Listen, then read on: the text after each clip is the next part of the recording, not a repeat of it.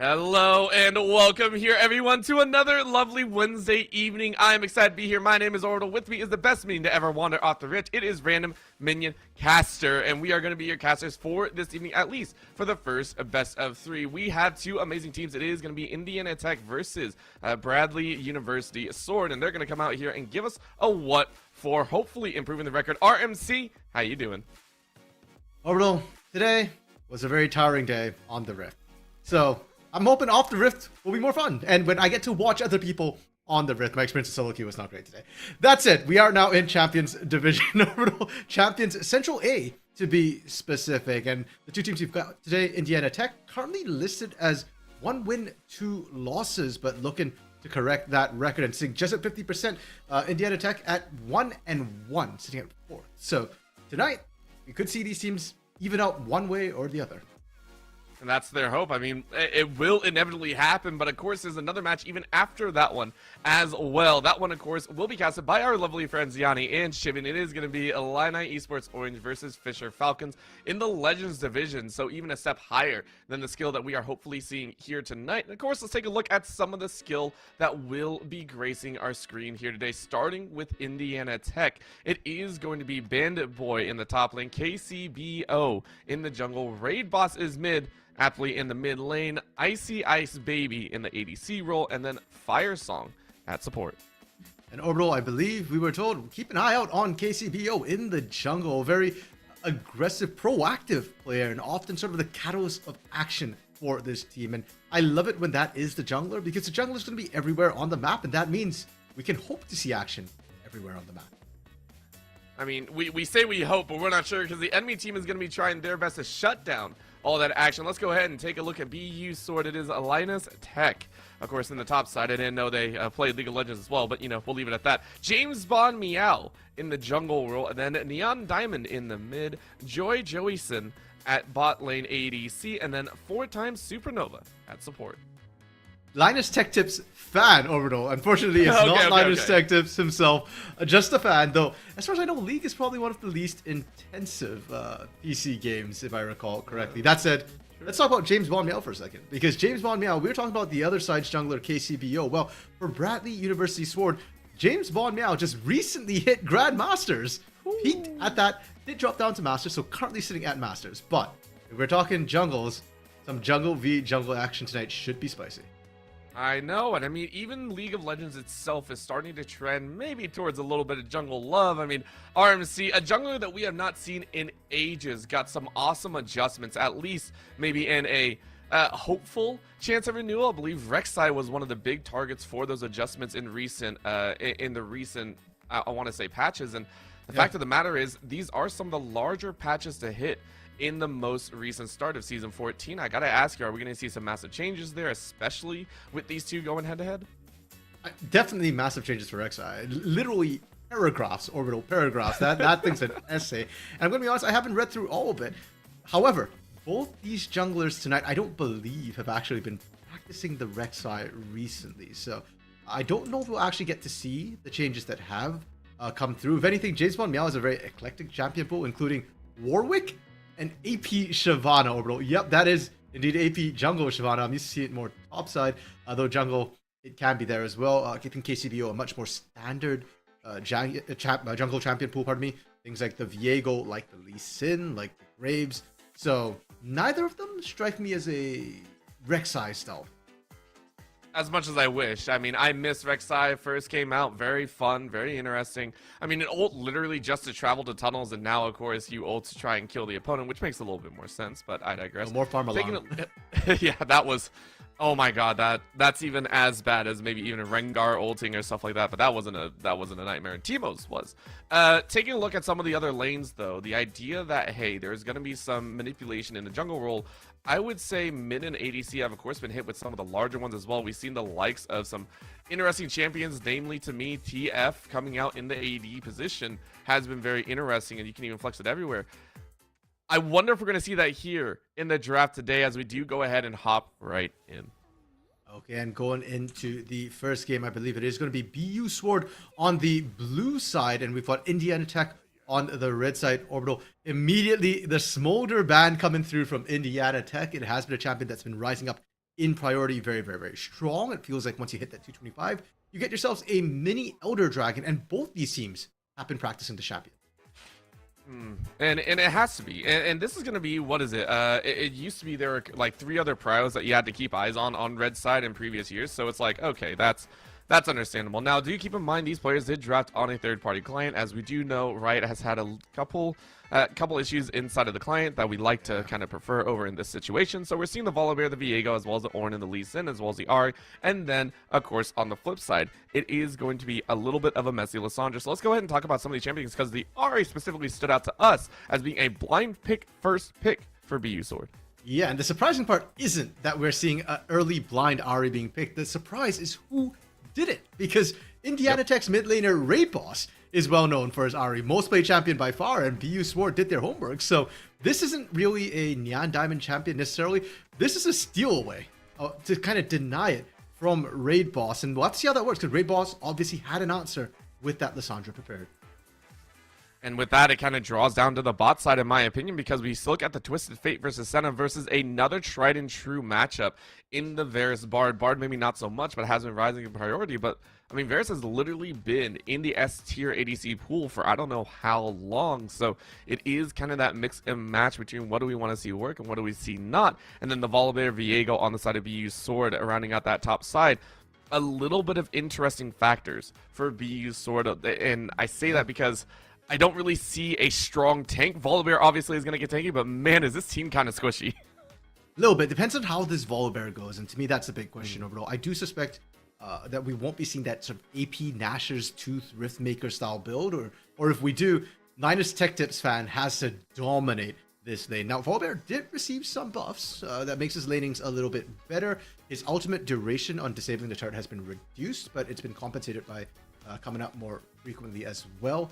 So, yeah, I do feel like you've got a really strong champion for lane, but you kind of need to balance that with the tankiness that your team needs. And I think the laning phase will tell us a lot about how BU Sword wants to go with this composition. On the other hand, Indiana Tech, I think very, very straightforward. You've got a massive tank at the top lane. You've got the Ornn. You've got a Lissandra, which means your mid lane isn't going to be a big damage dealer. That's more for utility, for crowd control, or setup. And that to me suggests, first, Lee Sin needs to get very active early and needs to snowball. And second, most likely on hit Varus to pump out the damage you'll need in those later fights. And when we say later fights, I think we need it, right? You take a look at the composition, it's literally meant to be that cannonball mid to late game. If we don't see them ball up, I'll be very, very surprised. They look strong when they're just all 5 kind of running straight down. Maybe the Lee Sin off on the side to be that kickstarter, if you will. But it is, by definition, a clear-cut division of what do we want to do? We just want to play as a team for the side of Indiana, and I really, really like that. Something that they said earlier is, hey, we do want to be that cohesive team. We really have been trying to improve.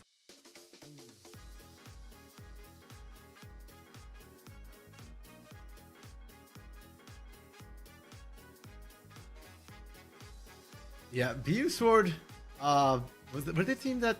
No, it was Indiana Tech who had their pre-session yoga buff, right? Okay.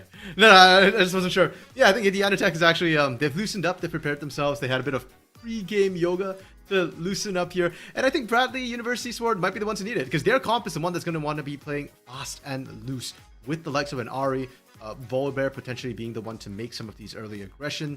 And all this is set up for Viego, because Viego is frankly a reset champion. And a lot of times you do rely on your team to set up that reset. If Viego has to go in alone, he tends to get CC'd down and taken out. So for BU Sword, fast and loose is going to be the key. And hey, maybe that Twisted Fate with that global for Joe Joyson in that 80 carry position, that could be the guy to actually finds a lot of these picks for the team, not just with the gate, but with the vision from Destiny. Ooh, that'll be a lot of fun to play with. And I mean, that'll be a whole other thing for the Senna as well. I'm interested to see how well the Senna is going to roam. This is, again, when we talk about ADTF, we don't, at least the times that I've seen it, has not actually been in the AD position. It's normally, you know, coming out as a little bit of surprise pick in like the top, or maybe even into that mid roll, if you will. It's just, you don't see it normally paired with something. It's very nice as a surprise pick, and actually I think does very well when you have another AD behind it. So I'm very curious to see how the Senna actually fares, and if the side of BU sort of actually made sure to identify that Senna needs a little bit of help with the TF roams, right? Like, how are we going to manage this? How are we going to assist? How are we going to make sure we don't lose that support in the backside? So, going to be a lot of fun to see. RMC, final thoughts here, because we are just waiting for a little bit of delay. Any thoughts on which comp feels a little bit stronger? I think I heard it before, but I just want to hear it one more time. Compositionally orbital, I think Indiana Tech's has better scaling. It's a bit easier to execute. But personally, I'm more excited for BU Swords Craft going into game 1. I think it's spicier, it's more fun, and I'm also curious to see how much the Twisted Fate nerfs have actually affected ADTF, because most of it was targeted at the AP ratios. The AD was only hit by the attack speed ever so slightly, from 3% growth to 2.5% growth, and it's not exactly straightforward or linear the way attack speed growth works. So I'm curious to see if Twisted Fate can still solo out almost anybody on the Rift when he gets, that 2-3 item spike. I still hate that so much, by the way. I hate watching me get destroyed by a deck of cards. I already have that happen, when I go and play cards. I don't want to see it on League of Legends. I don't want to see it on the Rift. Bad poker night overall. Listen, let's not talk about it. Let's not talk about it. Already though, both teams are hunting for their first victory, so let's see if they can get it. Not their first victory, their second, I should say. BU Sword on the blue side and Indiana Tech on the red. Let's get into it. Game number 1. On to the Rift Orbital. It's actually quite interesting because the composition BU Sword has, you almost never see these champions in conjunction together. But I kind of want to talk about level 1s, even though they're not going to invade. It's actually not a bad level 1, especially if Twisted Fate starts with pick a card. Now, if you do start that, a little bit less poke in lane, but still a lot more control, and I think that is still something that we see very, very frequently. And with the gold card, with the Volibear, you can actually kind of ambush and catch out almost anybody from Indiana Tech. Even Ornn this early on isn't actually that tanky, so I'd have loved to see an invade come through from them, but 5 points under start for now. It's another side of the I would say the Ari and Viego roaming, right? This combination that always wants to catch someone. Joey is gonna say, maybe we could do the same. If you want to hit level 3, I got a gold card for you. It's pretty easy gank. It's gonna be nice to influence. It is gonna be, I think, on the side of Fire Song and Icy Ice Baby to kind of figure out exactly how they want to manage, because that Bard is also going to want to have a lot of early game influence if you're allowed to roam, if you're allowed to gather charms, or a little bit of action around, and all the little notes around the Rift, if you will. I just realized, bro, that bot lane from Indiana Tech, it's a Song of Fire and Ice Ice Baby. Oh no, you had to say it. I didn't want to. Now it's stuck in my head. RC, no. I was trying to avoid it so long. Awesome. Dude, listen, I'm at that point where any song is going to get stuck in my head and you just had to do it to me, man. I'm mad now. That's an awesome duo. I hope their in-game synergy is as good as their in-name synergy, because that is absolutely awesome. For now, though, Supernova just kind of poking out. Not a lot of response coming through just yet from Fire Song. And these early levels, because Icy Ice Baby went for the lethal tempo instead of the Hail of Blades, I'm not expecting them to get that big a lead in the early game. I think it's actually going to be quite even, and if anything, I'm waiting for junglers to get down here and really influence this bot lane. You were talking about it, right? The junglers hoping to have some sort of touch on this bot side, and the fact that they're full clearing leads it to a possible level 3, right? Which also means Alina's Tech Tips on the top side is allowed to do what Volibear likes to do in the top side against tanks, against the likes of Bandit Boy. You do want to try and force them out. You know the enemy junglers are going to be top side, so why not? Yeah, and that top side, a lot of it is about Bandit Boy kind of dodging out a little bit, making sure he doesn't get struck by that lightning that's being called down. If you do, you can't really fight off the Volibear, because between the shield and everything, you're going to lose those trades. And we're seeing Linus Tech Defense take great advantage of that. Raid Boss and Yan Diamond trading actually pretty heavily in the mid lane already. Half health. The junglers down bot. And keep in mind, James Bond Meow was actually the first one in, so instead of trying to gank, I like this call. Hey, wrap around a little bit further. I can even keep eyes on the enemy jungler if we so wish. In comes James Bond. This is as clear cut as it can be. Are you going to get a flash? No, you're not. Good nice. cleanse. On point by Icy Ice Baby, and saves your flash. Really well done from Indiana Tech. Yeah, and honestly, even if you flashed, I don't think you survive. But now Casey Bow here as well. Good call out, and now you might get Joey. Joey has the gold card ready to go. Honestly, very clean engage and disengage from both teams, resulting and no one really dying. I think there was a catch, though. That's the chance. A final pierce with that Q was going to find it, and James Bond Meow, this 007, makes it known. Really good patience from BU Sword and how they played it, and good fancy feet. KCBO could not land a single one of those sonic blows, could not actually find the engage. Now Raid Boss has to be careful. Flash is available, should be safe. Yeah, that's just going to be a simple one. You were hoping the claw wasn't there, but good pressure by James Bond Meow in all lanes right now. Yeah, and that's already a win. Same thing as the bot lane overall. Even if they didn't get first blood onto James Bond Meow there, the fact they pushed Icy Ice Baby and Fire Song back was already a win for Joyson and Supernova as well. Not to mention the that could have come out from that bot lane under it. So James Bond Meow winning the jungle battle for now, getting the early pressure, and that's doubly surprising when you consider that's a Viego into a Lee Sin, and Lee Sin is probably the premier early game jungler. Yeah, it was a weird little touch. That's why I was also quite confused with how James Bond was able to effectively clear out and get there. What was it? Almost 30 seconds ahead of time. I was like, man, this is kind of interesting. So well timed, and now you got to go ahead, clear out your jungle once again, and look towards either those grubs or that dragon. Right now, though, KCBO is saying I'm here a little bit earlier. Topside hasn't been touched, so let's go ahead and do it. No knockup to catch Linus Tech Tips out, but that is going to be a Q to land. No flash. Actually, a ghost already used. I forgot no flash.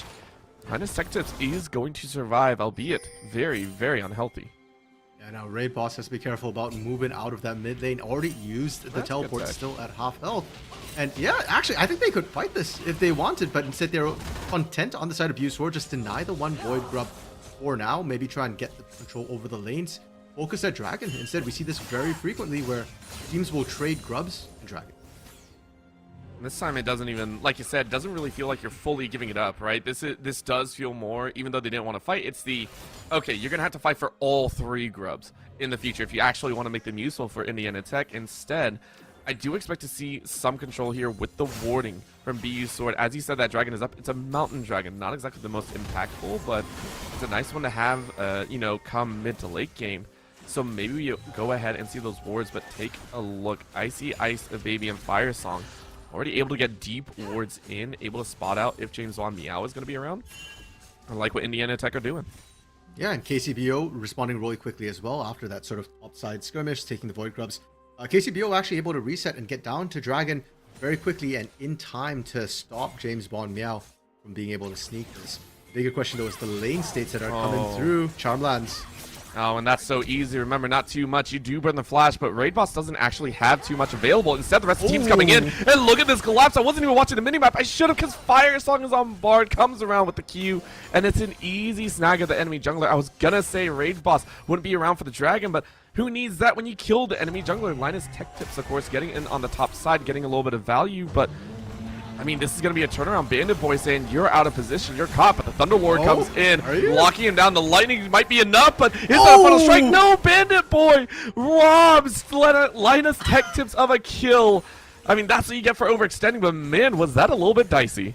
I love the way the dying animation of Volibear there for Tech Tips, man. You can see him holding out his arm, knowing it was so close. If he had only jumped a little bit further away from the wall, but in that clutch moment, the CC chain from the well-known mage, tank, warrior, assassin, bruiser, whatever you want to call it, was able to CC lock Tech Tips long enough. And BU Sword, they were winning the early game orbital. They were winning in every single lane, and suddenly, one gank, one screw-up, and Indiana Tech are right back, pretty much dead even.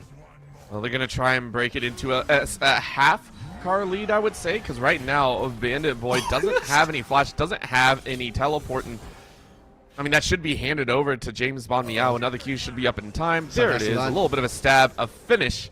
And James Bond Meow is now 2-1-0. And we did talk about the fact that this Viego is going to be very, very important to keep level come this mid to late. Yeah, really well played from BU Sword, giving the kills to the right person. Because we mentioned before that, hey, Viego normally is sort of a snowball champion, needs setup to start that reset going. But we are far ahead enough, you can kind of manufacture your own resets with just sheer damage to come through. KCBO answering that topside gank with an invade, but BU Sword were aware of it. Ping's coming out, and James Bond Meow is also taking topside. We're getting a bit of a vertical split. But take a look at who's being able to help with this vertical split, right? It is going to be Raid Boss to run in, and now you go ahead and get back, and yes, you lose out a bit in that CS manner. I think you you are going to lose maybe 4 or 5, but it does put you also in a precarious position. Neon Diamond, who has not been allowed to really do Ahri things, I would say be able to roam out, you know, influence the rest of the lanes with your charms and with your rushes. Kind of upset, going ahead, trying to get some poke down. But of course, with Raid Boss invading on the bot side, it does mean Dragon will go the way of Indiana Tech. Good route to come out here. Raid Boss says, not today, you'll miss everything. Ooh. You will not get that kill. Final snipe over downtown. Supernova makes it very, very worth. ACBO able to snag Dragon in return, so still a trade 1-for-1. But overall, I want to go back to a statement you made about how Nyan has not been allowed to do Ahri things. And that's kind of true, because I'll tell you right now, Ahri should not be solo killing Lissandra at all. Lissandra should always be able to get out. Granted, okay, not a solo kill, because it was Supernova who did manage to pick that one up. But still, Neon Diamond's doing a great job, and let's not forget, Raid Boss is the Ahri player. Such a real factor right now, though, on the top side. Bandit Boy still being a Bandit Lord, being an annoying factor, but Linus is a little bit stronger now, and he is going to get back up. In comes James Bond. The man on the screen takes another. Linus Tech Tips is able to grab that one for themselves, but love on the top side for BU Sword. Yeah, and Linus Tech Tips fan really learning from the last time they fought on the top side. Notice the distance he covered with that jump this time. Made sure he wasn't near a wall. ACBO trying to look for a steal. I mean, what more are you going to do except be an annoyance? Right now, one of those charms has already landed, and that's a problem. You get the kick, but your health bar is already low. Raid Boss is going to try and run interference here, but how much more are you going to get? That is going to be trying to solo out, but Raid Boss gets one. It's still a trade of 1-for-1. One last Kevin is alive, and that's going to be the problem. The damage is going to be too much. Raid Boss says sit down. That's going to be a flash out of Fire Song's ult. Neon Diamond has to run for the hills. Messy grub fight for... honestly, something that I don't think was going to give that much. Firesong still wanting. Charm under the tower. Firesong might be in trouble. 2 tower shots is more than enough. But the final Q is going to do enough damage. Are they going to walk away from each other? They're so low. Neon Diamond just needs a rotation. Ignite will finish off the kill. Maybe? Oh my god, it's on 1. Neon Diamond got a little bit extra thanks to the Triumph and is going to survive. Oh man, diamonds are forged under pressure, Orbital, and we just watched one being made. Beautiful play from the Ahri, short down to just fractions of health, but made it worth. And Firesong, I think, getting a little bit too hypey. You won the fight. Take the 2-for-1 and back off. And for BU Sword, I also want to highlight this, Orbital. There's a difference in focus between the two teams. BU Sword made the call, we want these Void Grubs. If they had all turned together, they might have been able to even up that fight, but they were focused on getting the Grubs. So despite going 1-for-2 in the initial fight, even if it ended there, I think BU Sword was okay with trading that for the extra grub. I would also like to point out Neon Diamond does not actually have any sort of Triumph stacks. That was actually just innate healing. I keep forgetting that Ahri has innate healing whenever you get a kill nowadays. My brain does not work that well. Instead, it is going to be those potions in the back pocket to try and level that 201 advantage a little bit further.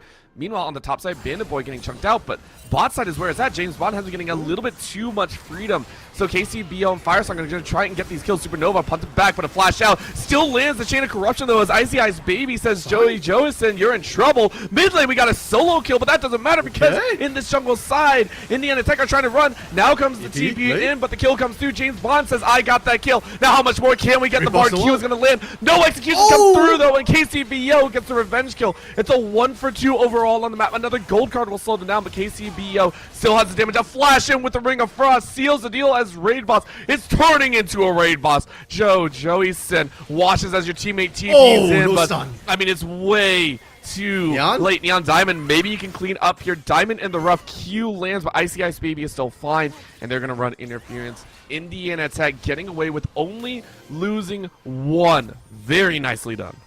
The beautiful kites under turret as well, Orbital, kind of punishing BU Sword. Nowhere was safe for them, and a lot of that kicked off from the mid lane. The fact that Raid Boss found the solo kill onto Nyan, that's what we expect from the Lissandra Ahri matchup, and because of that, they were able to move first. Neon Diamond could not respond. Bandit Boy in a bit of trouble. Remember, Wallbear can turn off turrets, so your turret is not safe. That's why we want to see these kind of shorter engages out of Linus Tech Tips. It's been understood that, hey, these long drawn-out engages actually benefits Bandit Boy. That's why we saw 2 deaths before.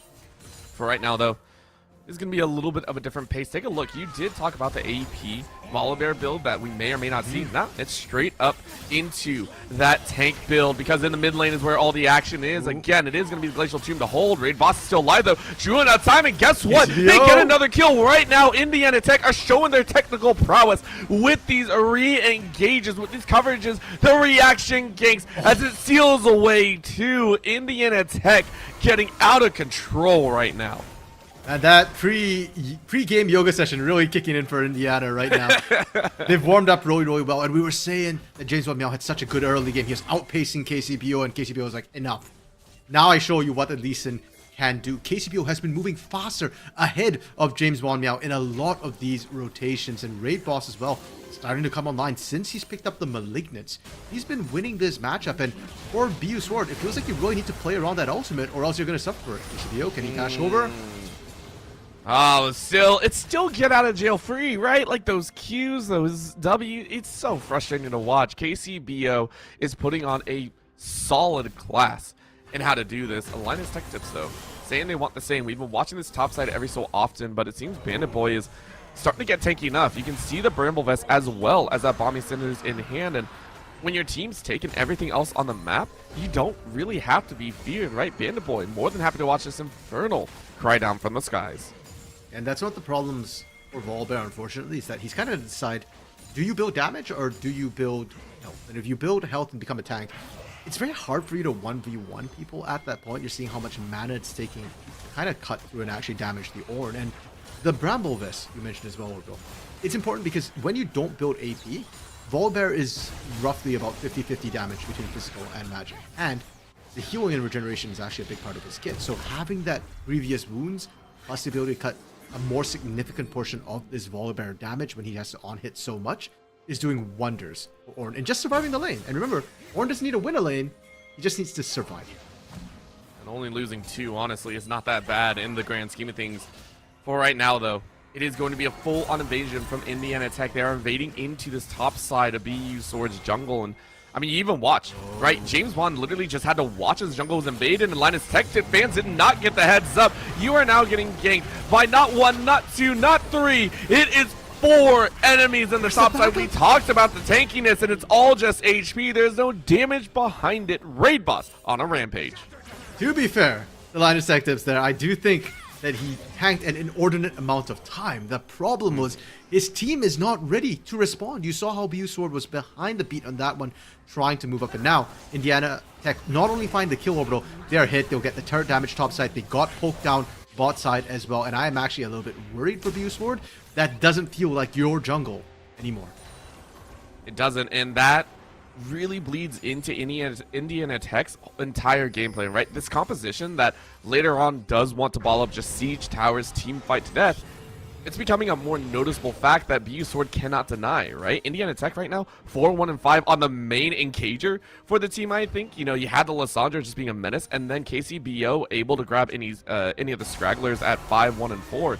Even on the bot side, Icy Ice Baby has been able to collect so much free farm, been able to fire up. You're looking at 151 CS, already a Blade of the Rune King in pocket, and then you're coming back to Firesong, who's 1-3-5, a pretty healthy support as well. Yeah, and if we think about how the laning phase went, Joe Joeyson and Supernova won that bot lane with the help of James Bond Meow initially. So the fact that Icy Ice Baby has actually caught up is massive. Supernova might be in a spot of bother, able to just get away, but with the Lee Sin, the dive is always a possibility. Oh, and on the bot side, you don't even have to have a dive because you burn the flash out of James Bond. Yeah, you're just trying to go in your own jungle. There's nothing available. We talked about the pick potential from BU Sword, but it's actually Indiana Tech that have it. Yeah, the moment that mid lane outer turret went down, Orbital, like we kind of mentioned with the top side, similar situation, that's not your jungle anymore. You don't get to just wander about in there. Linus Tech defense. Good trades, but oh, have they caught Fire Song? I think the chase is going to be enough. Yeah, this is Neon Diamond finally able to do cat things, the RA things, get a kill for himself. Okay, now the question is, what else can Neon Diamond find with this? It's good that he's getting kills, but they're having problems getting important kills that lead to actual objectives right now. For example, the fact that bot lane outer turret just went down. Like, you caught Fire Song, doesn't matter. Icy Ice Baby won't straight that turret back, and that's why we're seeing the gold lead slowly grow in favor for Indiana Tech. It's minor for now, but if you keep this up, Orbital, all that pressure will start to come to fruition in the mid-game around objective. It feels like a water dam being built up right now. Indiana Tech, all this pressure is being held back by, I almost want to say, a guarantee of safety. They don't want to overaggress. They don't want to make a mistake, and they don't have to do anything expressive. They don't have to go crazy just yet. As you said, wait towards that mid-game. Wait towards maybe the latter half of mid-game. You had 2 Dragons to your name. You have about a 3k lead right now. Dragons coming up. You can put yourself on Soul Point. It's Infernal as well. Like, literally everything is leaning into, if you don't make a mistake, Indiana Tech is fine. And that's why we're seeing BU Sword feel like they have to force something when they have very little options. You take a look, they can't even ward up their own jungle, so it's so scary looking for these options. And it leads to things like this. This is a problem that will occur in Neon Diamond, runs into Icy Ice Baby and just dies. Yeah, and I'd argue that Neon Diamond probably one of the second most fed member on this team, and still wasn't able to find the kill onto an AD carry. Like, that is what you're supposed to do as a mage. Topside, James Bond Meow with the Kraken Slayer. Still doesn't really cut through the orb. This is, yeah, it's looking dire, Orbital, right now for BU Sword. I know the gold lead's not that far apart, but when we watch the interactions with how these champions are matching up, it's kind of not favorable, and I feel like BU Sword, they're going to fall back on catching with the burst damage they have from this Ahri, from this Viego, and perhaps some vision control and some global pressure from this Twisted Fate, but you're not going to win a straight-up team fight. No, they got to concede a little bit more than that, and I mean, it feels... You can even see their pressure. They had already identified that earlier on, which led to James Bond on the top side. Now, in response to that top side fight, it's a TP and then some from Bandit Boy and Fireslang. They drew the TP out of Neon Diamond, which means it won't be up for a potential Baron if his own wish. But Neon Diamond said, hey, I'm not here just for show. I'm here to try and fight. And that might be their undoing. In comes that claw. And then the old Glacial Prison seals the deal. 2 dead on the top side. Indiana Tech, they grab just freebies, it feels like, and they can turn if they wish towards Baron. And keep in mind, BU Sword was supposed to be the more mobile team, the one with more global pressure, but Indiana Tech's just moving really well, and now the collapse into the mid lane onto Joey Sin. Destiny is available. Will he have enough time to actually use it? Nope. You ran into Chain of Corruption. Like, here's the thing. BU Sword are doing everything they possibly can. Like, with the champions available to them, they are trying their hardest to make something happen. It's just getting revolved. This is not a time of, hey, we're just making a mistake. It's, you made a few mistakes in the early game, and now you're desperately trying to catch up. The right call, try and get farm into Joey's and try and catch that top side.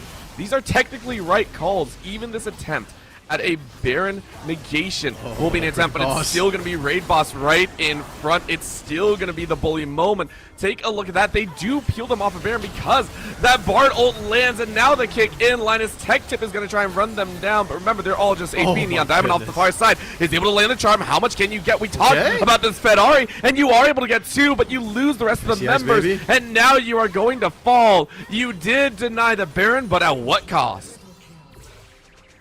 I'm trying to do the math in my head, Orbital. Ultimately, a 4 for 2, not the worst, and you stop the Baron. The gold has kind of just gone back to that 3k mark we were talking about. I think if you're a BU Sword, you take this particular trade and say, fine, so be it. Not the worst case situation. However, Indiana Tech, the problem is they still want that fight, and they can just go right back to Baron, and we get to see a round 2. And we've said this before, I don't know if BU Sword can win up straight up fight. So if anything, BU Sword, you don't have the vision. You need to get the vision control. You need to find the pick, and you need to not let this sort of fight at Baron keep repeating itself. I mean, we can say that all we want, but maybe they don't really have an option, right? Like, there's only so many times you can dictate the pace when you're on your own side just hunting for something. And honestly, in about 2.5 minutes will be that extra dragon coming up here, that one that could put Indiana Tech into pretty much game-winning scenario. And it's why BU Sword are the only contestable objective is going to be this Baron for a time. I'm so scared of what's going to happen, because take a look at the wards, right? Once again, slight contest into their own jungle side. It is Indiana Tech that are just like, yo, Firesong, do your thing, clear out the wards. We're more than happy. Neon Diamond, no vision, no help. All the danger in the world. It's an easily glacial prison. Almost a solo kill by Raid Boss, literally just there to have a little bit of a fangirl moment. That was all KCBO needed to do. I mean, Raid Boss is 5-2 and 10. KCBO was 9-1 and 6, right? Those are 2 of the most fed members on the side of Indiana Tech. And unfortunately, Ari kind of squishy. Joeyson has to be really careful. Chain of Corruption's just shy. I mean, at this point, Icy Ice Baby literally hunting for fish, right? You don't even worry about losing that ult, even though you didn't get anything. Over the wall, a Bandit Boy goes, though. I mean, you're tanky enough. I honestly don't think they're going to chase. Yeah, no, and you're just buying time. Exactly. So, I think Bandit Boy understood the assignment, which is just distract everybody best you can. No vision down from BU Sword. I don't think they know it's being done right now. And frankly, overall, even if they did, I'm not sure what they could do. So I'm okay with them trying to find Bandit Boy. But we've seen this song and dance before. James, Meow, and Dynasective fans, they just don't have what it takes to kill an Ornn from 100 to 0, especially when he's actually near a turret this time. And the scary part as well, Bandit Boy just hit level 14. Guess what that means? Guess what happens now to that gold lead that we can only assume is sitting at a 5k mark? It's going to get worse. We're going to see an expansive setup. Those gold numbers are soon to be a lie because Bandit Boy is now going to start upgrading all of the items, and those 2k leads over your lane opponent, the 3k leads that we're seeing in some areas, they're only going to get larger. Yeah, it's roughly about 1,000 gold worth of stats for each Masterwork upgrade coming through. So already one completed onto Bandit Boy himself, and that's makes it closer to a 6k gold lead than that 5k that we're seeing at your top of the screen there. I like that BU Sword is now setting up for this dragon. On the tank. Yeah, the tank is going to be killed, but the rest of the team isn't even there. So Bandit Boy is still... I'm not sure if that was running interference or not, because you can take a look. It's a two-pronged attack on the top and mid. A good sacrifice by Indiana Tech, though, saying, we got Baron. Why are we fighting for a singular dragon, even though it's Infernal? We're just going to take as many extra towers as we have, the freestanding gold that we have not been able to finish, and we're going to break your base. Yeah, I actually really like this from the side of BU Sword, because a lot of times teams, they're dancing around the dragon. Sure, it is soul, so it would have been worth it if Indiana Tech actually wanted to go for that. But yeah, if not, just kind of punish BU Sword a little bit, go in, take everything you can. Icy Ice Baby rooted up, but not enough members, and just the threat of KCBO on that side enough to deter BU Sword. BU Sword for me actually committing in on that pick. Yeah, I gotta agree. This is something that I think BU Sword were even worried about, right? They were saying, hey, the coordination that comes out of Indiana Tech is something to actually be very respected. So this idea of trying to catch some of these enemies on the backside just feels like a consolation prize. Take a look at how much they're investing. Or I wouldn't say too much investing, but at least trying to get a flash over the wall by Supernova just to try and ensure a second kill comes down. But their base has already been broken, right? This danger has already been set forth. BU Sword, they get 2. Now they have to contend with an open inhibitor on the top side. Yeah, but that's a really good response from BU Sword. They're able to find some of those kills, slow things down as well. Baron buff are going to run out shortly here for Indiana Tech. So BU Sword able to punch back a little bit. And you can kind of see the game plan from BU Sword, right? We said when you're kind of this far behind, when you can't team fight, try and find the isolated picks, find the single targets. And the burst damage is significant. Only Bandit Boy is tanky enough to survive a couple of seconds. Even KCBO with that Sundered Sky absolutely melted when BU Sword could actually power in and focus on that one target. Oh. Welcome to One Shot City, where a Lissandra that we said in an even matchup is just gonna kind of keep everyone in control. Nah, this is this is death and destruction Lissandra right now. I mean, to be fair, that was a fasting Senna who's very, very squishy against a Lissandra. But we also did see that happen to Nyan Diamond in that top side earlier. So oh no. Very, very scary. Yeah, Nyan has to be careful. That Frozen Tomb is the nightmare right now of this Ari. You can't run away from it, and with Icy Ice Baby right there, there's a lot of follow-up damage. I mean, because you can't even run away from it. It's point and click, bro. It's point and click. You can't run from that stuff. That now leaves the bot lane open, and that'll be both the side lanes available for punishment while they leave Bandit Boy in the mid lane to push. This is a two-pronged attack while there's no other objectives on. KCBO hopping over the wall to try and get a little bit more value in. Exhaust goes down, but they're just right out. They burned a Summoner Spell for what? A quarter your HP. That's nothing. 4v1 right now. 4 on the bot side, 1 in mid, and that's gonna be a chance. BU Sword putting on one less desperate act, but a nice stall out. However, that might be the dangerous part. Icy Ice Baby goes ahead and has cold ice in the veins. The slaughter of the Varus is abound. Unkillable in the bottom lane, and now unstoppable in the bottom lane. It is destruction all around as it's an ace for Indiana Tech.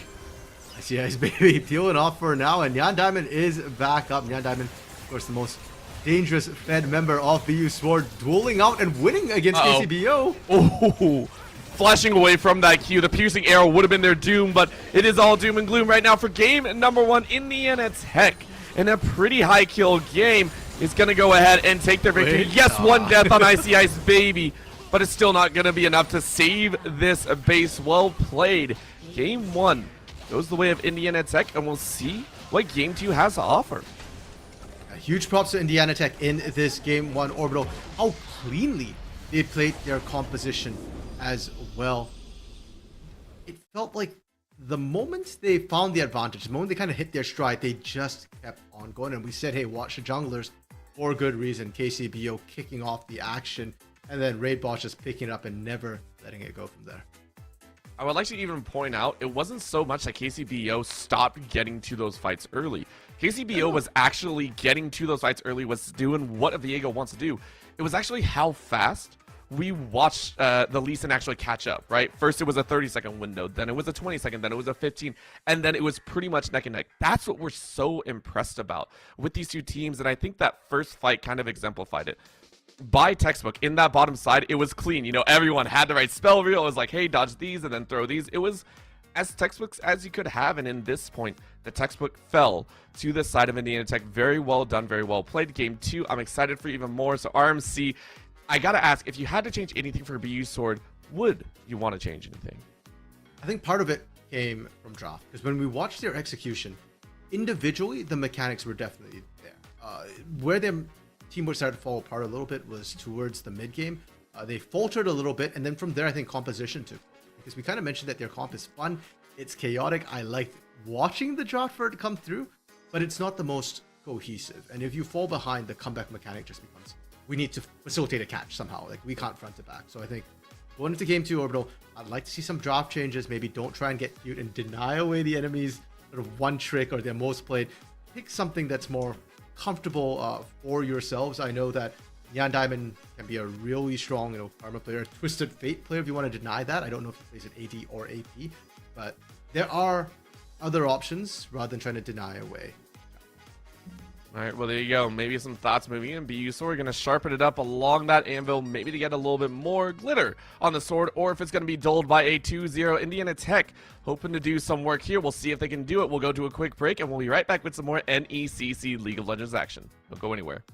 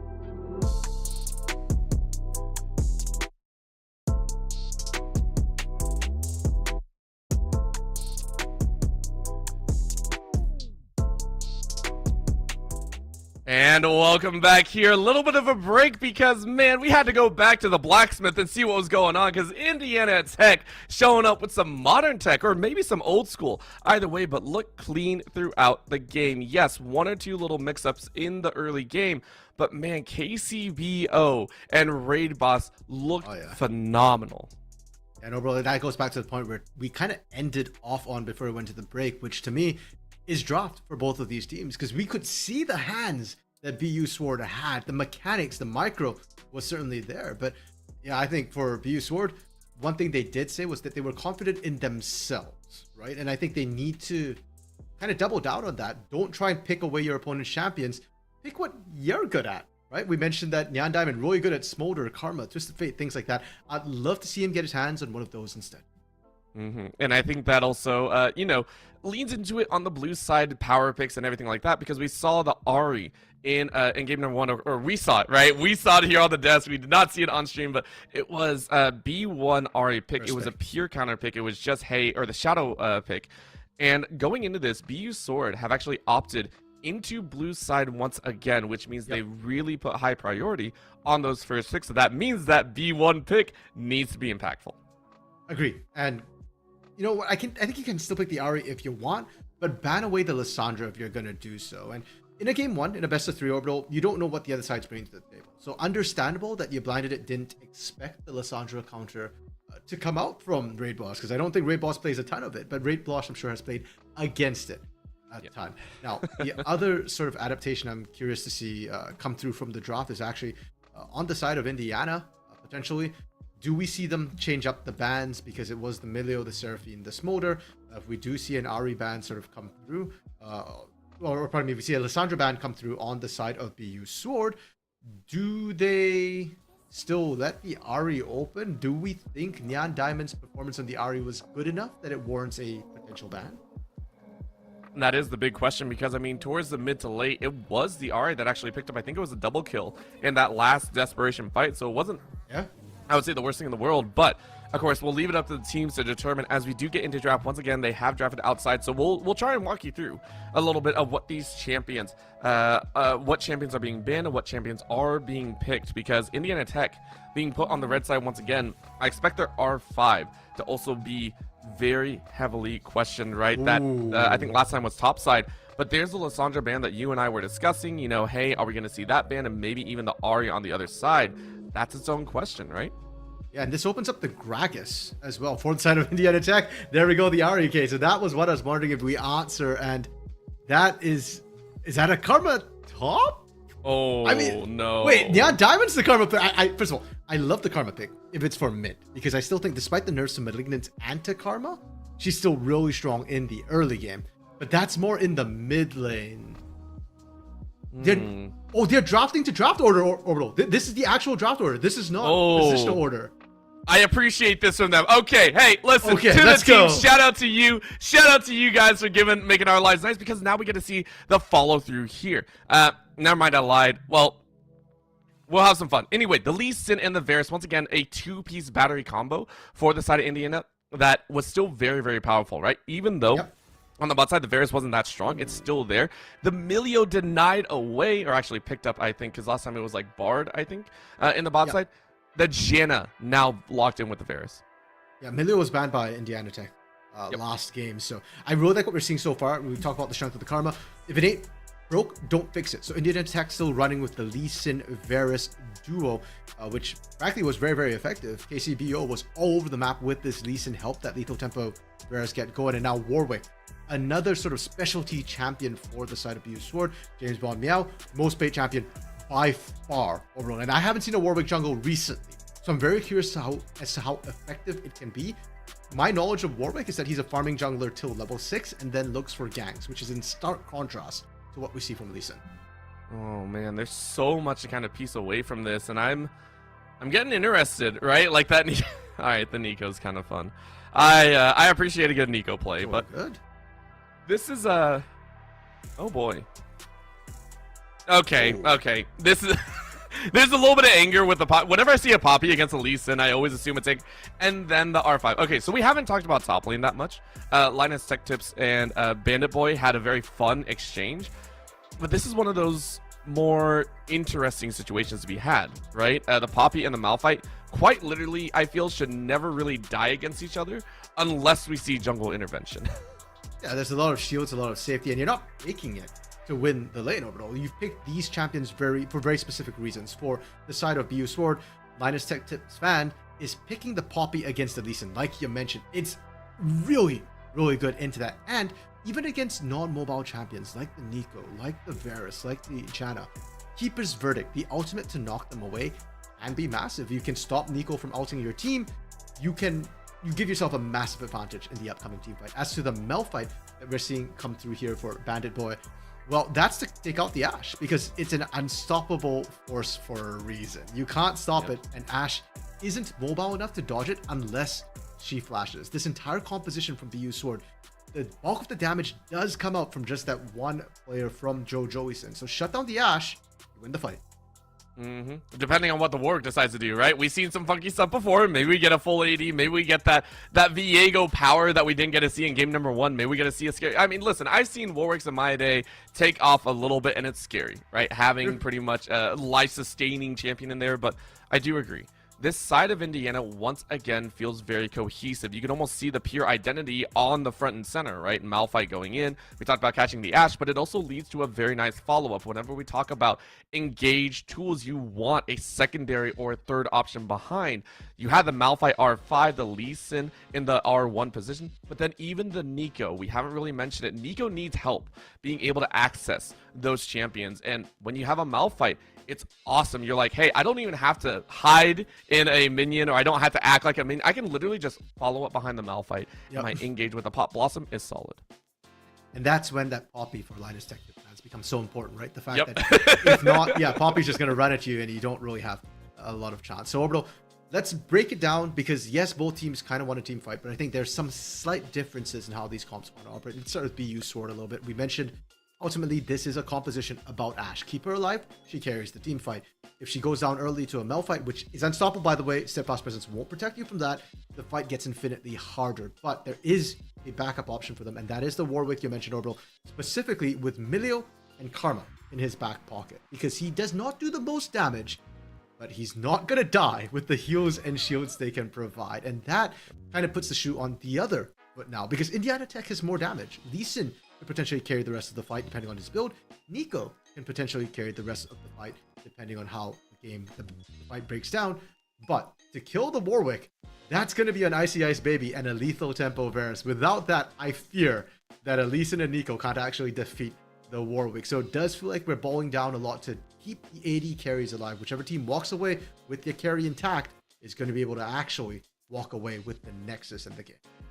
And the scary fact of that is, even in game 1, it was left kind of, I would say, to its own devices. We had an early gank in the bot side, and then from there, it was just kind of do your own thing, right? The Varus, as well as in that game, the TF were pretty much on their own unless they opted to join a fight. The fact that they are now going to be given a lot more priority, whether they like it or not, or I guess priority isn't the right word, it's agency, right? They're given a lot more agency on the bot side, whether they like it or not, will be that big test. And I'm very curious to see how well they're going to do under duress. Pun intended once again. A lot of thoughts moving into this, though. I'm very excited because for BU, they want to show their stuff here. They are currently sitting at a 1-2 record, and they do not want to go down here. They want to keep the record. We're reaching that halfway point where the season starts to break, and you need to start getting those wins under your belt. So let's see if they can go ahead and force their way into a game 3, or if things are going to fall apart. RMC, once again, I got to ask you, taking a look at the compositions here, and especially what we've seen in game 1, do you like the draft out of BU, or is this, would you say, still Indiana favored? Man, that Warwick's throwing me for a loop. I'm not quite sure like how and where to rate this with the Warwick. I will say, though, I definitely do like the fact that BU Sword have got themselves sort of their most played champions, their one tricks, if you will, right, with that Warwick, with that Karma. And for that comfort, I like what BU Sword have drafted. But nameplates off, I'm preferring Indiana Tech's draft just a hair more. You know what? I'll go ahead and take the other side. I'll take BU Sword side. Listen, I like the Warwick, I like Silly, and I like comfort. I'll always take comfort over everything else. I have blind picked Xerath, if that tells you anything about my comfort level. So, you know, listen, let's hold it for what it is. But let's get into game number 2. Indiana Tech 1 away from securing their second series of victory. BU Sword hoping to push to a game number 3. We're going to get those battle lines drawn once again. RMC, no chance of an invade. This time, though, because I really don't think you want to invade ever with either of these compositions.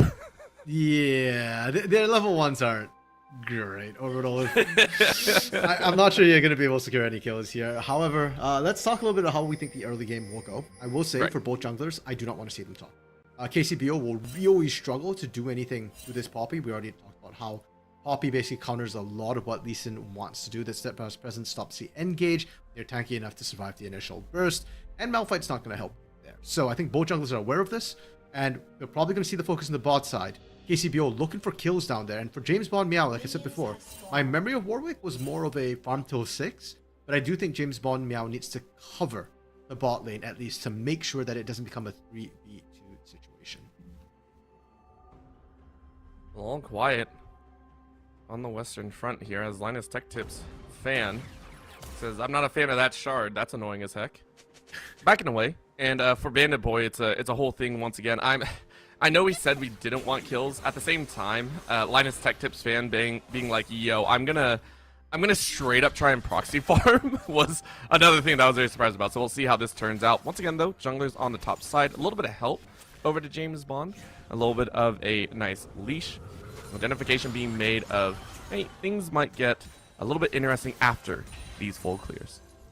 I love watching Supernova and Firesong go at it. They did it last game too with the Sen and the Bard. They're the ones getting really aggressive in early levels. Look at all the trade damage coming out. And this time, Joe Joyson with the volley, I think is having a bit more of an easy time trying to get that poke down while still controlling the wave. Just a little piece of heaven there as we are going to hit those level 2 soon. And it's actually Icy and Firesong to get it first. And Joey was not ready for that, so eating a lot of early damage. You are going to have that pop to heal up, but you can almost see in the aggressive nature of how they were pushing. BU were not thinking that they were going to hit level 2 second there.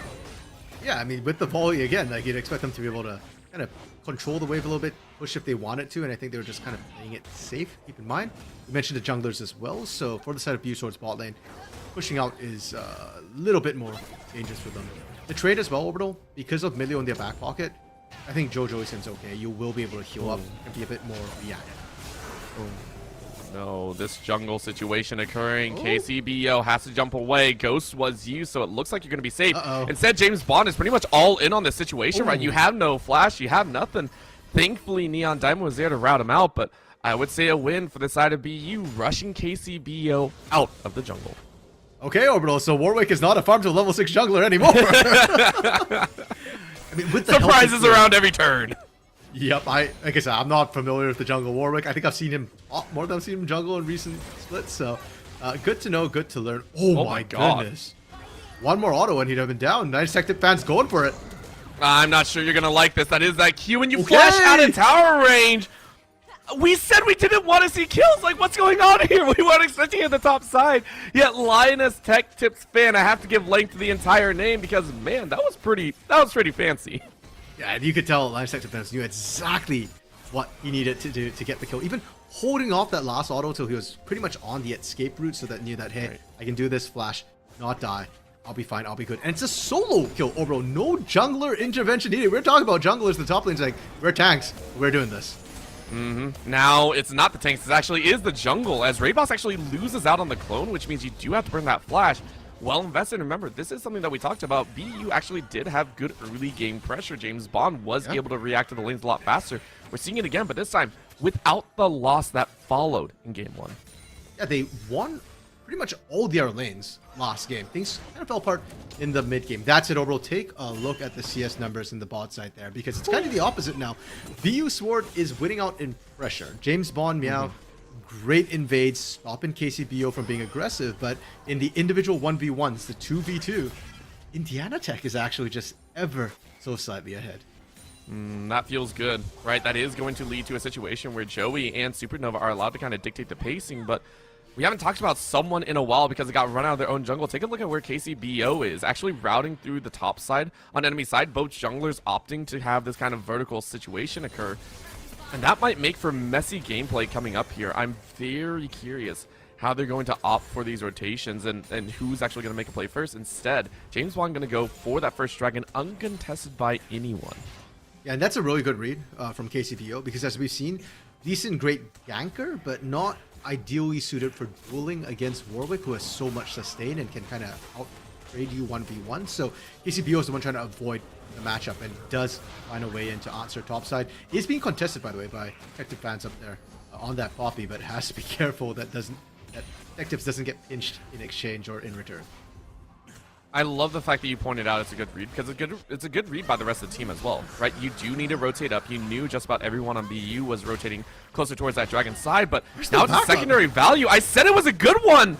What happened to the safety? Where did everyone go, bro? Protect your jungler, no! Raid Boss and Bandit Boy actually did rotate up at first, and then for some reason they said, we're fine. Oh, well, I say for some reason, but there was push against them. Firesong might be in trouble. The slows keep landing. Oh man, this is BU starting to show their teeth here. Bot side, one more W. If that W had landed, I think Firesong was dead. I don't think the volley actually clipped, but man, I wasn't expecting that. Linus Tech Tips right now in the top side being an absolute menace on this half of the rift. Now, what's interesting, Orbital, is the fact that the Poppy, right, has 2 kills. Poppy, not a champion we know to take over a game, so I think for Indiana Tech, that's probably the best case situation if they had to give up 2 early kills.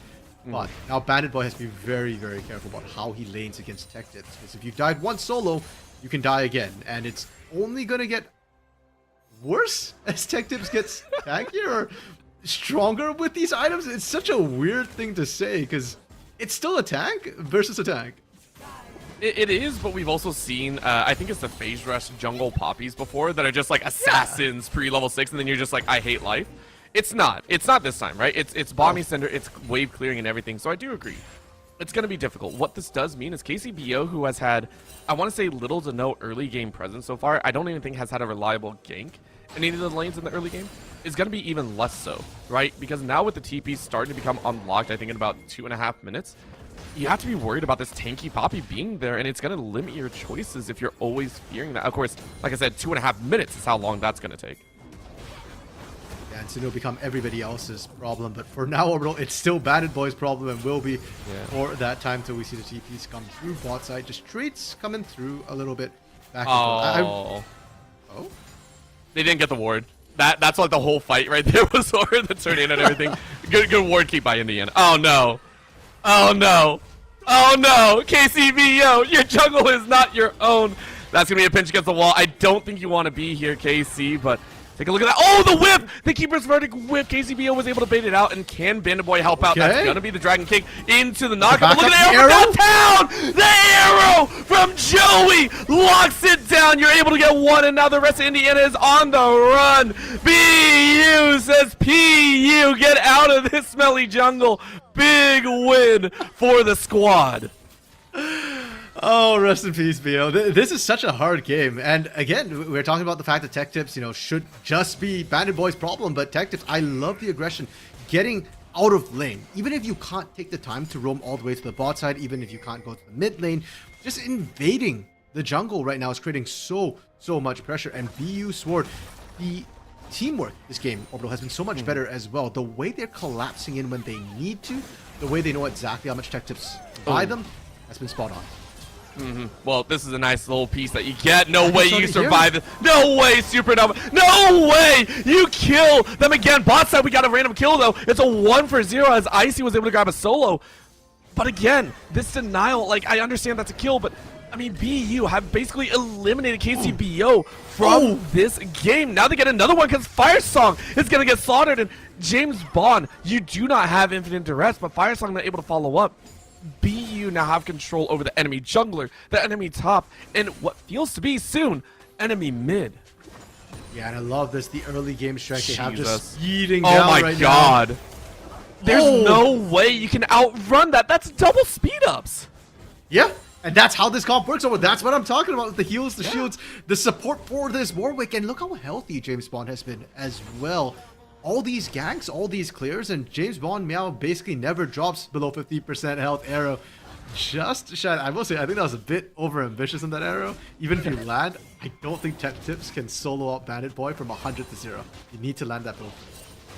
Listen, it doesn't matter. You hit it once, and your confidence skyrockets, right? Like, that was a cross-map arrow number 1. Bro, you don't care. You are on cloud 9, and nothing's going to bring it down. Joeyson has landed one already, right? In that jungle fight. Yeah, Diamond getting kind of low, but BO's right there. I was wondering about this one. Are you actually going to do it? Take a look, though. That is going to be a very collapsed raid boss. I saw that code on the side of my screen, and it works once again. The reactionary value coming out of Indiana might work. However, that's only one. Now they turn it around. Tech Tips is here. A dive in the back. In case he can't get the kill, the heal comes out just for a little bit extra support. BU only lose 1 and take 2 on the back end. And the early game, BU making the aggressive moves, they win out every time and barely drop a body. Now, Indiana Tech trying to answer, props to them for being proactive, but it doesn't work. Every time they make these plays, it's a 1-for-2, 1-for-3 situation, and BU Sword are able to answer back and continue growing their lead. I still think Indiana Tech has skilling in their pocket, but we might not get there at the rate BU Sword is accelerating this game. I just want to point out, this feels a lot like game number 1, except BU, their early game movements actually have value now. Like, that's a stark difference, right? Because that was almost our win condition from game 1. Indiana, scale up, do well, get to mid to late, and you win. It's the exact same premise, just different starting value. It's crazy to me, and I love it, because it means that the teams have somewhat found their identities. Now, as we said that, we're still watching Indiana look for a lot of these global objectives. Take a look, Void Grub taken on the far end, only 4, so no Void might come out, but Dragon currently being taken by Indiana as they have 4 on this bottom side, and Supernova has to just walk away. That will now be a Dragon apiece between the two teams, and I'm wondering which soul will be activated. It is a Chemtech on second Dragon. Let's see what the cry of that third is and which soul we will have for us here. It is Ocean, the one dragon that I think if Indiana gets can overcome this early game. Of course, at the same time, this is a difference. That's an arrow from downtown, and it lands perfectly. It's just that easy. Down goes the NECC. I was so excited about Dragon, I forgot about the arrow. Yeah, Raid Boss not even able, unfortunately, to proc the damage component of the Pop Blossom there, and BU just kind of running over with this. Now, Orbital, you're talking about Ocean for Indiana. Fire Song about to get quenched. Even Ocean wouldn't save that. This is like pure solo queue destruction right now. That will be a kill on the backside, but guess who you have to run from right now? Thankfully, the Blast Cone is there to run away, but I mean, man, that's going to be a chance. Ooh! Tech Tip said, can't take that one. And Lee Sin said, yes, I can. Get out of here. But it was close. Orbital is buying Bandit by a bit of space. Not the best split pusher, though, on the Mel fight, just picking up some farm. Orbital. Ocean Soul, though. I think it's even more terrifying if BU Sword. Oh, yeah. Because Warwick is already undying now. Imagine what's going to happen later on between the heals, the shields, and the constant regeneration. Sure, Varus has some grievous wounds built in, but at that point, you're going to need more than one source of grievous wounds. And it's such a harsh sink as well. Remember, that's an 800 gold value that you have to drop that you'd have to give to everyone. Whee! No speed boost out of base there. But it's too true. Right, those grievous wounds do have to come in. If Indiana give up dragons, which at this point they are going to, 3k down, you lost a lot of value around. You haven't lost the towers per se, so you aren't breaking into those dangerous spots just yet. But you do have to keep eyes out.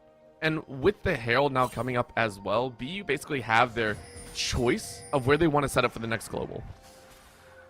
Yeah, in fact, I think any fight on open ground right now does favor the side of Sword. They've got better poke with that Karma. They've got better sustain with the Milio because Indiana Tech doesn't really have heals. Oh my god. That surprised me, but look at that. They did everything. They did everything. It's a Karma Milio. That engage looked perfect. Yeah, and until you've got something to cut the healing or even some of the shielding as well, it really isn't going to work. And this is why I said BU Sword will win any engage on open ground right now. For Indiana Tech to find a win, it's got to be either under a turret or you find a pick on somebody who is vulnerable. And who's really vulnerable on this composition, Orbital? Warwick's tanky, Poppy's tanky, Karma's tanky. You've got to find Milio or Ashe basically alone and without the support of the rest of the team. That's such a hard ask. Like, that is such a hard ask right now. I'm seeing it right now. That is going to be in charge of the Herald, breaking down the first or the second tower of the game. How much are you actually going to get out of it? That can be a second charge as well. We're keeping eyes on this bot lane because we are seeing KCBL look to try and get some retribution. A kick over the wall could do it. You land it just right. That's the Chain of Corruption landing, and you do get the ADC, but the damage has been done in the mid lane. A kill for 2 towers, or 2 kills for 2 towers is more than enough, and now maybe you can run it back. James Bond said, hey, I'm level somewhat more. Infinite Duress able to get the kill, but no, that's going to be a monster monsoon, and you got to turn it around. Indiana say, hey, you bit off more than you can chew. You may have gotten mid, but we will take bot. Boys coming. And boys coming as well. If they can land the Unstoppable Force, they can keep this fight going. They need Icy Ice Baby, who isn't here. No, this is 2 tanks almost. This is just a little bit of safety, and there it is. 2-man knockup into the queue. Neon is able to flash away, didn't get hit by the Sonic Wave. Out goes with the Keeper Verdict. You are safe. Linus trying to run for their life right now. But the chase, the double flash, for downtown lands, and then the empowered Q. Rainbows comes in for a little bit more value. Pop Blossom lands on 1, but can they turn around? The shields are just too good. Neon Diamond is alive. Neon Diamond lives by the skin of their teeth and multiple shields behind.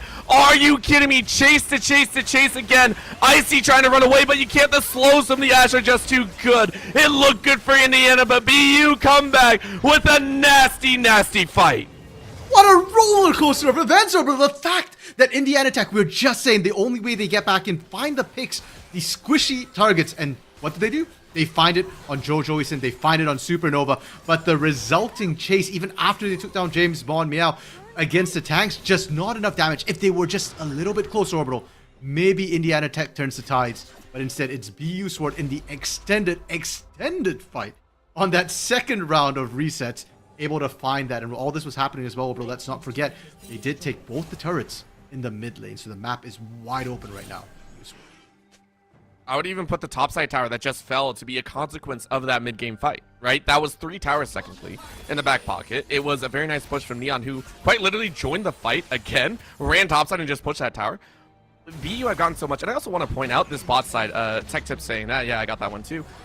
Neon Diamond is 6-0-4, not able to make it happen previously, but this time around on a comfortable champion, much stronger, much more powerful, in what's supposed to be a supportive position. Like, that's crazy to me. Such a turnaround.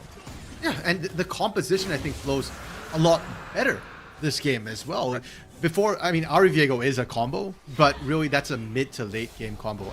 Arrow comes out once again from Jojoison. It does land, but it's a little bit far. Oh my god! It's not far at all! What are you talking about, RMC? Listen, I can cover that ground with the Warwick. You have to use the kick, but it's not going to be enough. Finally jumping away, but those arrows are doing so much work. BU just chasing a mid. Yeah, and they can just keep on pushing. Even without a Baron buff, Orbital, it feels like a Baron push coming through right now from this team. We mentioned before, the poke is really good from BU Sword, and now the split push from a very fed Poppy Orbital. It's slow, but it's sure. Alright, so who's going to die first is my question. Tech Tips or Neon Diamond? Like, which one is actually going to fall first is my question. Because they're going to get this tower for free. Alright, well, okay. I didn't even get that chance because now they're wanting to fight. Please don't fight. I want to give RMC time to talk. Thank you. Neon Diamond's been left alone, so... Oh, okay. Surely Never mind. Survive this year. Yeah, that's true. Like, you are going to die here. Finally, a nice pickoff. And you're going to run for your life, but it's a shutdown. Man, I want to pose that question. Gosh dang it. Well, you got it out before they died, at least. True. Still, though, very nice pickup. Indiana, they are good at scrapping and finding these singular picks. That is what the composition has been made for. Unfortunately, there's nothing on the table, right? Like, Baron's up in a minute, you don't have any value on it, and you're just now trying to break your second tower of the game. And they have to be careful about overextending as well from the side of Indiana Tech. There's no teleport available for Neon Diamond, but an arrow comes out, and if Jojoison wants to keep running you down, we literally just saw that happen, what was it, 2-3 minutes ago? These hyper-extended lanes do not favor the side of Indiana Tech when you're getting chased. So, good, wise back from them for now, reset, and then try and find another pick this time. Hopefully when Dragon or Baron is up, and actually I don't even think they can take Baron even if they find one person. I think they just wait for like 2 minutes, find a pick, and then go for Dragon if you side of Indiana Tech, and I don't think BU Sword's going to make that easy for you. The vision has been immaculate. You can take a look here. It's just Supernova has been clearing it out, but I mean, the other side of it, Indiana, I would like to say IC has been fed a lot of kills. 4-1-1, I think, picked up 2 of the shutdowns so far, so yes, you're only on an item and a half, still closer than you were before. So little pieces may be coming back. However, Baron now spawning. You can see the purple worm starting to crawl through. It's going to be a nice little fight. Joey, though, saying, I want that chance. What about a potential catch? Very nice attempt by Raid Boss. But Joey able to orb walk their way out, only burning that ghost. That was clutch, and that ghost, those fancy feet just saved their life. One thing that Joey Sin has to keep in mind is that we've kind of seen bot side already. The Milio and the Ashe are very, very squishy. So if Indiana Tech can find them, that can often make things a lot easier going forward. You need both the Karma and the Milio to make Warwick unkillable. One just makes him very, very tanky, but not the Raid Boss that Indiana Tech is lacking right now. Jokes. Jokes. I like it. Alright, IMC, you win that one. I had like 2 good ones earlier, I think. Right now, though, Baron is going to be looked at in triple warding, whether you like it or not, on top of this bush. But on the other side of it, we haven't really talked about it. I love the fact that BU have this composition on an Ocean Soul, of all things, right? Like, the amount of bushes that you can just hide in as James Bond and pop out of, even with wards down, is so scary, right? Like, it's so annoying in a frustrating manner, but as much as I say that, we are still kind of stuck at that neutral position. Neither team wants to make a mistake, and BU, I don't know if they're actually confident in their own gameplay. They know they're ahead, but how far ahead are they actually? Enough orbital that in a straight up fight they still win almost like 99 out of 100 times right now in a straight up fight. And for BU Sword, they're playing it a little bit slower, right? We could kind of mention they're kind of just waiting for the dragon to spawn. That's where they fall back to. That's one of their big win cons. There's no need to overextend, rush, and get punished. After they get that dragon, then I expect that we'll see them press a lot harder and look for a pick. If BU Sword gets a pick, they could probably go for Baron, whereas Indiana Tech would need to take at least 2, and one of them has to be James Bond Meow before I feel confident that they can actually go for Baron. And the thing is, James Bond always has 2 bodyguards, right? Like, we're seeing it here. Neon Diamond and Supernova are literally like within a screen's length of this Warwick at all times. It is... Yeah. I hate it so much. I hate Warwick. I'm just going to say it here. Like, that champ... who someone was excited for it earlier, Orbital? I was. That doesn't mean I enjoy it as much as I say I do. Like, it's just late game. It fills me with dread whenever I see that champ. But it's so true. You do need to kill James Bond. If you're the side of Indiana, you have to find it. Now they've had a little bit of a moment. You can see the wards going down here, and KCBO and Raid Boss trying to be that duo like they were in game number 1. Hunt for that kill. However, the one that you're hunting currently has about 3.4k HP and is drawing you away from the dragon. Yeah, and to be fair, I don't think Indiana Tech is thinking about contesting for this dragon whatsoever. They're just completely sacked. It's not so. So I don't think it's game ending to give this up, but it is still more regeneration for some of these tanks. Supernova, a bit of supportal combat so far. No backup here until the arrow. Okay. Any other support outside of Jin, I don't think you would have gotten there, right? That move speed was very crucial getting away from that arrow. Raid Boss, of course, trying to duke out, but this is actually a big problem. Nice stun against the wall. Raid Boss getting caught out here. Does have flash. That's an empowered Q. It's just too much damage to sustain. Was that the pick? BU Sword need to start up Baron Orbital. I mean, the Nico is a big chunk of damage, especially burst damage onto squishies. And yeah, it looks like Indiana Tech, they're just praying for the steal from BU. All right. I mean, KC, you've had some moments. Maybe it's there, but Linus Tech Tips is like, yo, I got a tip for you. Do you know what happens when a Poppy meets a Lee Sin? Do you know the brutality that can come about? I get to stop you coming in, but I couldn't. You do it! He does it! Are you kidding me, KCBO? Linus did everything except pop the steadfast presence, and now Firesong is going to pay with their life. But KCBO just stalled for at least another 3 minutes. And Orbital, we're talking about the brutality that Poppy can put down. I didn't see it. I don't know what you're talking about. What? Casey, why do you pick the Poppy? Why do you pick the Poppy?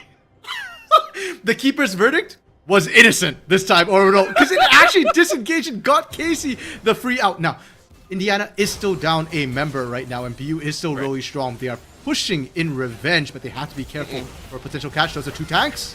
Oh, but they soloed out Joey. Take a look at that. Joey's getting run away, which means these 2 don't really have damage behind. James Bond has to run away, and Tech Tips is going to try and chase as well, but there's nothing there. Unstoppable Force lands, and you root Indiana. They may have lost their support, but they'll get a top lane shutdown. Massive 500 extra to the side of KCBO.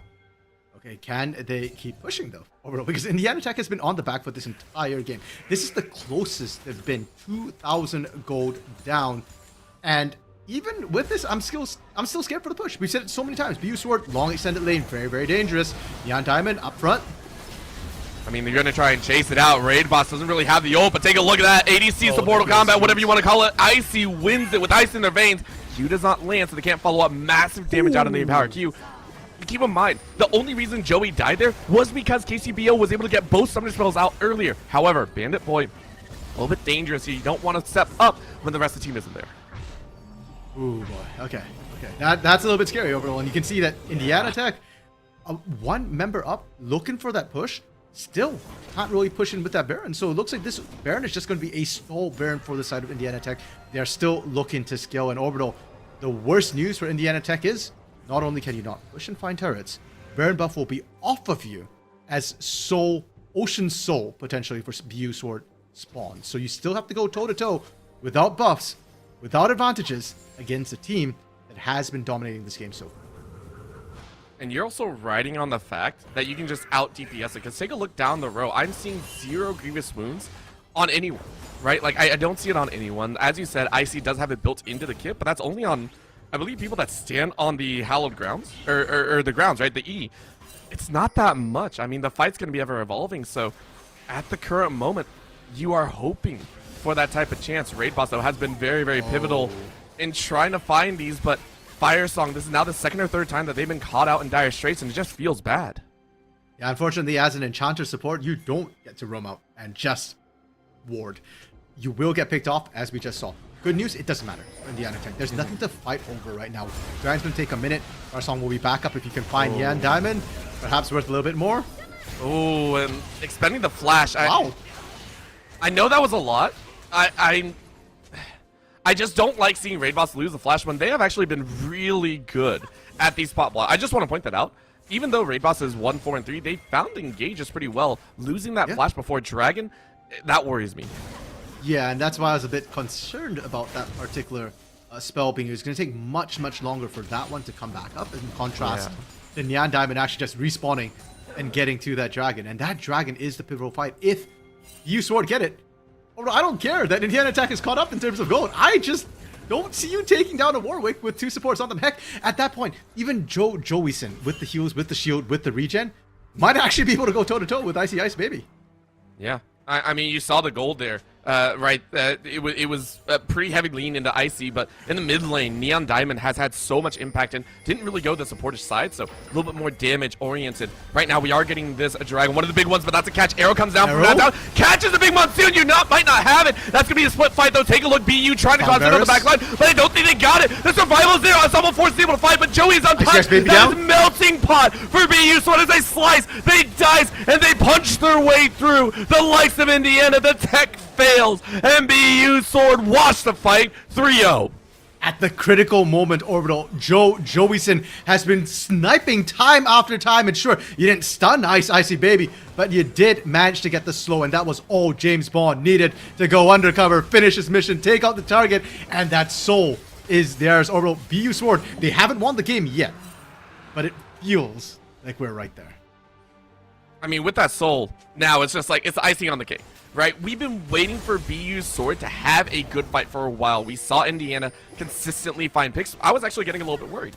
I was sitting there like, yo, this is a little bit dangerous. You're starting to lose members, and you have to be really concerned. BU's Sword were like, nah, don't even worry about it. We're still very much in control. We're still very powerful. We're just waiting for that perfect time, and they found it. Now with this objective under them, the threat of a Baron steal will be the only thing in the back of their mind in about 40 seconds. It's happened before, Orbital. It can happen again. That's all I'm saying. And this time, I mean, Indiana Tech, they are still scaling up. They are still trying to look to hold the game as much as possible. And as tanky and as unkillable and immortal as BU Sword might be, you still have to take turrets and actually take the Nexus. So Indiana Tech just going to look to try and farm up, stall as long as possible, pray for that Hail Mary. And if the game goes, to 40 minutes overall at that point, like one team fight just wins it all, right? Regardless of how far ahead you are, it is still possible to screw up and kind of drop the game. I think a big part of that as well is when we're talking about mess ups, I don't really want to call it a mess up, but Fire Song needs to be able to stay behind and get some help warding out, right? 3 or 4 times we've seen the arrows land, whether by unforced or forced. But that's going to be a problem. Right now, this Baron is being started up here, but good interference this time. Neon Diamond, a single empowered Q, denies the Janna coming in, but keep eyes where the Lee Sin is nowhere close. However, NECC tips on the backside is waiting, maybe to get the catch. That's going to be an arrow that whiffs, and out they go. But that's the kick that you needed. That's all you needed. The Keeper's Verdict is down, and that's going to be the Baron. Now, can the ensuing fight work? Bandit Boy looking to have that chase. Fire Song, a little bit HP in the back line. It looks like they are going to fight it. BU kind of relegating themselves to realize they don't really have a choice here. Pop Blossom only going to land on one, but how tanky are you? Remember, BU Sword has so much HP and has so much region that they're surviving. That's a Warwick to the back line, denying you. This split fight may go the ways of the front liners. Indiana and BU solo out the back lines, but it is BU that come out with way more damage. And KCBO, you are low and wanting for the world. BU Sword win a fight with Baron this time. Well, I know they just took Baron and won a big fight, but all I can think in my head is Buswart needs an Aston Martin sponsorship, man. Watching James Bond just zoom after people right there, that's absolutely disgusting. Both AD carries went down overall, and we said in draft, a lot of this game feels like it's going to come down to who's able to take out the AD carries. And once they're down, who did we say was going to be the hero? Well, James Bond, because he's unkillable. And he can actually shred through you. It takes a while, but it can and will happen. Now, without the AD carries, though, Buswart is struggling to actually push this wave in. So Indiana Tech have the time to reset, push out their waves a little bit, and then they'll probably have to deal with about a minute and a half with the U-Sword siege. I do want to point out, though, the fact that Indiana were even allowed access to the back line and able to fight for that long means that, as you said, RMC, the composition is starting to come online. There is some life to it. And let's also take a look at some of the items that were just dropped. We see a Bramble Vest in Bandit Boy's pocket. We now see that that Oblivion Orb in Raid Boss's side, who, by the way, is still running fantastic interference. As you said, there is life if we reach that 40-minute mark. Will it reach there? Maybe not, but at least there's gumption. Indiana, I think, are going to probably play for this Elder Dragon. That might be the final chance that they really have, but, I mean, man, if they aren't scrapping to the absolute limits, I don't know what they're doing. Yeah, that one might actually cost them the game if they give up that Elder for free. So expect to see them there and fighting. And Orbital, I love that you highlight the Grievous Wounds, because it's no longer just about Warwick. It's no longer just about Milia. It comes down to Ocean as well. We saw how long it took to take down Joey Sin. Oh my god. Roland's instant cleanse, and both teams will just reset. I mean, we say that, but that's a huge chunk, right? That's a really main piece of equipment that was necessary. And take a look at this. KCBO maybe wishes they had one too. Look at the rundown. Joey's just shredding you. KCBO's dead. Wow. Oh, that's a pick and a half. And they tried to reset, but it just did not work. Yeah. The speed-ups, we've been looking at the speed-ups on James Bond, but now with Joeyson, it feels a bit like, you know, the Protect the Cogmore composition, the Juggermore, pardon me, composition, where you just speed, tank, you know, do everything you need to do. I mean, that Juggermaw at some points can actually work for itself, right? Joeyson doesn't have to do too much, just fire and arrow lands.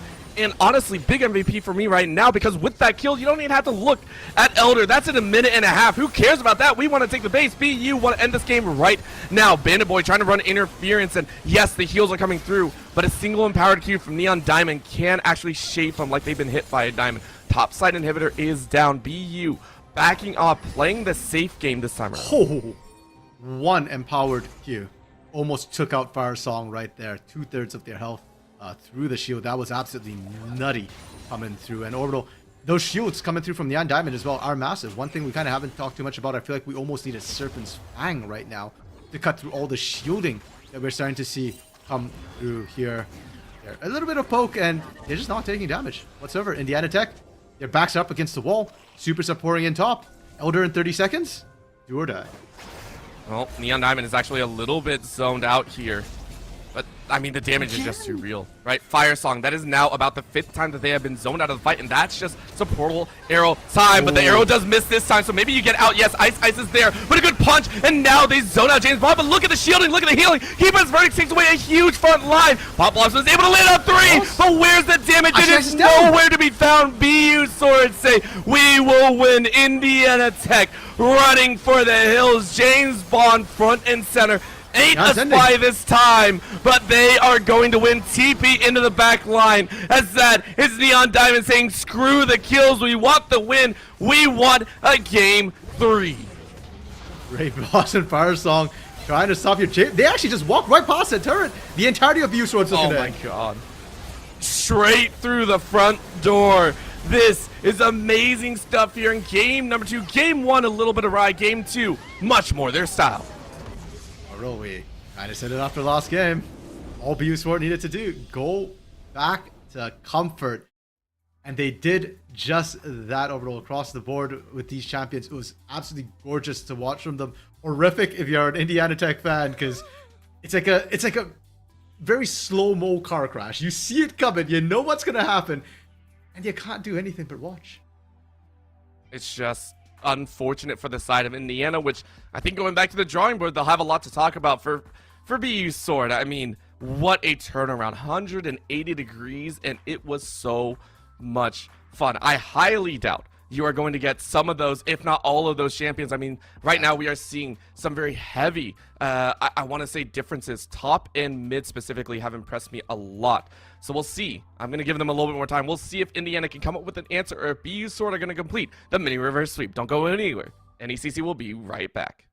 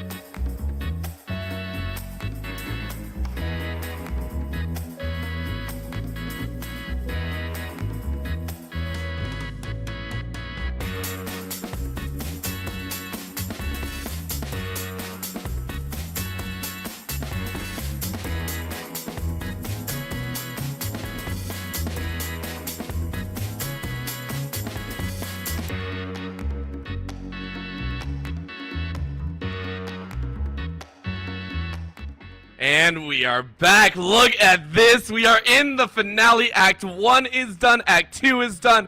And I honestly, I don't think anyone read the script because my gosh, I thought it was going to be clean. We saw game 1, Indiana came out with amazing reactionary plays. And then game 2, we saw what BU Sword were trying to do in game 1. Very strong early game, a little bit scrappy, a little bit messy, but they got the job done. Well, but I'm happy nobody read the script because this improv has been very much entertaining. And going into game 3, Orbital, it's worth noting for the first time this series, Indiana Tech will be on blue side this game. They've opted for it. And frankly, with how the drafts have been going, I feel like blue side is really important. We've seen the power picks come through from both of these teams. And so far, it feels like the first pick is so impactful. BU Sword picking the Ari first, backfired. BU Sword picking the Karma first. Excellent. And going into game 3, I feel like Karma is going to be a must ban or pick for both of these teams. Yeah, I don't want to say it's won in draft because I hate saying that because I think these teams have also shown us that draft is not the end-all be-all, but it worked. And we have to talk about that jungle as well, right? Like, that was James Bond getting everything they wanted, and I think in games 1 and 2 we did highlight KCBO as well. It's going to come down to jungle. At the end of the day, it's whether the mid laners are going to help out or not, but, I mean, the early invade coming out just like, yo, I know my Warwick skills, that was impressive. Yeah, and that one overall, I think is going to become a must ban for the side of Indiana Tech. And that's why I like that they're on blue side, because now they can brand the Warwick. And if there is to be a ban against Karma, it's got to be on BU Sword to ban it. I do believe that Raid Boss does actually play the Karma mid, so it becomes a bit of a risky pick to leave open. Or if not, you know what? Fire Song has been playing kind of squishier support, Enchanter supports, and Karma would be there as well. I don't know if he's played it quite as much, but still, you know, that is a pick at least that Indiana Tech can take away. And I think not worry about getting countered too hard, unlike the Ari saw in game 1. And I think you also pointed out another part, because after games 1 and 2, we are starting to see definitive cracks. And one of those, unfortunately, in game 2 was Firesong. Firesong running that Janna. It did kind of surprise me that it was picked up in game 2, especially with the champions that came out. It did not look as great as we hoped. The monsoons were not always there. It's difficult. So in game number 3 here, I do like the idea that you called it down. That Karma, get a S tier meta pick. Go ahead, send it down there. Maybe a little bit tankier as well. And you have a bit more self-sustain there. If the draft pans out like we hope so, maybe that'll come through right now for Indiana. They are on the blue side. Let's see what they got. Okay, first picks and bans need to be done. And let's talk about the bans that we've seen so far this series. And for Indiana Tech, now on the blue side, they've been banning Smolder and Seraphine. And that surprises me now that they're on blue side and they're still banning Smolder, Orbital, because they have first pick, but they're still not letting that one through. Sword have been banning away the Lilia and the Jinx. Now, last game, there was an Ari Lissandra ban. I'm curious if that one stays. That would be interesting because that would be a huge adaptation from earlier, and it is. Lissandra banned out by BU saying, yo, we can't give that one over, which is, I think, very appropriate. Again, it's caused some problems, but I'm interested what follows. Here's the big question, right? That Warwick from game number... Okay, there it is. Huge respect. Hand it over.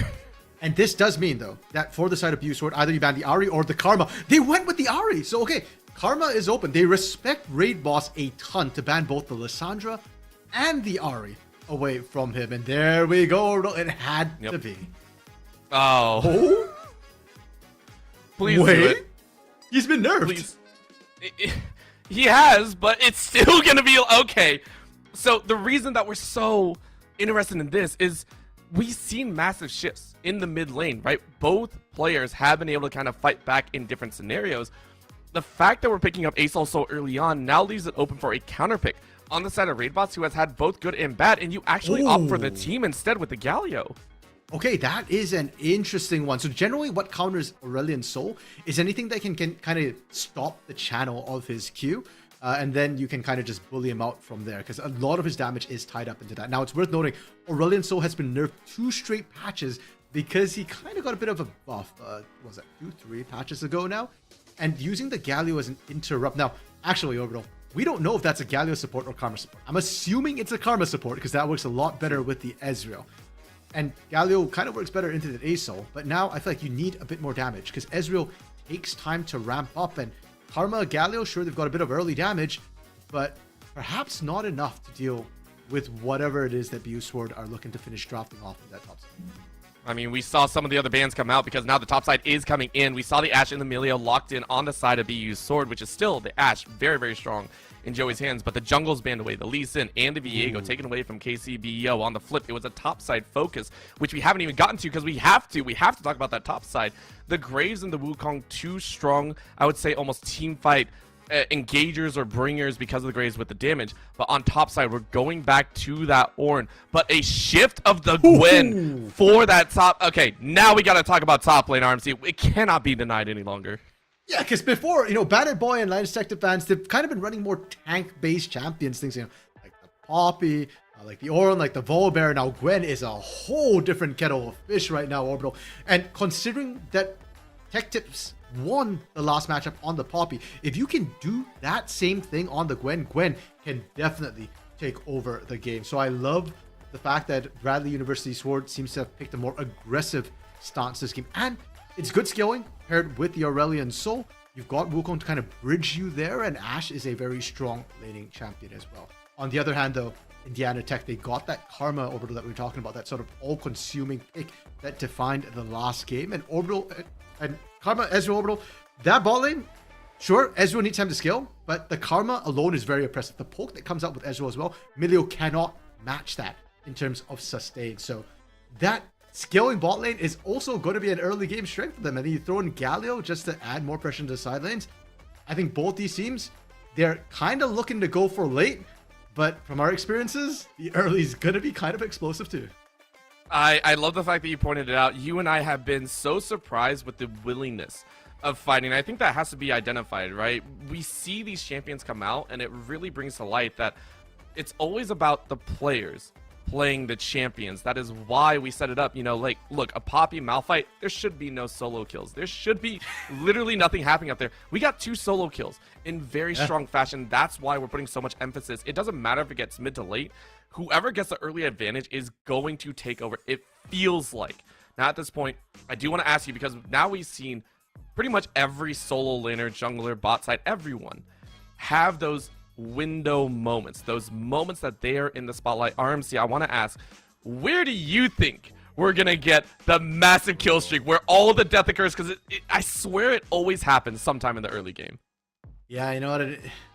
I still feel like my eyes are drawn to the junglers. Overall, we started there, true. And I am still looking there, especially when you get a Graves, because Graves is an early game jungler, but he's a little bit different from some of the others, right? Like you get ganking junglers like Lee Sin, like J4, where they're looking to gank lanes to make things happen. You get dueling champions, like Viego, to a lesser degree, Xin Zhao. Well, Graves is a killing champion, and he'll do it on his own. He does not need a lane to gank. He can go invade, find kill solo. He can force ganks into a lane without his lane's help, whether it be CC setup or damage. Graves can do it all on his own. And Graves is a champion that wants to snowball from the get-go. So eyes for me are on KCBO on this Graves this time. You have lane set up. You have a strong early jungler who can fight, who can even bully out the likes of a Gwen topside. I'm kind of looking at him to kick things off for Indiana Tech. And if I'm looking at the side of BU Sword, well, I'm actually kind of looking at this Gwen in the top side. And as we kind of talked about, it's Tech Tips. We've already gone on length about that. If you didn't watch game 2, go watch it and you'll understand why I'm saying Gwen. There is a moment where I'm just like, oh god. But the other side of it is for Tech Tips. I guess the question I want to throw at you now, are they going to proxy farm? Are they going to try and proxy farm and get themselves caught? Because that's what happened in game 1. Yeah, I don't think you can do that on a Gwen. One of the things that proxy farmers can do is that, first of all, you have to be able to sustain through a wave very efficiently. Sure.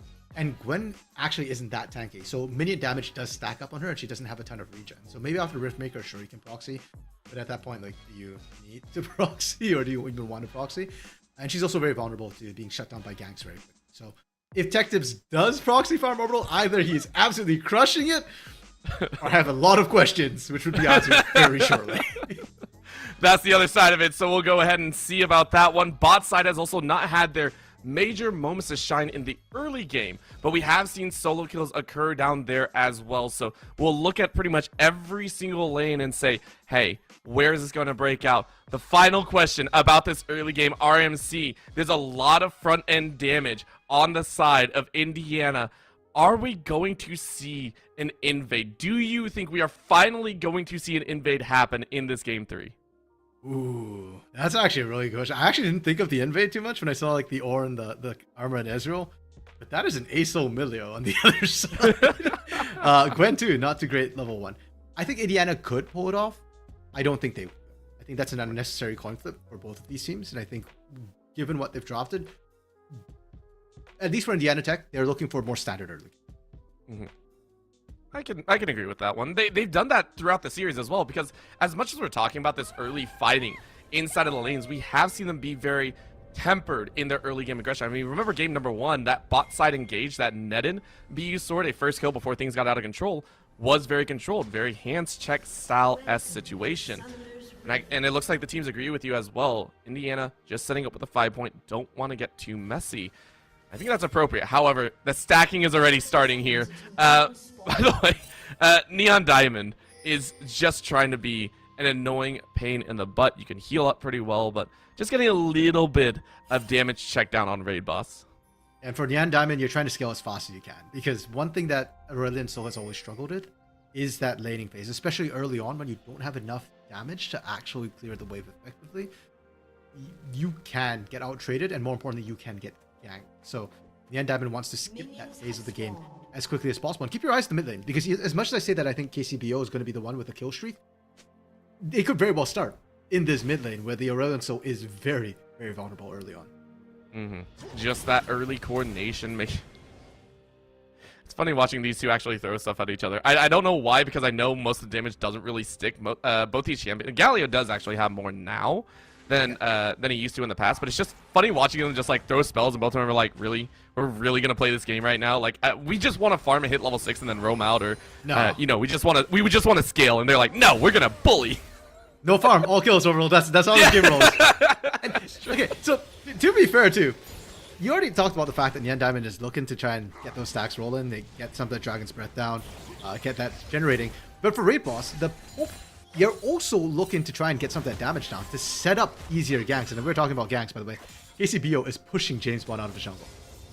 This is something that they had against them in game number 2, and now being able to fight back in game 3, James Bond this time is not allowed any value, and because that was a drag, a supernova out, it means Joey actually loses pressure on this wave. And I mean, this is kind of the snowball effect that we're going to see every so often here in this game. How do the junglers interact, and how does that affect the rest of the lanes?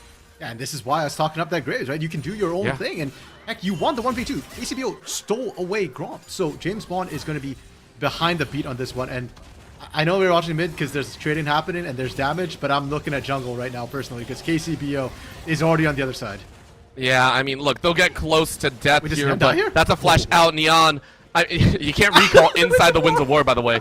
But again, our eyes are drawn up top. KCBO still trying to steal away, and unfortunately, I think James Bond is only going to get a portion of that farm. Keep eyes on those eggs, right? They are dueling this to the best, and that's a smite. KC gets it. However, this is the other side of it. Your lane, your top laner didn't get out, but that's going to be it. That's going to be a pickup on Isle mid, and it's a kill in first blood. Raid Boss trying to flash away, and Lib, but guess who's still alive? This is going to be a 2-piece for KCBO. We said the junglers are big, and that's going to be it. However, Linus can't pick up the finishing.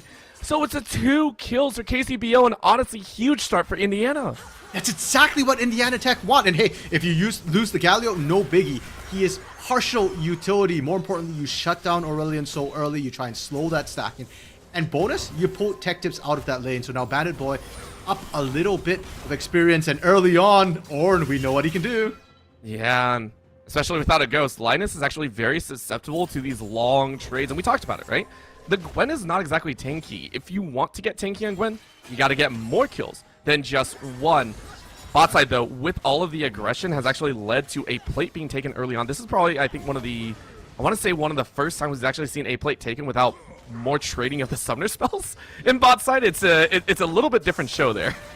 And I'm sure it's not for lack of trying. We know that both Fire Song and Supernova really love to get aggressive, but look at Fire Song. Because, yeah, Karma, you get to step up like that. You get to bully, and Summoner Heal blown actually on the side of Fire Song. Oh, please bait this. Yeah, baiting. Oh, Fire Song wanted to. Fire Song wants to, and KCBO gets in for free.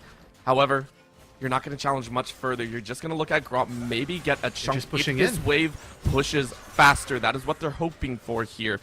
It's going to be a chance. I'm still waiting with bated breath. They're taking so long with this. That is enough time for James Bond to roam down. Keep eyes. About 10 seconds left. They're going to try and pull this dive off. That is going to be a flash out. Joey, though, still falls. Supernova is under the tower, but a good pump back. Leaves it to James Bond. James Bond comes in for the slay on Firesong. Ice Baby is going to be in trouble. And the roam from Asol means BU Sword have put Indiana into dicey position. A 2-for-1 value granted to James Bond. The setup was so good there, Orbital, from Indiana Tech, but the execution doesn't quite work out. KCBO a level up on this Wukong right now. And the damage is more than enough, right? Both of them roaming out, but guess who's still here? This fight is still going. This is round about 4 here. As things have gone down, Winds of War is going to keep him away, as well as the taunt raid boss. Does catch Neon, though, who still doesn't have flash. This Asol is susceptible. KCBO is on a rampage at 5.5 minutes. They've got the damage from KCBO. They've got the CC from Raid Boss and Neon Diamond. This is illegal. You're an ASO. You don't get to go out of your lane like that. Sure, if your team spoon feeds you a kill like they did with Ice Baby, you pick that up. But if you're facing them in open ground, that does not end well for them. James Bond Meow made the right call. Not going in, not trying to snipe that kill because he gets out alive. And KCBO is only, Oberlin, such a weird thing to say, but he's only 4-0. It's a scary thought, and in this situation, we want to see the likes of Indiana actually press this advantage, right? They want to keep up this level of aggression, and if you do, you get to value that Ornn a little bit more, that Ezreal a little bit more. However, Bandit Boy has to flash away from the final needlework, and that's a scary thought, right? Dragon is on the table, but the rest of BU is currently on the top side with that flash out of Ornn. You can take those grubs if you wish. But James Bond says, I don't want the grubs. I want that kill on KCBO. I want to engage on this enemy jungler. Bot side Firesong also trying to engage as every lane is pretty much having some value. This is getting a little bit insane. Double knock up on the top side. This is the fight that we want to watch of the 3. And final chunk though, as the Q finishes off, Linus gets away with a kill. KCBO only level 5, meaning you can't catch up and there's no collateral damage. Tech tips again with the stylish 1v2. And there was a brittle proc. If Bandit Boy had just autoed, that would have been enough CC. But unfortunately, Bandit Boy kind of got scared a little bit. And understandable when you're just getting snipped away. And for that, Tech Tips able to get that one for free. KCBO, though, will still be able to pick up Void Grubs because he's just so strong. Because he got those early kills. But BU Sword there not going down easy. And RMC, we're starting to see that pattern happen once again, where Indiana pretty much have free say over where all of these engages go and when they happen. And it didn't happen in games 1 and 2. It only happened when BU Sword were the ones dictating the pace. So Indiana actually having a little bit of freedom to do that themselves, it's yielding vastly different results. Yes, we are 4-4 in terms of kills, but 3 grubs now go Indiana's way, as well as a 2K lead.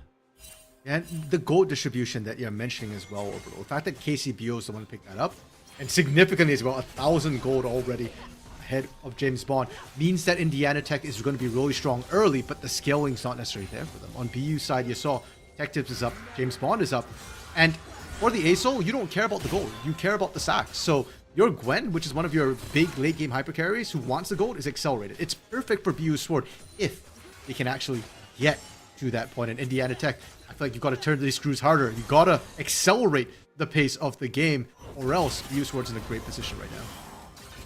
It's weird saying that the team with an Ornn needs to accelerate the pace of the game, right? It's like, actually. that just sounds really, really weird, but it's true. With that being said, though, with all of the lane pressure now leaning into BU having to back away, the Dragon could be right for the taking. If KCBO can stop trying to steal away camps, however, that steal might be working here. James Bond having to clone out, but this collapse is going to be good. Raid Boss, though, can't really enter in, but it doesn't matter. True Shot Barrage lands on multiple. KCBO trying to go under the tower. They do. Collateral damage gets that kill. Joey is down. A flash away as James Bond is trying to stay alive, but you can't. You are routed. The enemies know your identity, and it's going to be overpowering as Indiana, for as much as we're talking about the fight, the bot lane has gotten all of the plates and more. True, and if you look at the CS differential as well, bro, one thing we hadn't noted, right? We saw every time we look down to the bot lane, Firesong is just bullying, is just pushing out Joeyson and Supernova. And that's what gave us this situation where they're constantly poked down. KCBO brings in Raid Boss as well. Numbers advantage. They get the kills. They get the turret. They get the dragon. We caught for an acceleration. They just went from 0 to 100 in like, what, 20 seconds, 15 seconds? However long that play took. Welcome to F1 racing, everyone. This is how fast you can go. Now, hopefully this is not a crash on the back end that could cause some problems. For right now, though, I do agree. Indiana are in a good spot. This ult, just trying to rush Bandit Boy out. I mean, there's not really much major value unless you decide to turn for it like this. Oh my gosh, Bandit Boy, stop. Stop. I see you looking. I don't want to see you engage that. I don't know, man. That's looking kind of tasty. We've seen the triple brittle combo proc before. And one thing I want to highlight as well. Oh my god. Is this it? Is this it? Oh, no, never Nope, it's a whiff. It's an airball. Bandit's got to run. Bandit's got to run. The ghost is enabled. Bandit might have messed up. Are you going to die this tower? No, it knock doesn't up, look knock like up, it, knock but you up. tried to do There it, we and you do! You don't need brittle when you can get help with the tower. Bandit Boy robs tech tips of a kill. Bandit Boy just needs to stand and deliver. That's the second time over, but all he needed to do was fight. And this time he makes the right call with the fight. And Yan Diamond has to flash to get away from Fire Song. The support roam up. Fire Song is a beast this game. This is getting out of control, and I give props to both teams for this. Something that I love when it comes to best of threes or any series that we see go the distance is improvements, step-by-step improvements. It's never falling back and having complications. This is Indiana stepping up after game number 2 and saying, we have learned from our mistakes. Take a look at this. The arrow from downtown not going to land on anyone on Indiana's side, but Indiana, again, this change-up of Firesong. We said Firesong needed to change champions. They've done it. They've adapted. They've overcome that. BU's sword. Now, in this game, need to find a way to adapt and overcome in their own way. And I'm thinking back, to game 1 where Firesong was on the Bard, I believe. And I'm liking these more aggressive enchanters rather than the defensive Janna that we saw last game. Firesong is kind of controlling the lane, and that's giving Icy Ice Baby all the time in the world to scale up. One thing we kind of didn't touch on was throughout that entire skirmish in the jungle, where KCBO was applying pressure onto Nyan Diamond, the teleport back and they immediately abuse. Icy Ice Baby is just hitting the target the entire time. That's 3 plates in the mid lane going the way of this AD carry. So this Ezreal, Essence Reaver already completed. He's actually half an item ahead of his counterpart in Joe Joeyson. And the fact that you do that and rotating it towards mid gives full pressure over towards these grubs. And Raid Boss, being the Raid Boss that they are, only burning Flash on the bot side, drew 4 people's attention. Because of that, you get full control, and now Tech Tips is in trouble with a possible 3-man dive if you wish. Okay, Firesong has asserted dominance bot side, has asserted dominance mid. Firesong is looking to complete the circuit. I actually don't think this is going to work, Orbital, but it's Firesong, so I'm actually doubting myself a little bit. Okay, there we go. Alright, so it wasn't a gank on the top side, even though they're fighting it like this. It's the identification of we still want to get jungle pressure. Take a look at how far they're moving inside of that zone. James Bond has to do with picking up scraps in the enemy side jungle. And yes, that is a good play. It is the right play to make. It doesn't feel good. That gold difference is expanding. And look at the camp difference. Yes, it's only 1, but the pressure that KCBO is putting down is so immense. I am wholly impressed with the identification of Indiana and how they have turned this around to look so much like in their control. And it's not just the jungle deny as well, bro. It's the pressure into the mid lane specifically. They're trying to give Icy Ice Baby the most pressure possible. Oh my gosh. Oh! Supernova lives. I thought that was a clean kill, but again, the healing that came out, a little bit of extra shielding, and the heal on your own person gives, I believe, just a slight bit more than if it were coming from your ADC. So a little bit of shift. Very nice call there. Still, main objective taken. Tower is down. Yep. And now topside will be the next focus for Indiana Tech, especially if we can find the solo here. I mean, you might be able to, but Linus Tech Tip is starting to heal up, has that Riftmaker available, which is a decent amount of healing. They're going to just trade out even at this end. Yeah, I love the fact that Bandit Boy there, you can see whenever Bandit Boy is willing to stand and deliver, Linus Tech Tips is a little bit scared. Now, we are seeing James Bond Meow rotate to that top side as well. No need of work available means likely no kill threat. So, I was hoping James Bond Meow could kind of salvage something right now, but it looks like U-Sword still going to be on the back foot. I expect that to continue, even as that top lane outer turret should become the next focus of the side of Indiana Tech. Not only that, with the Herald up, I mean, there's so much for Indiana to go ahead and grab. 2-1-0 for the side of Tech Tips is going to be nice, but this Herald really will be that mainstay, right? Wherever Indiana like to play this, BU Sword might not be able to contest. I'm very interested to see exactly how this breaks down, because this could be that main playmaker that enables KCBO and the rest of the squad to really start putting down the pressure, because we had questions, right? I think it was game 2, BU Sword had a little bit of struggles closing out the game. Indiana in their game 1 looked really strong in closing out. If we want to talk about acceleration, this would be the time to do it. You have pretty much all the chips in your hand without too much in BU Sword's favor. Yeah, and you can kind of pick which turrets you want to go for, right? Especially when you're this far ahead with double marksman composition.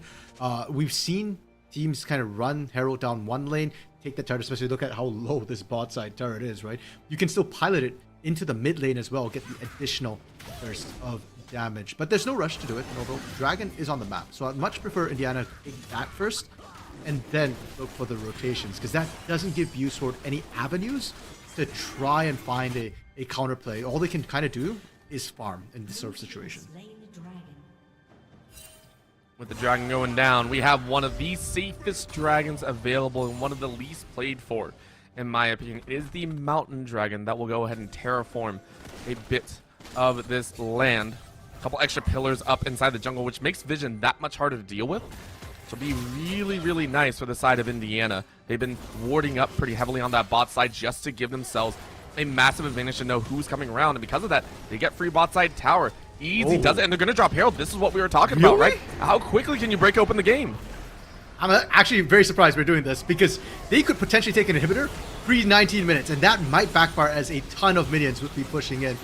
Great wave clear from Neon Diamond there is going to stop this turret from going down, but it is a sneeze away from dropping over. It'll heal up, I think, only about, what, like 200 in the time of every wave if it's still pushed. So that's the side, but that's an arrow from a little bit of a short range. So Firesong is able to get out. It's a 3v4 desperation, but the TP coming in might be the same Grace. BU Sword trying to put on this one play. KCBO might be zoned out, but in comes Galio. It doesn't do enough. Here comes the cleanup, though. The rest of the team says we are strong as well. Look how long they are lasting here as Icy Ice Baby stands and delivers, as Bandit Boy does the same. Joey can do literally no damage. The burst is going to be enough. The finisher is enough. Double kill for the Ezreal. Flash with the red buff. Make it a triple. A final Mystic shot will be a close to that fight. Icy Ice Baby has done the least or the slowest damage from an AD carry I've ever seen pick up a triple kill. He's not at his power spike orbital, but it doesn't matter, because Bandit Boy right now looking more like a warlord the way he went into that fight. BU Sword, they too lack damage. So Bandit Boy just showed up, sat in the middle of everybody, soaked everything, and gave Icy Ice Baby all the time he needed to slowly melt through BU Sword. And that's what scares me, RMC. Indiana, we were talking about this gold alleviation. A lot goes into KCBO, right? A lot of this gold went into the pockets of Graves, and we were wondering, how much is that going to influence this fight? KCBO pumped out damage early, actually fell relatively quickly once everyone got to about 25% on BU Sword. The cleanup, though, is so important to say. Right now, Indiana are showing they are now threats everywhere because of the towers, because of the plates, because of the gold in the rest of the team. Look at that build overall. I just realized look at what Icy Ice Baby bought. It's so good. He doesn't care about damage. He picked up a Warden's Mail now. He's just waiting for Mirror Mana to complete Fire Song. Play aggressive and just dodges the arrow. Fire Song has really upgraded before, but sometimes you can't stand away from the needlework. I mean, there's only so much you can do. He used to say you overstep. Now you got to run. Good block on Raid Boss. No more dash. Not a chance. Collateral damage just to get KCBO out. Raid Boss is going to fall. And meanwhile, Icy Ice Baby just pushing on at that top side as well. Good collapse and pinch from BU Sword. Now, Orbital, we've been talking a lot about Indiana Tech because they have been running this game. And Icy Ice Baby, actually the richest person on this map. But BU Sword, especially in these last couple of fights, we're seeing signs of life from them. The target selection is good. They know who they need to go after. They shut down KCBO, as you pointed out, really quickly last fight. And even now, the ward vision from them, defensive, and they're catching Indiana Tech as they overextend a little bit. And for BU Sword, if they can find a pick or two, they can drag this game up, another 10, 15 minutes. At that point, their comp will be fully online, and the gold gap will be a little bit more deceptive as the skilling kicks in. I mean, we're about to see that deception right here. Icy Ice really James Bond wanted none of that, and I'm very. If you were tracking summoner spells, you knew Icy didn't have any summoner spells. I think you could have killed. Yeah, I agree. Especially with how quickly Tech Tips can actually rotate down to back you up, plus the Cyclone CC. Unfortunately, I think James Bond was already chopping, perhaps, so didn't quite catch that happening. And besides, it gets him back to base fast enough to try and stop this potential push that we're seeing come through from Indiana Tech. They've been pushing up their lanes, and mid, bot, the minion waves are rolling in. That's the scary part, right? That wave control has actually been one of Indiana's bread and butter here. Because take a look, because they have the waves in the right spot, they've been able to drop the wards. It's completely dark on the side of BU, which is why BU is currently first into this position. The arrow from downtown lands, but I mean, I think Bandit Boy is actually staying alive for a very long time. There's not a whole lot of damage. Good knock-up to try and deny the second proc of that Orin Horn, but so the wall, Bandit Boy is going to stay alive for a little bit longer. Look how slow they're trying to chop through. Bandit Boy is actually healing in between thanks to that river. You are finally going to die in front of your own blue buff. But how much time did you waste? You wasted almost 30 seconds. Dragon is up, and Indiana get to put themselves on soul point. Now, BU Sword on the other side of the map did a really good job actually buying space and time. They caught out the ice. Yeah, I saw that on the mini-map, and that's the other price. So 2 kills and a shutdown handed over for the price of a dragon. And now, overall, the dragon could have been taken by Indiana Tech anyways without losing anybody on the map. Bandit Boy getting caught out bought a lot of time, but unfortunately, Indiana Tech actually wasn't able to leverage the 4v3 situation on the other side. And part of that is because we're only 21 minutes in and you're knocking on inhibitor turrets, overall. That's a very tight, narrow choke point. And so Indiana Tech can't afford to all in on it, or you get caught by that falling sky that Aurelion can drop on you. And BU Sword, they actually have a lot of wave clear on their end as well. And so we're starting to see now Indiana Tech stall out a little bit. Stalling is fine. You can stall and wait for objectives, play for Baron, play for Soul. But what you cannot do is give over these kills to BU Sword during this stall phase. There are points where we do have to say, please, if you're on the side of Indiana, start, you know, kind of respecting the value that BU Sword can put out here. That walk up by an ADC, who does have flash, by the way. You gotta respect that from the skies that Neon Diamond can put out. 0-2 and 6 already, 2 items in. Will be completing that Saracen Embrace next, I believe.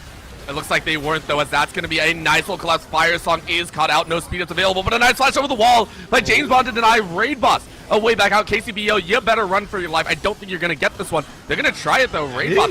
No chunk down. Take a look at the damage. Two-shot barrage does little to nothing. And Linus Tech comes in like a boss, says, let me put some technical knowledge in your brain. No, Bandit Boy cannot actually hit because you have to run. You have to use that secondary proc to actually get further towards your base.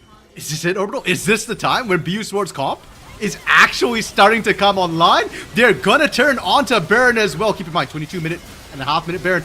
They aren't super tanky, so if they get caught, this could be bad. I mean, they got all 5. They're shredding through pretty quickly. 3 are going to come through that river. Final ult comes on the sky, and it might land. Then they found Fire Song again, who just came back up. But the main one is Bandit. Bandit so tanky. Does not get it, but the Wukong is able to finish off that Baron. Big win for the BU Sword Squad. Is coming. James Bond wants it. A quick Arcane Shift out keeps you safe. But big dubs all the way through. Now, they have to get out alive. They will. They will have all 5 members to sustain. BU Sword. What a dub and a half. Yeah, and it's not just the one win, Orbital. Not only did they win the fight, not only did they win the Baron, even on the follow-up as well. They don't drop anybody. That's huge. And they actually end up stalling out Indiana Tech on that top side because they committed so much to try and find everybody else on the back end of that. With that, Neon Diamond able to pick up yet another turret. These are all objective bounties, Orbital, that BU Sword just picked up. And it comes down again to, we talked about it, right? BU Sword need to find picks. That's what they're looking for. That's what they want with the abilities that they have on hand. They can grab 1 or 2 members key. Indiana are almost making it easy. Fire Song and Raid Boss, you have no right, it felt like, being up that far when you know the chase can come down. We talked about respect. We talked about kind of understanding the limitations. It should be crystal clear now that Indiana are not allowed to get away with these almost cheater pushes inside lanes. What right do they have? They have the first 20 minutes of the game as their right. That's what Fire Song and Raid Boss have been doing this entire time. They step up. They get the poke. They dare you to engage them. The big difference is, prior to this, BU Sword couldn't punish them. But now 2 item spikes starting to come in for everybody. U-Sword can actually say, no, you're actually kind of squishy. Bandit Boy now going for the 1v1. No turret here for safety. And there's no way to cut the healing either. You take a look, you didn't really have much. You're just going to try and run away. But Linus Tech Tips saying, I have that speed. Another dash should come up. But on the flip side, we're seeing kills shut down big for ICI. Says the fight on the top side leads into 4v4. This is the one that Indiana wanted. Collateral damage not going to finish him off. It is enough. ICI should run down Joe, who has to flash away. So an exchange of blows, and Bandit actually lives. So I would say a win for Indiana. Dare we say Bandit Boy made out like a bandit, Orbital? That was pretty illegal. I give you that one. That is true. That was pretty illegal and pretty disgusting. That Orn actually managed to outrun a Gwen. Granted, no ghost available for Tech Tips there, so not able to run down. And the bot side fight, we have to talk about that. Because the fact that Indiana still won, that shows that, sure, BU started to hit the power spike, but they are not necessarily ahead, Orbital. They are even at this point in the game. And if Indiana Tech gets the poke down from the Karma, from the Ezreal, they can still win these fights. BU Sword has to be a little bit more careful. They don't have a true tank to be soaking this poke.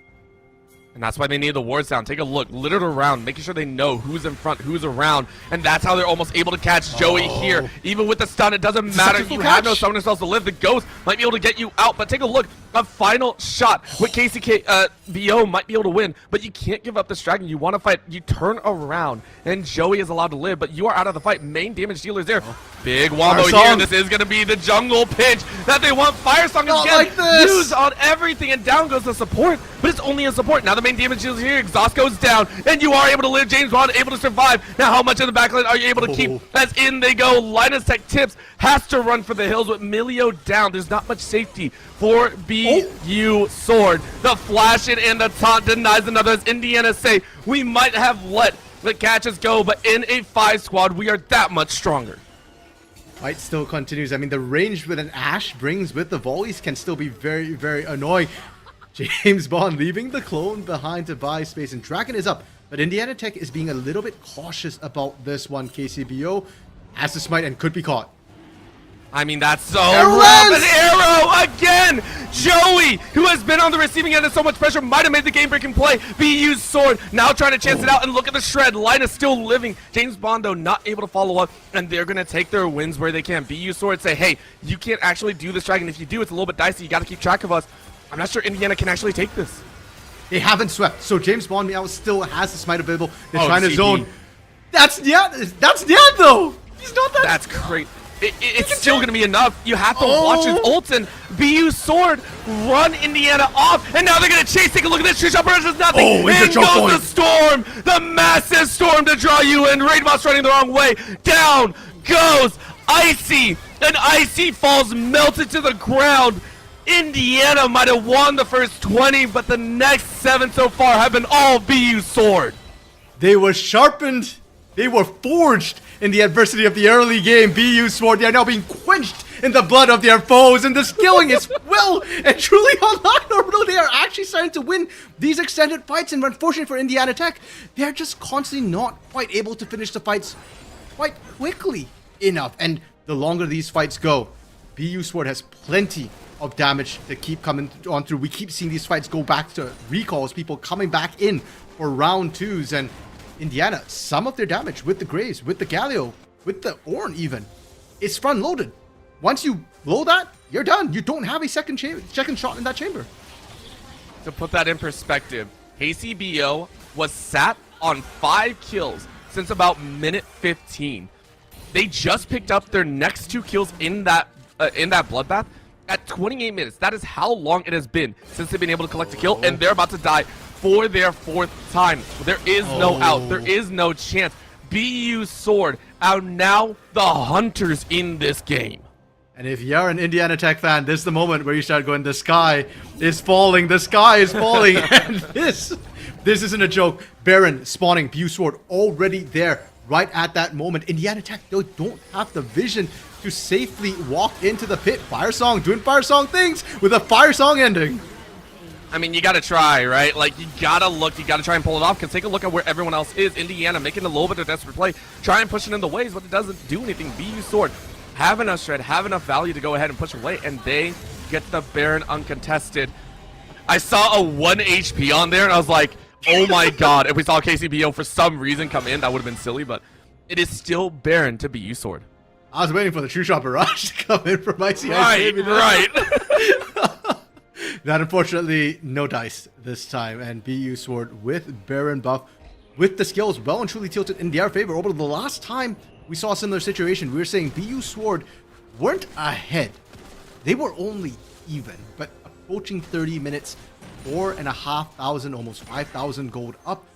They are now ahead. And for Indiana Tech, if they want to win this, they need to make sure they catch the carries. The problem is, what are the carries on BU Sword side, Orbital?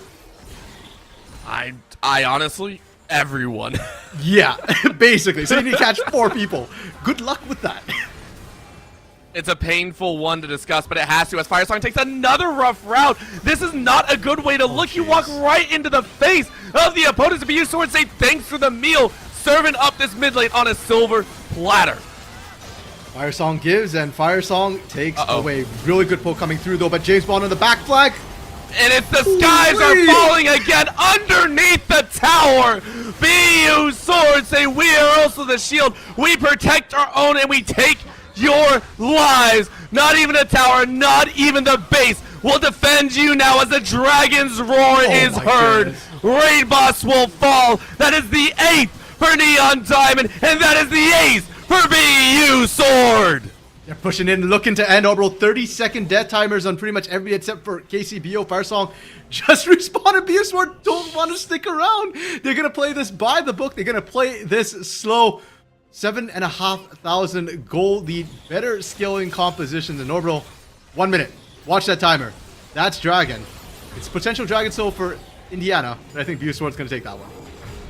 Like, if that fight didn't exude everything that BU Sword have, I don't know what else would. Right? Like, you get 1 kill, you dive tower for about, I want to say 10 to 12 seconds, and you don't care. What did you lose? You lost 1 on the back end. That is the most illegal thing I've seen so far in this series. It is ridiculous. Well played by BU Sword to capitalize on some of these mid-game mistakes that went down. Indiana now in desperation mode. Even though this is not sole point for BU, they are hunting. Indiana are saying we don't want to give them anything more. Still level 15 on KCBO, not that level 3 collateral damage, but Arrow lands. Very easy to catch. Joey again saying KCBO is dead. Look at the rest of the double shields though. Might be able to keep you alive for a little bit longer. Nah, the scissors cut you to shreds. Bandit Boy trying to get in the mix, but the damage is already done. BU Sword, 3rd time in a row, destroy the side of Indiana. Linus Tech Tips fan. You know what? I'm a fan of Linus Tech Tips fan right now. I'm a fan of a fan because he just cut right through all of them. BU Sword Orbital. Yeah, this one is truly game over. And I'm going to be honest, I don't think Indiana Tech needed to be desperate on that play, but I understand it because you're not going to win by waiting any longer. The skilling only gets worse from here. So salute to Indiana Tech, but it is going to be BU Sword walking away with the series win. You know, I don't think I gave it enough credit. That ending by BU Sword was one of the cleanest fights cross-map that I think we've seen. It was one that exuded their strength, and it was very necessary because it was a great series. I give a lot of credit to the side of Indiana Tech and BU Sword. They played one heck of a match. Game 1 went the way of Indiana. They had a strong resilience to the aggression. BU Sword Game 2 took over, and then Game 3, we literally saw both sides come out in this matchup. Yeah, and you know, when we started talking a lot about junglers, or well, that was where our eyes were drawn to. And the early game was a lot about junglers, but at the end of the day, it came to that top lane. The top lane that we saw Poppy take over, Linus Tech Tips fans getting kills, solo kills in a 2-tank matchup. And this game, once again, came through with the Gwen. We talked about it in draft, how scary the thought of that was when he had just dominated on a tank. What can he do with a carry? Well, you saw what he can do in a carry. It's destructive, and honestly, I wish we could go in even further, but that Game 3 sent us a little bit over time because there's another match that wants to be played right now, and Illini Esports Orange and Fisher Falcons, I believe, are going to be attempting to face off in the Legends Division. We got 2 brand new casters for you here today. So, of course, from myself and RMC here on this, thank you so much for tuning in, and we'll be right back with our second series of the night. Don't go anywhere.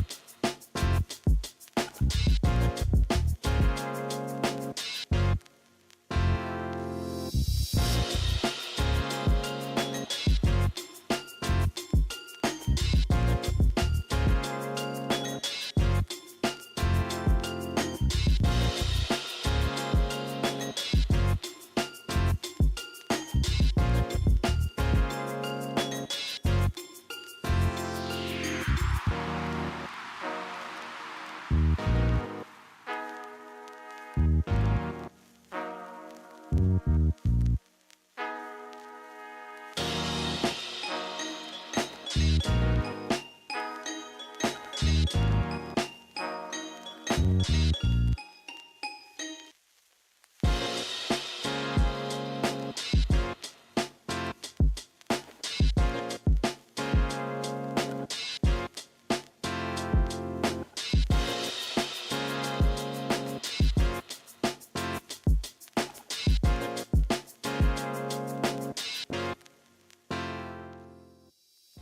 evening, everybody. Welcome into the NECC Legends Week 4. We got some League of Legends on the docket. You saw the awesome game earlier, but we got a little bit more action. Our last best of 3 of the evening. UIUC, Illinois Esports College Orange versus the Fisher Falcons. My name is Yanni. I am joined here by my partner in crime, Shibby. Shibby, good to see you. Been a little bit, and we got some League of Legends on our hands between two teams that are pretty solid. Yeah, Illini Esports Orange, a university I'm very, very familiar with. They competed in the MEC last year. They were pretty damn good. They were our best or third best team in the regular season. They made it decently. They made a decent playoffs run there, and I think they've had a really revolving door kind of a roster. They do have a main team and a sister team, we can call it, which is what we are casting today, the Illini Esports Orange. And there are some faces I'm familiar with, right? Cages, Noob Sleep Early, Refugo, I Am Newbie, all monsters in their own right? This is their B team, and they actually got to compete last year in the MEC and took a series from one of our other teams. So it's not like just because we're not looking at their main team that this isn't a squad to kind of be on the watch out for. Yeah, these guys are no slouches. I mean, they're currently sitting at 2-1 right now. They have a bye week in the future. Byes count as wins, so they're already technically 3-1. And they're taking on Fish, who are currently sitting at 2-1. And, Illinois Orange, they're sitting in that third place spot right now. A win tonight would be really, really massive for them. Yeah, I agreed. It would be such a big win for them. I think right now, because of how short the NEC schedule is as well, kind of right with the weeks in the regular season, every win kind of counts there. And so I think both teams obviously looking to come out with a dub, but I think, like you said, it's much more important for them on their side here. Fisher Falcons here, another team that's kind of not to be trifled with, right? Fisher, a historic kind of college, known across all esports, Valorant, League of Legends, Rocket League, Super Smash Brothers, right? They've got everything on lockdown here, and I'm very excited to kind of see what this sister team of Fisher has in store for us. Yeah, and so you can already take a look. We are into the draft now. We've already made it through all of the bands. Senna Nautilus, oh my god, dude. I hate this combination. I just really don't like it. On the other side, you can see Fisher picked up Karma. I know that you and Mag Dewey had a little bit of a tally going on of teams not banning Karma. Yeah. Over in the MEC, we've got a pretty big tally going. I think Karma is permaban on red side still, even with the nerfs, because realistically, that champion, even with the Q Mantra nerfs, is still disgusting. You'll have Mantra uptime so fast once you build that Malignance, right? You just hit Mantra R, you hit your W, you throw your E on, and you have Mantra RQ ready again in a pretty short rotation. So I'm surprised that Illini actually let that through and didn't pick it up for themselves. Can you talk to me a little bit more on why you don't like the Senna Nautilus? Because right now, I think Senna is like a Z tier bottom laner. Oh, no. Don't get me wrong. Like, Senna is fantastic. Nautilus is pretty good too. I just don't like them in conjunction with each other. I just don't think it's that great. And when you take a look at what they're going up against on this side, Braum Ashe, that is not a combination you want to go up against if you are Senna Nautilus, because there's a lot of poke that goes down. Sure, Senna can sustain a solid bit, but Ashe Braum has, once they land an ability on you, it is curtains. You are going to likely get stunned due to the slows attached to these champions, right? So you get these nice chunk trades in faster than Senna should be able to heal up if everything goes perfectly, right? Obviously, if things don't go so great, then it's kind of a toss-up. But obviously, the late game scaling of Senna plus the utility that Nautilus brings, especially against a carry like Ashe who can't move around too much, it's solid in that aspect. Yeah, I also kind of makes it difficult for this Nautilus to hook in, right? Hooking into a Braum is the last thing you want to do because he's going to trade autos with you. He's going to get that Winter's Bite passive going, and you're going to have to take the long walk of shame out of there while you're getting pelted with the Ashe arrows, while you're getting pelted with the stun stacking, and by the time you try to get out, you're half HP. So it makes it really difficult for I Am a Newbie to actually function in the lane, I would say. Outside of lane, beautiful, beautiful duo, right? They can put so much CC. They have healing. They can make you untargetable with the Senna, right? You've got a lot of lockdown potential with the Nautilus. It's getting it out of this lane, which is going to be the difficult part for Illini. But like we said, I think Senna at this point right now, like you ask a lot of people, it's very divisive, right? Does Senna have any counters? No. Well, like, what are thoughts on Senna? I don't think there's any counters. Or some people will say, I think Senna's garbage. It's a trash pick. And they'll have their own counters. So it's a very, very divisive pick at the moment in Tier 3 and in Tier 2. I lean towards the side that it's Z tier. It's amazing. It's kind of unbeatable right now. And if you're not a Senna playing team, you better have a damn good strategy going into it. And hopefully this one that Fisher Falcons drafted is good for them. Yeah, I mean, if you were to ask me busted or bad, I would very much lean toward busted, right? Speaking of busted, see Hui getting locked in here for Illinois Orange. Hui, very, very good champion. Lane early on against Karma can be a little so-so, but later on, you think Karma does a lot of damage from afar? Well, Hui will be packing much more damage from much further away. Yeah, Hui, one of the few champions that has been able to go toe-to-toe with the Azir pick that we've been seeing a lot of. So even into the Karma that we see right now, still very, very good. Has longer range, can damage you, can trade with you, can shove the wave without really ever interacting with you fully, right? And he's got a plethora of abilities to choose from. I think everybody by now has kind of figured out the button combinations, right? QQ, QW, that kind of stuff. Sometimes you use the utility stuff like the water paint stream to get your team faster ahead or get them out of dodge, but most of the time you're clicking onto that fear, you're using that massive AoE kind of wave clear QQ, and you're really just maintaining control of the lane, and you're not allowing yourself to be shoved in. And later on in the fights, that Hui ultimate, the more it expands, the more it kind of can go into this kind of death ball style team comp that Fisher Falcons has. Oh, it'll get tons and tons of value here. I think the thing that we missed out upon, Yanni, is that this top lane matchup is something I haven't seen in quite a long time. Cassante into Renekton. Renekton, one of those champions that was probably one of the biggest losers, I think, in this new season or season 2024. Removal of Gore Drinker, changes on a lot of items. Sundered Sky is good, don't get me wrong, but I feel like the Crocs laning phase is not capable of going toe-to-toe with Cassante. Yeah, I would agree. I think his laning phase is actually still fine, but Cassante's, I think, is quite better. But again, you mentioned the loss of some items and some of these new items that are currently meta is just very bad for Renekton. And, that causes a pretty big problem. And you'd think a champion like him with his top dominance, right, would be what you'd want, right? You can go secure grubs. It's super easy. Renekton was always you lock in Renekton, you win the lane, guaranteed, but not anymore, as you mentioned. So I'm interested to see how they play around that top side, because I do think the top side power of Renekton Maokai is kind of dwarfed by Cassante and Xin Zhao. I just think that out of those 4 champions, 3 of them are really strong. One of them isn't as strong. And for Fisher, they got the one that's not as strong.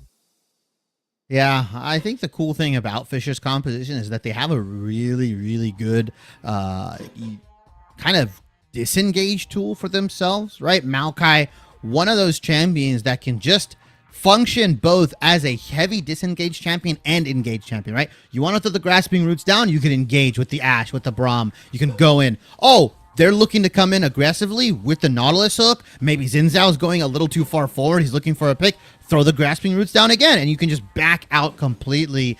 Maokai is just so good right now, both in the jungle and support role.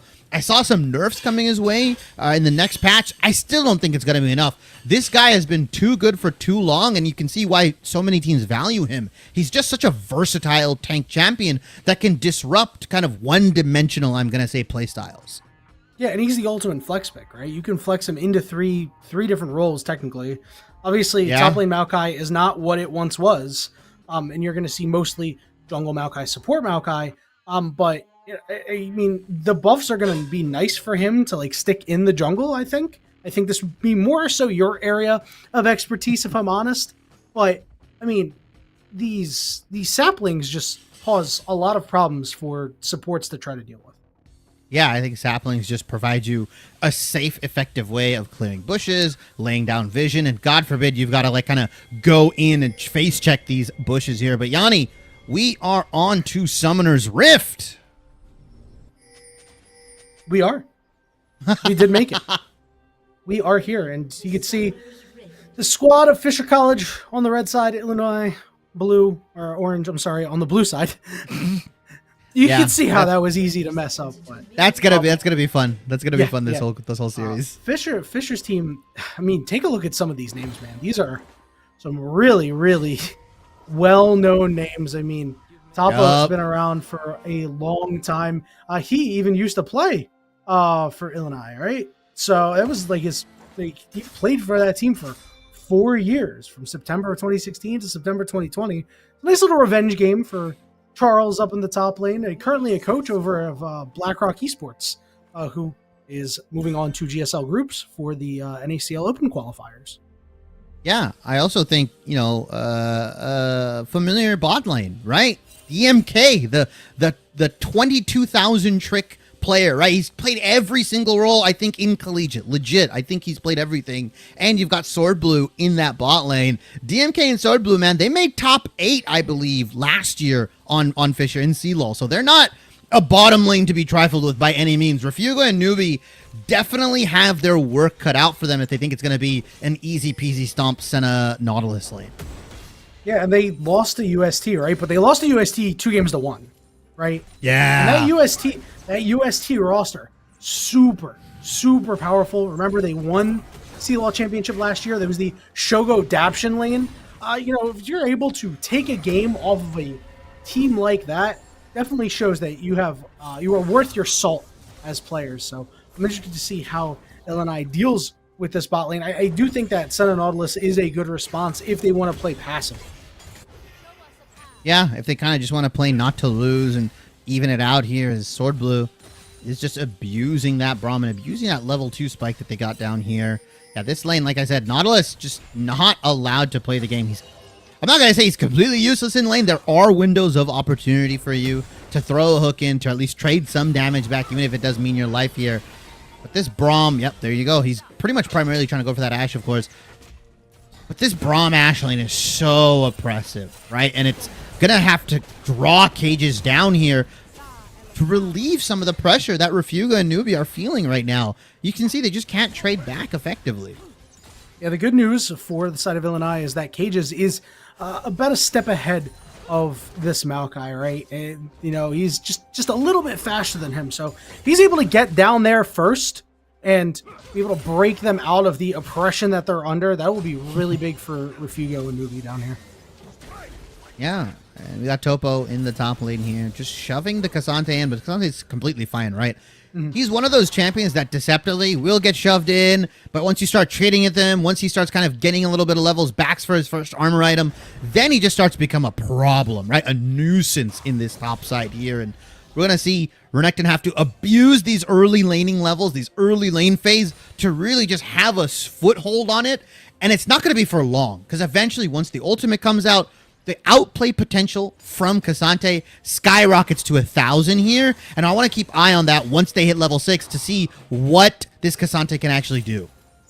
Yeah, you can see Topo definitely having a good trade into Cassante there, and just trying to take more control of the lane. Braum a little too far up, so Sword Blue will take some damage, but not really what you're looking for when you've got a Nautilus on your team, right? Yeah, that's not ideal. And Radar has snuck into this bot side here. Newbie and Refugo. Oh, there they go. They're going to engage on to Newbie. Newbie is going to be stunned up very quickly. He's dead. I think he's just going to hold on to his flash. He will. It'll be first blood going over to DMK.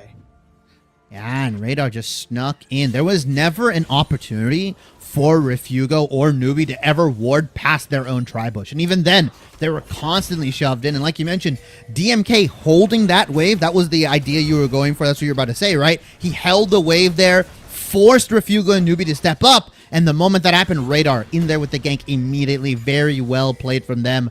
Like I said, man, this is a top 8 CLOL bot lane. Sword Blue and DMK have been around the block before. This is not new to them. Yeah, and they're going to use their jungler to help them at every step of the way, if possible. Everybody's like, oh, well, you can't 2v2 us. It's like, well, who cares, man? As long as you got more kills, right? The one thing I don't like here is Sword Blue very low. Look at Radar. Could potentially die here, but you mentioned it. Radar coming in for the counter gank here. Newbie does have flash available and now they're going to go after Refugo. Refugo forced to flash out as well.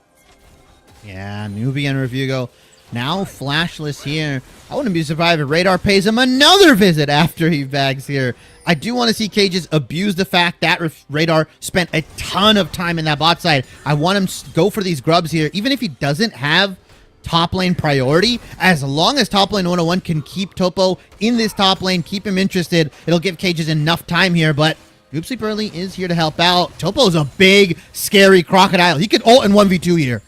Yeah, and Rollick is now on his way as well. However, they will take their prize of 2 grubs. So that's been the trade that you've typically seen if the other team isn't going after Dragon. It seems like now more than ever teams are saying, you know what? We'll take 2 grubs. We'll leave the last one up if we're under any pressure, and we don't care. We'll just let them have it. It's okay. 2 for 1, very good. Yeah, you don't want to die for the last grub, right? There probably is a world where they skirmish, where they potentially go for it, and yeah, you get 3 grubs, but if you give 2 kills over to Topo, 1 kill over to Ralik, that's not worth 3 deaths, potentially 2 deaths even, is not worth for 3 grubs. You can make the argument 3 grubs for 1 person sacrificing themselves is kind of worth it, but you have to be able to capitalize on that next grub spawn. We'll see how hard Illini tries to play for this. Because they took those 2 grubs and because Radar actually had to run all the way over there, the Dragon trade can't happen, and Radar started on the top side. His top camps are up, so this leaves a window for Illini's bot side and Cages to go for this Dragon for free. Very well played from Cages. The jungle pathing and know-how to abuse Radar's overstay has just been snowballing them in objectives right now. Yeah, not only Radar's overstay, but also Sword Blues, right? Because they were desynced in the bottom lane on their backs. So obviously, in a 3v2, you probably don't want it, but you know, you're certainly not going to go for it when it is a 3v1. So good stuff by Cages on the side of Illini.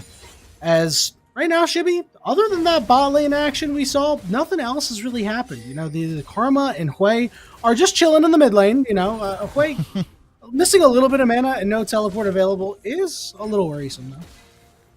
Yeah, I think they're more than content, both of these guys ping-ponging lanes back and forth. I don't think Illini truly want to fight early. They're just kind of more on that opportunistic kind of skirmishes, right? Let's use numbers advantage. Let's take the objectives where we can. Let's track where Radar is as he's got back in the top and the bottom lane. Just looking for a little bit of over-aggression from Refuga and Newbie. Radar has just been honing in on these 2 guys. I feel like Cages can go for so much more now if they spot him out at least. Yeah, this bot lane is definitely on his radar right now. You saw Refugo dealing a lot of damage back to DMK, right? Oh, look at this. Going to force them back. And now the 1v1 up top. Dominus popped, but Cassante is going all out, looking to finish off Topo. He does flash away, so he will survive for now, but it's exactly as you predicted, Shibby. Once Cassante gets a couple of levels on him, he's going to be a tough one to fight. Yeah, first armor item plus level 6, that's where the lane starts to change. I've seen it time and time too often again, right? Cassante is one of those champions that you just know instinctively is they are going to drop Refugo's ultimate here. Nice dive. Uh-oh. That's stun. Oh, he's going to die. Oh, top lane 101 goes down. Cages will be able to pick it up, but that is a tough loss. You might be top lane 101, but he should not be teaching any dive 101 classes because that was very, very, very sloppy there. The timings were all off. Refugo used his ultimate, I think, a little too early. You wait for Cages, then you let top lane go in, or you allow Cages to come in first with the winds become lightning so that he can flash out here. Really good from Topo, right? A 1-for-1, despite them sending 2, should allow Radar to at least bare minimum get some finish in. But now, yeah, he's in trouble. He's getting clapped on. He got knocked up, used that twisted advance, but the engagement is going to go down in full. Radar does get blown up the Hui, just putting him on the pallet there with his blood. Meanwhile, on the other side, Refugo is in a lot of trouble. Even the red buff is helping out Fisher College here as DMK able to close out on that kill. A 1-for-1 overall, and they save Cages' red buff. They get the kill onto Topo. Illini still trying to be a little proactive, even though a lot of their champions don't want to scrap early, right? Senna Nautilus, they want to wait for an item or so. They want to try to get in your face after because the Senna scaling can get really, really disruptive here. But I like that Illini helped their jungler out. They rewarded him with that top lane dive by saying, hey, We'll protect your red buff. We'll make sure Radar doesn't get anything else because he's been spending a lot of time in that bot lane. So he shouldn't be allowed to get camps off of it, right? He shouldn't be allowed to get into an EXP lead, get into a camp lead. Cages should have full control of tempo, of farming, and all that stuff. And you can see in the CS difference, right? 80 to 61. He's got a nice, almost 5-6 camp lead if we're just talking pure jungle camps here. And they're going to start to play for potentially these 5 grub stack here. But instead, they're going to go on to Radar, who's flashless. Yeah, he's in a lot of trouble, but which mid laner is going to get here first? It looks like it's Karma, but it doesn't matter. Radar is the one who goes down. Here. Ooh, big root comes through. Cages is solo. Topo is able to get one. That Dominus doing a lot of damage, making him real big. Double kill for the Croc. The Dominus just ripping through the Rage Bar as well. Sword Blue once again, just early on the roam, just beating out Newbie by about a second and a half.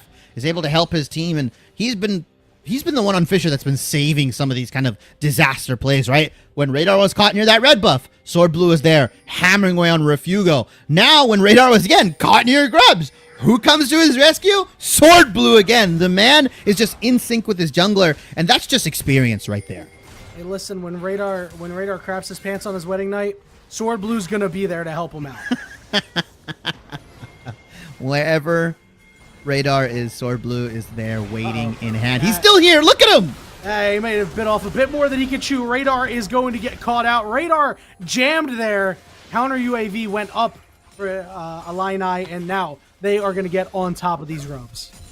Yeah, Radar trying to limit test a little bit too much on that Maokai. He's not super tanky yet, although they are going to look to try to stop the 5 grub stacking, which, if I'm Fisher, I don't know how worth it is, right? Because top lane 101 is there. I think Illini can go for this. What is happening? I don't know why they're backing off. They have numbers advantage. Topo just backed. Go for the 5 grub stack. I'm not even talking. I'm talking about the grubs. They go so far. Oh yeah. The range leash is crazy. They will sometimes. It's so weird. They'll follow you to turret sometimes. It's how far it goes. I did see that happen once. Didn't yeah. Like, it happened on LCS. Didn't it result in like the turret hitting the grubs too? Yep. I think they patched that out, but it might still be able to go pretty far. Yeah, it's very, very. Grubs is still new, guys. It's the newest AI spaghetti code in Riot's games, League of Legends here. It has some kinks to work out, but they are going to end up going for this Dragoneer Cages. DMK and the rest. DMK was forced to flash, so he's got to get around, and that means Radar and Sword Blue can't pull the trigger, but they can go for this Dragon if they want. It does reset. We'll see if they elect to stick with it, and it looks like they will. On the other side, Illini, Noob Sleep Early is just going to shove in this wave for himself. They realize, you know what, we can just give this Dragon up, boys. It's all good. It's one Mountain Dragon. That's fine. For Illini, it's okay, right? They got their one Dragon. They delayed the game by a little bit. Ooh, nice tank from Newbie. Newbie is in a lot of trouble. He hooks the wall, keep himself alive, but Refugo gets rooted up and nowhere to go. Can't even flash. Newbie will just barely be able to get out, and now they'll turn onto Cages, but Cages will survive. Sword Blue goes the wrong way, hops over the wall to safety, but now Newbie could be the target again. Very low, and he goes down. His DMK is just so well protected by this offensive line. I know, right? He's got bodyguards on all sides. Gralic, Sword Blue, Radar. I mean, just allowing DMK to fire away with that lethal tempo, extra range, and Illini looking a little disjointed. Interesting in that Cages would go jump onto Sword Blue, even though Braum still has that ability to jump to a teammate. He can W over. I was fully expecting him to go on to DMK because he hit the Winds Become Lightning on him, and then use the ultimate to knock everybody away, and then you can allow Noob Sleep Early to kind of isolate damage onto DMK, but that wasn't the plan. That wasn't remotely close to what happened. Fisher just ran them over with the numbers advantage, 4v3. Now, the good news for Illini is that the gold is still even for right now, which is quite surprising, Shibby, I must say, with the way that Fisher has been fighting. And it just seems like they are quite a bit stronger right now, but that did a lot of damage. Malignant's Karma is nothing to mess around with. Oh yeah, I told you that first item power spike, and she's going to have that mantra R queue up again really, really quickly. I think the important thing to note, though, despite the gold being even, Yanni, is that Fisher's gold is sequestered on all the right members, right? Your early game top laner Renekton 3-1. Your Ashe that generally has trouble doing damage, she's 4-0 with the Bork, scaling towards that next item. As we can flash towards the gold here, yeah, top lane 600 gold right now ahead, and that's what we see, right? It's all on the right people, while for Illini, it's on Xin Zhao, it's on Hui. It's not wrong necessarily, it's just not enough. Newbie could be in a lot of trouble, but Radar is going to follow him. They're going to turret dive this. Newbie's going to get some shielding. Members are getting low, but Sword Blue just doesn't take that much damage right now. Cage is looking for the engagement. DMK a little too far forward, and oh my joy, almost took out Refugo. He does! The minions are even on the side of Fisher. 6 kills for DMK. Oh my, and that was just because Cages was trying to give the kill over to Refugo. Fortunately, he gets stunned up. Dragon King DMK just drops that Ashe Arrow right on top of Refugo's face and just hammering and pelting away at him. Yeah, the minions, unfortunate. A little bit of luck for Fisher here, but with that team fight, Cages and Illini want to go for this Rift Herald. Let's see if they'll get it. Dominus pop by Topo. He's in the middle of the fight doing a lot of damage to Cages. Trying to get some help from the Cassante up top. But look how low Radar is. And he gets blown up by the Hui. And that means nobody is there to help out Renekton. It's Rollick against the world. But trying to at least stage a comeback here. Sword Blue is here. DMK is here. But off to the side is Refugo. Unabated, just dealing damage to the key members in the back line. And this is going to go down as an ace. No, Sword Blue flashes away. Sword Blue gets struck from the skies. Hui slapping that brush, knocking the devil out of it. Ooh, top lane 101 with a massive 3-man knockup. Catches Rollick, DMK, and Sword Blue to swing that fight in their favor. Despite the health bars being low, the numbers advantage for them was massive, as we are getting a little bit of screen tearing here on my side. Whoa! Guys, I'm being sucked in. We're in the Udyr dimension. We're in the Udyr dimension. This is what the Mac Dewey told me about the Udyr dimension. I know Udyr is not in this game, but I feel like that was the Udyr dimension. You gotta enlighten me on the Udyr dimension. That was the Tron dimension for me. I mean, even I, an avid Udyr player, did not know about that. But we're back in. I didn't know that Missing No was added to League of Legends. Yeah, there you go. That's exactly what happened. We encountered him in a random place. His Cages is encountering everybody. Noob Sleep early is gonna get hit. From downtown. DMK have a game 8-2. And that means that they've got all of this real estate to get these wards down. A little bit of dragon advantage, because this Wait doesn't have TP. Yeah, 15 seconds until the dragon comes up here, and although top lane's fighting, I don't know if this 3-man squad of Cages, Refugo, and Newbie can fight this. DMK, like you said, is so well guarded. He's gonna eat a hook, but it's fine. Yeah, they were faking the no guard on him. However, they're trying to turn this Refugo, getting some shielding out, but Newbie is going to be caught off on the side. He's just way too slow, and DMK is way too fast. Yeah, the Karma Shield E coming in, giving that extra move speed, and yeah, getting pelted by DMK here. Gonna be able to complete his second item, right? He's on his way towards whatever I believe it is gonna be a Kraken Slayer for themselves, and that's just gonna make it that much harder to kill. As top lane 101 and Topo Arch is fighting here. Both guys looking to fight under this turret potentially. Dragon gonna go over to Fisher, and Refugo and Cages. They get a little constellation prize. They get that mid lane tier 1 for themselves. That's going to potentially open up the map for them on future objectives.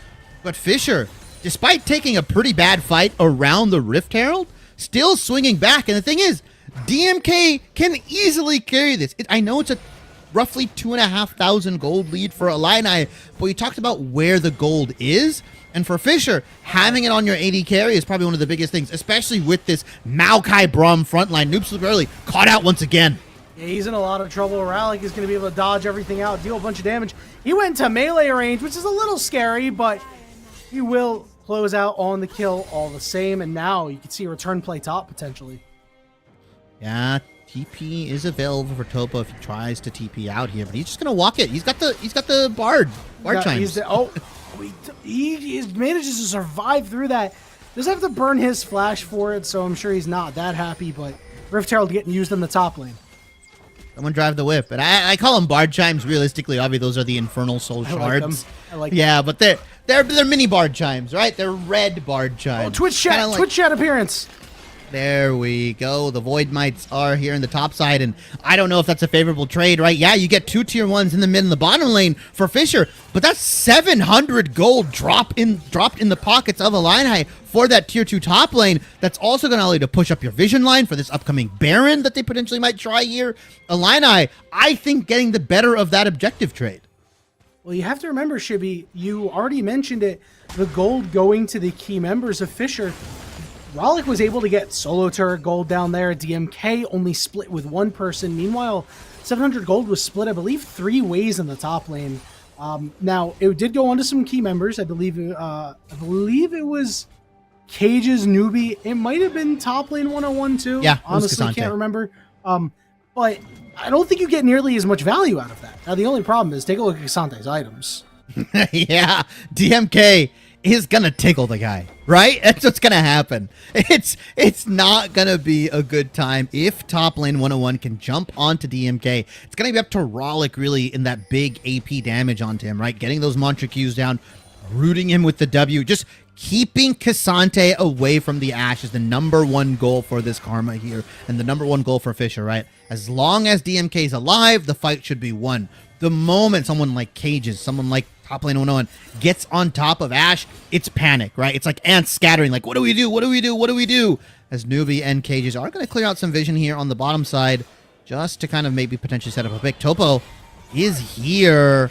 Dominus is available, but Fisher just trying to get some vision back, right? I'm surprised we don't see some focus from Fisher onto this Baron side. It's 2 minutes until Dragon. I think fighting for this vision is not that important right now. Maybe in like 30 to 45 seconds, you reset, get some wards in, buy a couple control wards on your jungler, on your support here, and then start clearing vision out. Because I think Fisher is liable to just rip this Baron potentially if they know that Illini is just going to hyper index on this Dragon and kind of overload that bottom side. Yeah, and you see how fast this Ashe can auto attack. That Baron will melt, right? And I remember, this ain't your mother's Baron, right? This is new Baron that is much tankier, but you can still, Ashe will just sit there and just fire away arrows upon arrows upon arrows. And that will mean that Illini needs to have a quick response on it. Oh, we're back into the Udyr dimension. What happens in the Udyr dimension? Oh, we're out. The gates. You just kind of the gates. So you're just in his mind while he's channeling. Yeah, so Udyr's domain. Udyr's domain expansion is that you are on the map. You are stuck under your turret in the mid lane.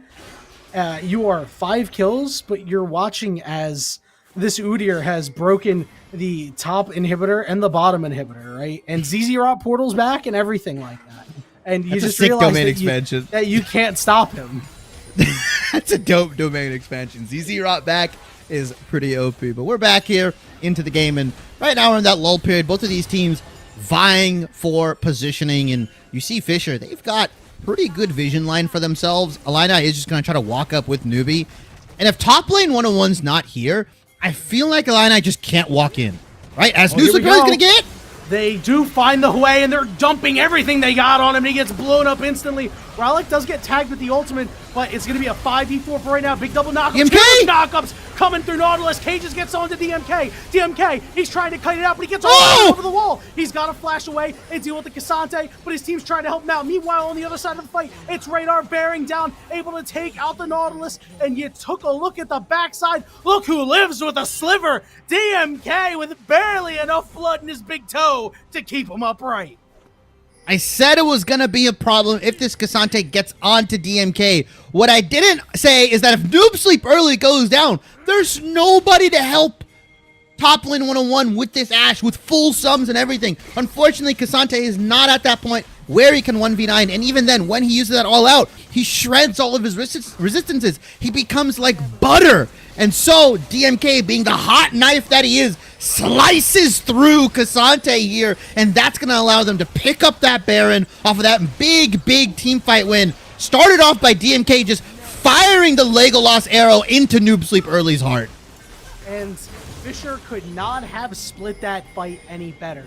send Radar and Topo to deal with Senna Nautilus, and then play Get Down Mr. President with Sword Blue and Rallic on top of DMK, the only members that could save him. Teleport coming in. Enchanted Crystal Arrow lands onto the Nautilus. Nautilus going to get pulled in, taking a lot of damage, but Rallic is forced to flash back out. Let's take a look. DMK still very well protected. The entire front line's on top of him. He's untouched through this fight and just wailing away on these guys. They're losing HP by the second. Sword Blue even gets a kill. Cage is forced to try to get out of the pit, but he gets stunned and taken down. And Illini just get run down by the Frost Archer. And we talked about the disengage potential from Fisher, right? The kite ability with the Maokai, with the Braum. DMK is so safe, man. He's safer than a baby in the Pentagon. That's how safe he is. A baby in the Pentagon? Right? Well, Shibby. How safe is that? Shibby, you're assuming that this baby has national security clearance, right? If he's in the Pentagon, he's got to have national security clearance. You ever see that Key and Peele skit where he's trying to get on the plane? I just actually watched this one again last night. And like he's boarding group 1 and he has to wait to the end, and they call like veterans and like people in wheelchairs, and they call like, okay, military people in wheelchairs, okay, military babies in wheelchairs.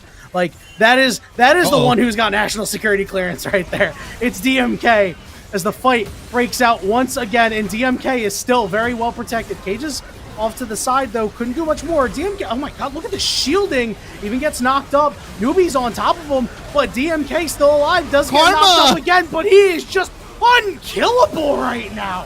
Like, we thought that top lane 101 was going to be the guy who wouldn't go down. It's DMK instead. It's a 2-for-1 for right now, and Topo on a big flank here, just looking to get on top of some of these key members. Shut down for DMK, and the Croc is tanking it up. DMK just has to do a little bit more damage, but Rallic's shielding is crazy. This inhibitor's going down. Yeah, this inhibitor's going to go down. Maybe the game potentially is they might fancy themselves this bottom lane inhibitor instead. Smart, well played, do it surgical. As DMK is like, guys, help! Guys, help! DMK is actually stuck now. DMK will be fine, luckily. Nobody's fast enough to catch him, and he realized quickly enough that gotta get out through mid lane here. Yeah, I could just walk it. It's fine here. DMK is going to cash in a big chunk of gold right now. Whoa! Oh, the lollipop!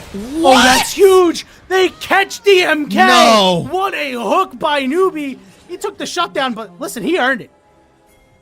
No, that...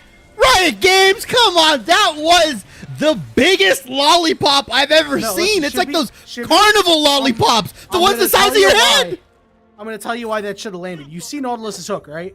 And how it's got the one on the left, the hook on the left side and the right side. So he threw it, and then, logically, he's got to pull it back after he throws it.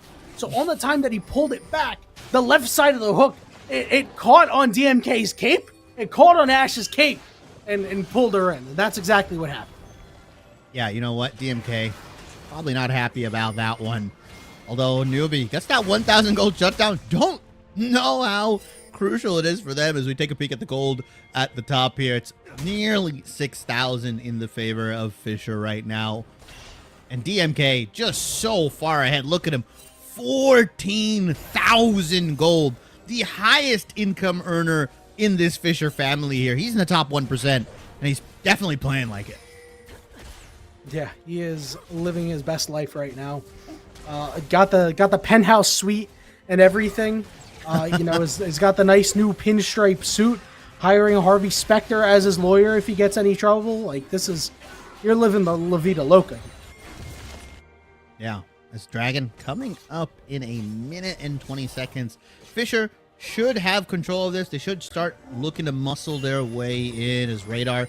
He's going to clear out that bottom side. He's going to start throwing the saplings down. And Illini, I feel like this is the fight they have to take, right? They definitely don't want to give Infernal Soul over to a team like Fisher, to a Karma, to an Ash, who are already ripping through you. Infernal Soul is just going to give them that much more oomph. I'm okay with Illini's decision to just bank the game on this fight. Win or lose, that's fine. But if you give them Infernal, you have like a, 5% chance of winning after that? Well, Radar might be the target, and Cage is the target on the other side. Let's see who's got more damage first. Radar's got a lot more shielding and healing than Cage's does, and the rest of the fight is just going to look even worse for Illini because Topo's gotten onto the back line. Noob Sleep early is super low. Rollick flashes over the wall to get onto the back line. Sword Blue may have gone down, but guess who is still healthy? The carries of Fisher College. Refugo falls. There's a wave in the base. Shibby, they put this one to bed. Double TPs coming in to start pushing those Nexus turrets down. DMK flashes over. He's like, I want to end this one. 31 minutes here and a monster performance from this Fisher College bot lane. We talked about DMK and Sword Blue not being any slouches. They're familiar with the top of Collegiate. They made top 8 last year, and they show why they are just the dominant bot lane force right now. Yeah, they are crazy. And the really weird part about this, and you saw how good they played, this isn't even Fisher's main team right now, right? Like, you just think about how this Seal season is going to go. Like, you mean to tell me that the actual starting roster of Fisher College is better? Like, this is insane.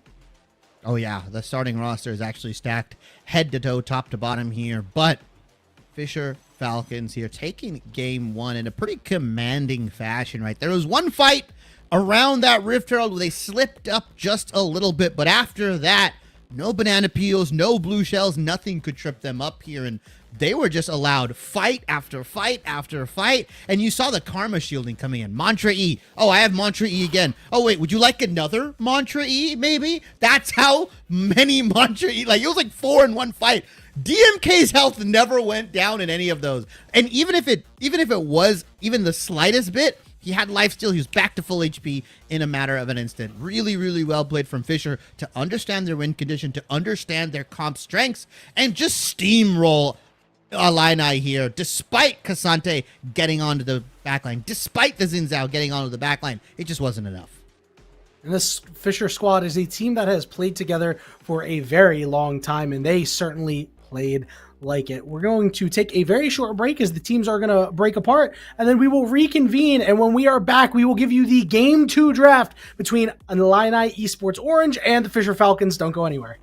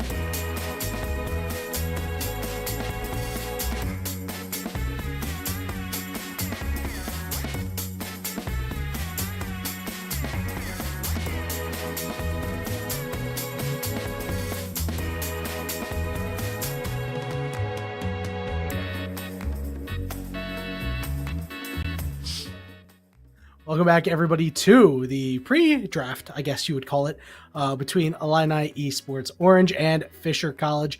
Yanni and Shibby still giving you all of the action, and what a game one we had where Illini was in the lead for a very long time, right? The gold lead was always close, but it felt like Fisher was just out fighting them, and then Fisher was out fighting them and still was down in gold, and then Illini had a really good fight and was really up in gold, and then Fisher just said, nah, I'd win. Pretty much, right? They had the hollowed one on their side, literally DMK, just absolutely running amok. Nobody could touch him. Ash. Nobody could literally touch him. Nobody could touch him. He had precognition, whatever you want to call it here, but we are into a new draft, a new game. Sides have been swapped here. Fisher on the blue side and Illini Esports Orange on the red side here, and I'm gonna see if the drafts or the bans change up at all, or even a little bit. I don't think the Ash, it's easy to say, okay, Ash was the problem, Ash was the carry, but it wasn't necessarily like a lane issue, right? DMK was just picking up kills with radar, right? It was more the Senna Nautilus that you mentioned, where that was like a little too slow. It was a little too passive in the bot lane, and so it forced them to get choked out. It put them in a really bad position. I would say the answer to Ash is a more aggressive lane. Something like the Varus Nautilus would have paired so well with that, right? I think that's a champion that would have been really good. Misfortune, a very underutilized champion at the moment. But once again, Illini Esports, they saw what Karma did to them game one. Did the mantra ease? Was that, are we just going to try to counter it with Serpent's Fang here? Is that the plan? Well, I think Rallic went like 4-1 and like 22 or something like that. So they clearly thought that, well, it's not the Karma, right? You know, they clearly didn't see the shields or anything like that, or the self-healing on the ult W tether. But I am interested to see if they are going to go an 80 carry option that will benefit from building the Serpent's Fang. Take a look on the other side. Cassante, Maokai, the lock-ins here for Illini. Another Cassante B1 here for Illini. Might open it up to another Renekton counter pick. Maybe even a Gwen would be kind of nice here, right? Into the double tank, shreds through the Maokai, shreds through the Cassante here. Let's see what they end up going for on their B2. Varus. That is a champion, and that's not necessarily a Varus Karma bot lane, right? That Karma can be flex mid, can be flex top, and the support. I think she's much better in the solo lanes. The influx of gold does wonders to get to that Malignance power spike that we saw. You just saw how much damage she was doing, how many rotations of mantra she could get off of that one item being built here. And I don't know if we want to run the lane back necessarily, because as much as the Hui is a good pick, right, into the Karma, into things like the Azir, I really felt like Illini's mid laner here was just getting caught out a little too much. Yeah, that is what happens when there are Ash arrows, and so far no Ash arrows available in this game. Although it is yes, I was going to say it is a theoretical pickup. You know, Hui was certainly making an impact in those fights. It's just that Karma was just so far ahead, provided too much utility compared to the damage that Hui has. I'm really more interested at the salty runback in the top lane here, with Topo deciding I want Renekton into Cassante. Yeah, if it ain't broke, you don't gotta fix it here. So Topo, once again, taking it into the Cassante. He did a fine job, right? It was a little rough, I would say. Once Cassante, like I said, got that first armor item, got the levels going into that level 6 there, and was trying to bully him around. But Topo had way more value, I think, in those team fights as that flanker onto the immobile Hui, onto the immobile Senna, and was just doing work in those small skirmishes, specifically where Renekton shines, right? The 3v3s, the 3v2s, that kind of stuff is where Dominus can get a ton of value with the Fury stacking. As we are going to get into the second set of bans here. Vi being removed, Milio as well being taken off the board. Milio, one of the best counters into Maokai, right? Just fundamentally R for R trade, and then Maokai's kind of useless after that. Viego being taken away here. So they think it's a Maokai support. That Viego ban indicates to me that Illini, or at least Fisher thinks Illini, is taking this Maokai into the support role, and they're also going to deny the potential Ashe flex into support for Fisher here. I like that. That's a good pickup, but I want to see what Illini can actually do with these champions, because it feels like they're more taking it away rather than it being their strengths. Yeah, the good news here is that their lane, if it's Maokai Ashe, is a little oppressive. And if they need more oppression, they can always last pick their AD carry or support. Typically, the good pairings with Varus are like Rel and Bard. So I am interested to see if they're going to make their jungle pick here first, and it looks like they will. So what a little bit more time should be to decide what Sword Blue is going to pick up. Sword Blue does play Bard. He did play Bard last year, and it would go so good into Hui, into Ashe, 2 immobile carries. That ultimate could just do wonders right now. That's if Yanni, if you call this out correctly, oh, okay, that's also very good. Silas into Hui, into Maokai, so it is going to be a Karma Varus bot lane. Like I said, I'm much more of it, the Karma going into the solo lanes because you can get that Malignant spike a lot sooner. Zazax plus Malignance is still very, very good, but it takes a little bit more time, and I don't know if Fisher are willing to wait that long. Yeah, the one other lane that we really didn't mention that, could totally be the bot lane is Karma Varus, right? And it is a totally fine bot lane.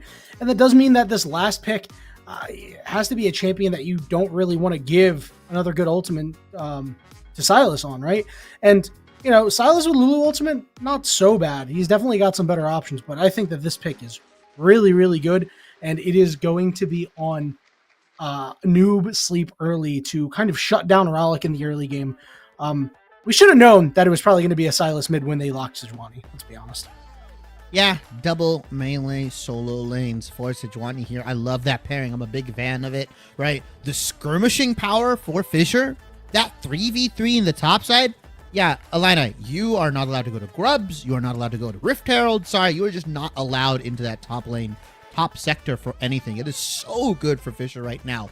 On the flip side, though, Alina does have that Ashe, and the peeling from Alina, we could see a similar performance that DMK put on with this Alina AD carry here, Refugo on the Ashe.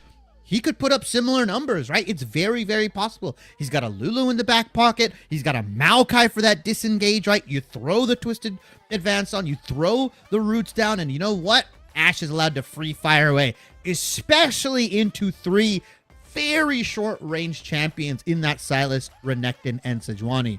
The thing to watch out for is how much damage can you do, because Karma, Sword Blue on this Karma specifically, the Mantra E's will go crazy the later we get into the game. Yeah, the one thing about this composition out of Alini being similar is that it is similar to what Fisher ran in the first game, but a little bit different, right? It's obviously you've got the Maokai for the peel, you've got the Lulu for the shielding, but remember a large part was this Nautilus, right? And the protection that he provided to DMK. And you don't really have that, right? Hui doesn't provide that. And Cassante is able to take one person out if he all outs, but if he doesn't, then he's kind of just not utilizing his full kit to his full potential, but then you're also missing up on like potential double knockups with an Intofo strikes or something like that. Yeah, this Cassante, top lane 101, is going to have a tough job, right? Do you isolate the Silas out of the team fight? Do you try to go for the Varus, who's most likely to be pelting you from a mile away, whether it's lethal tempo on hit Varus, or whether it's going to be that poke variation? It's going to be tough to get on top of them, right? Varus, similarly immobile like the Ashe, but does have a little better time peeling for themselves and can return a lot of damage too, right? The Blight stacks, popping them, throwing the Chain of Corruption down, throwing another 3 Blight stacks, right? It can get really, really rough here. And Silas, like you said, has a bevy of ultimates to choose from. Maokai being really good. Ashe Arrow for those picks, right? Hui ultimate if you want to just AoE and separate Alini from each other. Very, very good. And even the Lulu ultimate for himself could keep him into the thick of things for his next Klingslayer rotation. Fisher Falcons have a very brawly top side, but then they've also got that long range bottom lane, so they can kind of flex into both styles very, very well, while Alini pretty much have a protect the Ashe composition similar to what Fisher had in game 1. Yeah, and obviously, again, we've talked about the similarities, but you mentioned it, that brawl top side coming out of Fisher, you just don't have that on the other side here for Alini, right? Cassante, remember, early on, not so great against Renekton. Like Renekton Sejuani, I think, would convincingly beat Cassante Maokai pre-6. Obviously, as the game goes on, it would go a little bit in more their favor, but I do think Sejuani Silas is a powerful mid-jungle duo and is quite a bit stronger than Maokai Hui. And those Merc Treads might do you a lot of good this game if you are a Fisher Falcon.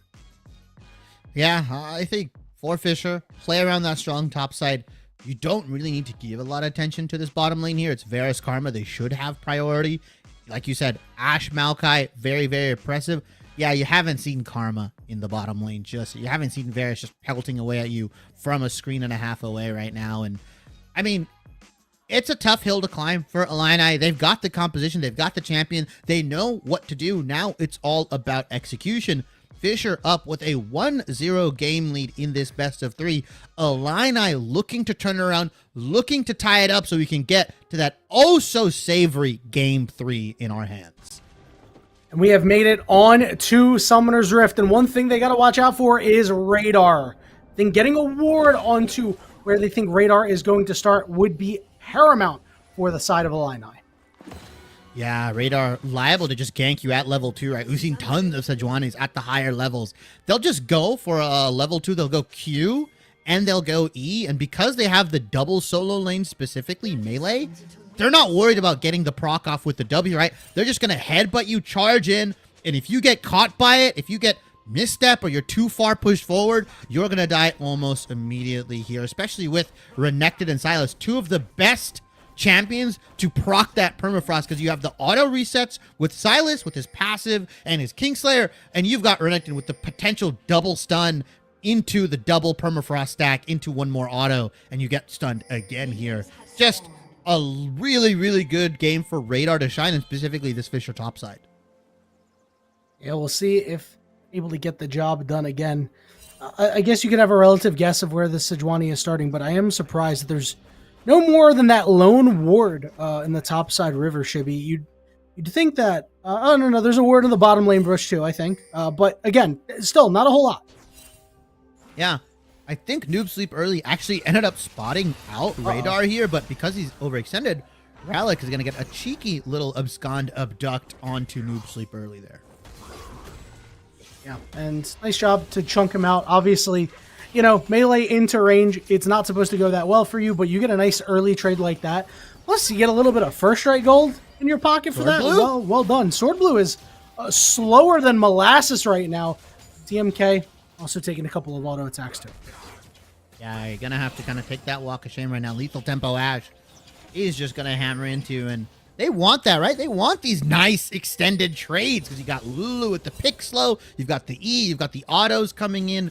Sword Blue and DMK really have to play around the Mantra Q timings, right? Stack that burst damage onto the right target, get the W down potentially, as Ralik is going to eat a couple paintbrushes here and there, but DMK and Sword Blue, despite taking a ton of damage, do get that shove in, do get lane priority for Radar to potentially invade onto cages here. If Ralik wants to, he could sack a wave potentially, he could trade super aggressively with Noob Sleep Early and just help Radar bully cages out. Maokai, not the best champion in these skirmishes. And they have no idea where the Sejuani is, and they're going to go for the full engagement. Lots of flashes burned, both Radar and Ralix, but unable to take down the Hui. That's fine. You take that flash trade any day of the week because Ralik has an innate gap closer with that abscond abduct. If Noob Sleep Early is a little too far out, gets caught behind vision or something like that, right? Doesn't know where Radar is, it's really, really detrimental for this way. He doesn't have a lot of options for himself. He has to pretty much land that fear that he has in his kit onto Ralik to stave off any pressure. And that's a skill shot, right? And so Ralik has a lot heavier outplay potential. So we could see a regank from Radar into this mid lane very, very soon. One thing to note here is that Refugo is down quite a bit of CS to DMK. Even after getting that early trade onto Sword Blue, you know, they were able to hit level 2 first on the side of Fisher, and they've been pretty okay since. Top lane for Tuppo. As we do get into a pause, get to assess the situation just a little bit here. I'm going to go back to our faces, I think. Oh, never mind. We're just going to go. We got the nice skyline. We got the nice skyline. It actually is beautiful, though, right? Did Hui paint that? Oh, you should be for the lore team. Yanni, you got to be on that lore team. What lore team? That would be... That's messed up. Listen, I used to read, what was it? They had like the like the newspaper that they would put in the client, the fictional newspaper. This was way back in the day, Shibby. Oh yeah, Yeah. As we get back here, and it was always nice little tidbits of lore there. And I do miss that. I do wonder if. Wait a minute. Hold on. Let's take a look at this. We're getting freeze into that frame. pause. Yeah, Record the freeze scratch. frame's looking deadly. Record scratch. Yep, that's me. I bet you're wondering how I got myself into this situation, huh? Noob sleep early, just not All right, paying attention Shibby, to quickly, vision. what happens? Radar's I'll gonna let kill you him. call it.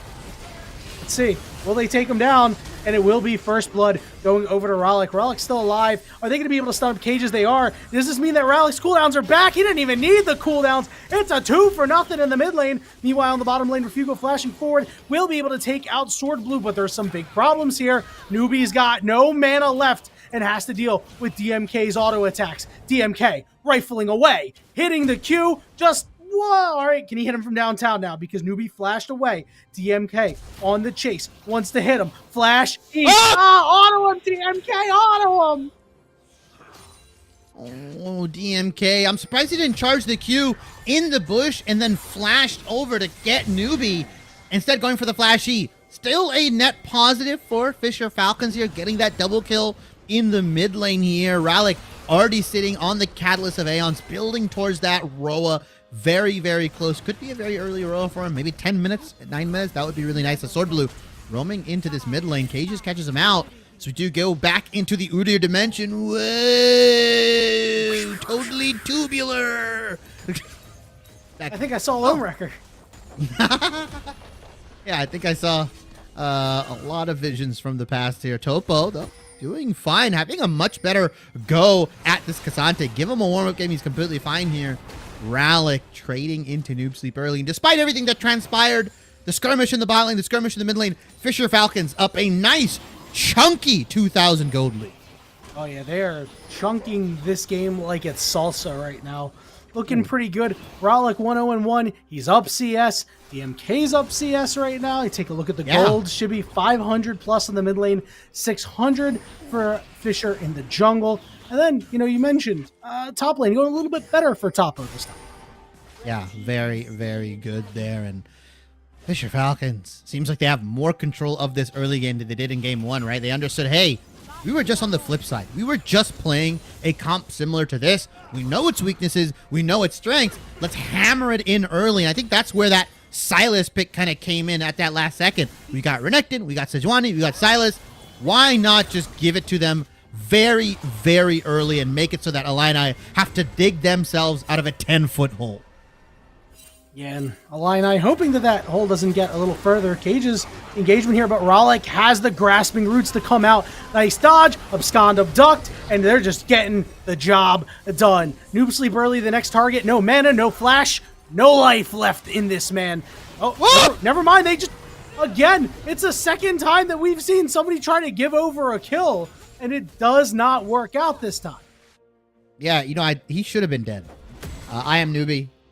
Furiously pressing E to Noob We've all been there. We've all been there. Yeah, help picks got over to him very, very quickly and doesn't make that play super disastrous. But you saw Rallick yoink Cages' ultimate and just use it against him. Very, very well played. Dodges out, like you said, that Bramble Smash, the Q that would have knocked Rallick away, but uses that abscond abduct. And yeah, Rallick just performing on this Silas, right? Just using this champion to its utmost efficiency, bullying out mid lane, going for these skirmishes. We talked about how you don't want to skirmish against Radar and Rallick. Look what Illini did. They went into the enemy jungle, they found trouble, and they paid for it dearly. Cages has not had a great time right now. 0-2 is the bottom lane. Refugo is going to get rooted, and he is dead. Newbie has no mana left, and that will mean the ultimate for the various lands. Those Chains of Corruption, and second kill for DMK. Noob Sleep early is down here, but just can't do too much. Maybe look for potentially a flash kill, but he doesn't have ultimate available. Doesn't have the ability to burst, and Sword Blue has all of their cooldowns up. Are they going to try to kill Noob Sleep early here? Yeah, there's no way. Radar just clearing out some vision. Dragon coming up in 2.5 minutes. Fisher, just really, really well played. Bottom lane winning the 2v2 for themselves. that root into the Blight stack combo, into Chain of Corruptions is absolutely lethal. And Radar, I think he's actually fine. Normally, he'd be in a bad place. They go all the way in. The stun goes onto the Lulu. The grasping roots are out. Radar taking a lot of damage, but Ralik is there on top of Cages, looking to drive him off. Just needs a little bit more cooldowns, but Refugo doing a lot of damage for this point in the game. All out on the top side as Cassante and Topo go at it. Topo forced to flash over the wall, but top lane 101 looking to bring the pain. Class is in session. Solo kill for the Cassante in the top lane. Ralik? All right, he's chill. He's got Sword Blue, but a nice 1v1 kill at the exact same breakpoint too, right? Top lane level 8. Top lane 101, level 8 on the Cassante. Takes Topo across the universe to the river and just able to pick up that kill onto the Renekton. Once again, on his first item, armor, power spike, Renekton just does not have a chance here. And Topo, although he felt confident, although he had a better time in the early game, top lane 101 reminding him why Cassante is one of the best top laners in League of Legends at the moment. Yeah, Cassante is just... Cassante's been in the meta since he came out, right? How many times have they changed him? How many times have they adjusted the guy? 4 different times since his release, and he's still just turbo busted? At some point, I think they're just going to have to fundamentally rework the champion. Do you think he's going to turn out like Ryze? Because, like, I mean, this guy's insane. Like, when you hear what Cassante has, you know it's ridiculous, right? You know what Cassante has, right? No, I have no clue. What is he?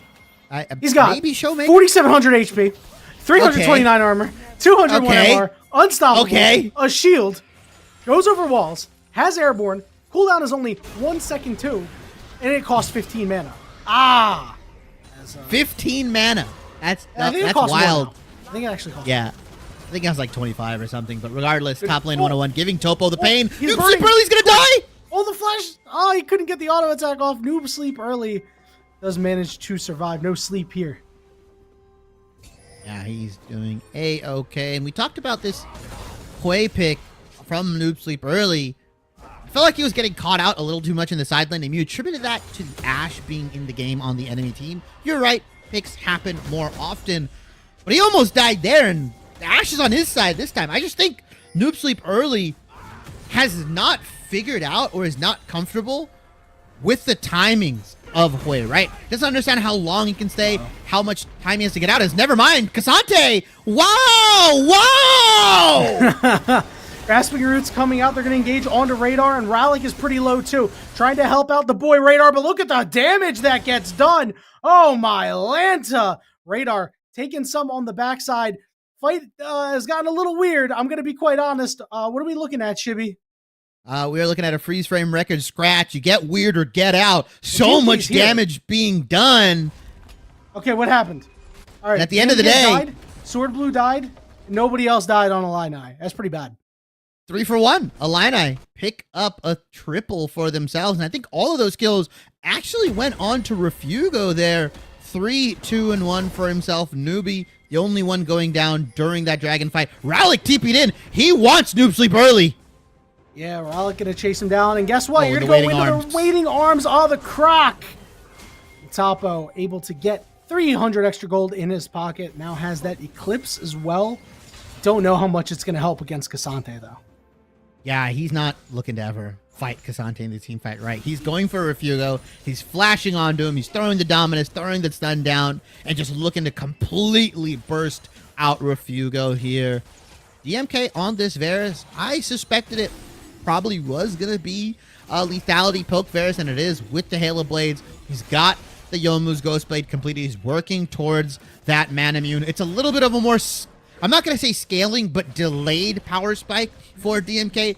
Typically, the poke Varuses will go like Yomu's into Opportunity, into another lethality item.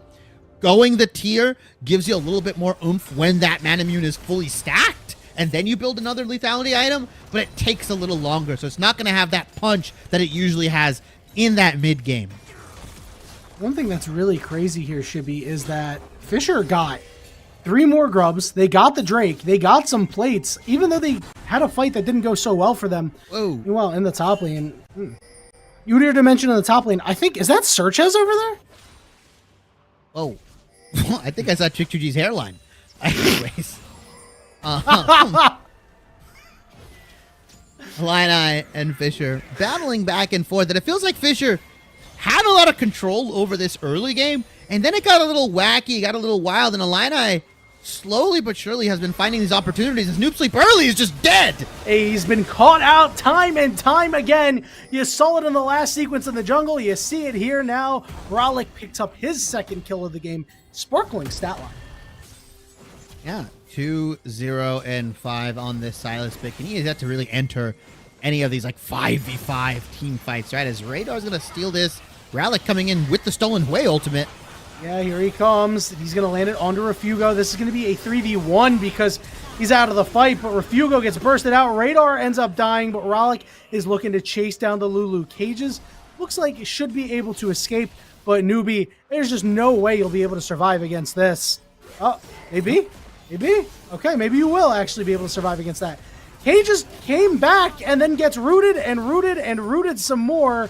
And one more auto attack will be able to take him down. The shields from Newbie have actually been insane. And Noob Sleep early turns it around. Oh, man. Illini is just doing everything they can to keep their team alive. Credit to Newbie. I feel so bad, Yanni, because, like, yeah, in 3 separate moments, they should have died. An auto gets canceled, a shield comes in last second, and they don't die for whatever reason. Illini have, like, the Grace Angels, blessing on top of them because they have lived with a sliver of HP every single time, and a last-minute shield has come in to help them clean it up. I mean, Illini playing by the skin of their teeth, that is the best way I could say it. Yeah, Newbie is just playing out of his mind right now. The stolen Ash ult means that Refugo is dead. You can't save that one, Scott Sterling, as a kill goes over to Swordblade. And a really nice snipe from Ralik. Yoinks the Ash ultimate, throws it down mid lane, says, hey, if it hits, it hits. If it doesn't, it doesn't. Let me know what happens after, because he was pathing bot lane. He didn't care. He's like, you guys clean it up. I got to deal with Hwei in the bot side here. And with that pick, they're about to get this Rift Herald that spawned about a minute and a half ago, almost 2 minutes now. Really, really nice play from Fisher. 6 grubs, Herald, Dragon coming up in about a minute and 45 seconds here. You can drop the Herald prior to the Dragon to cause some pressure either on the top side. You take tier 2 mid. You force Illini as another arrow hits in the mid lane. We see some action in the mid lane. Yeah, things are going down here. Rooted up is Sword Blue. Sword Blue going to try to deal some damage to Newbie, but is caught all alone. Forced to flash away.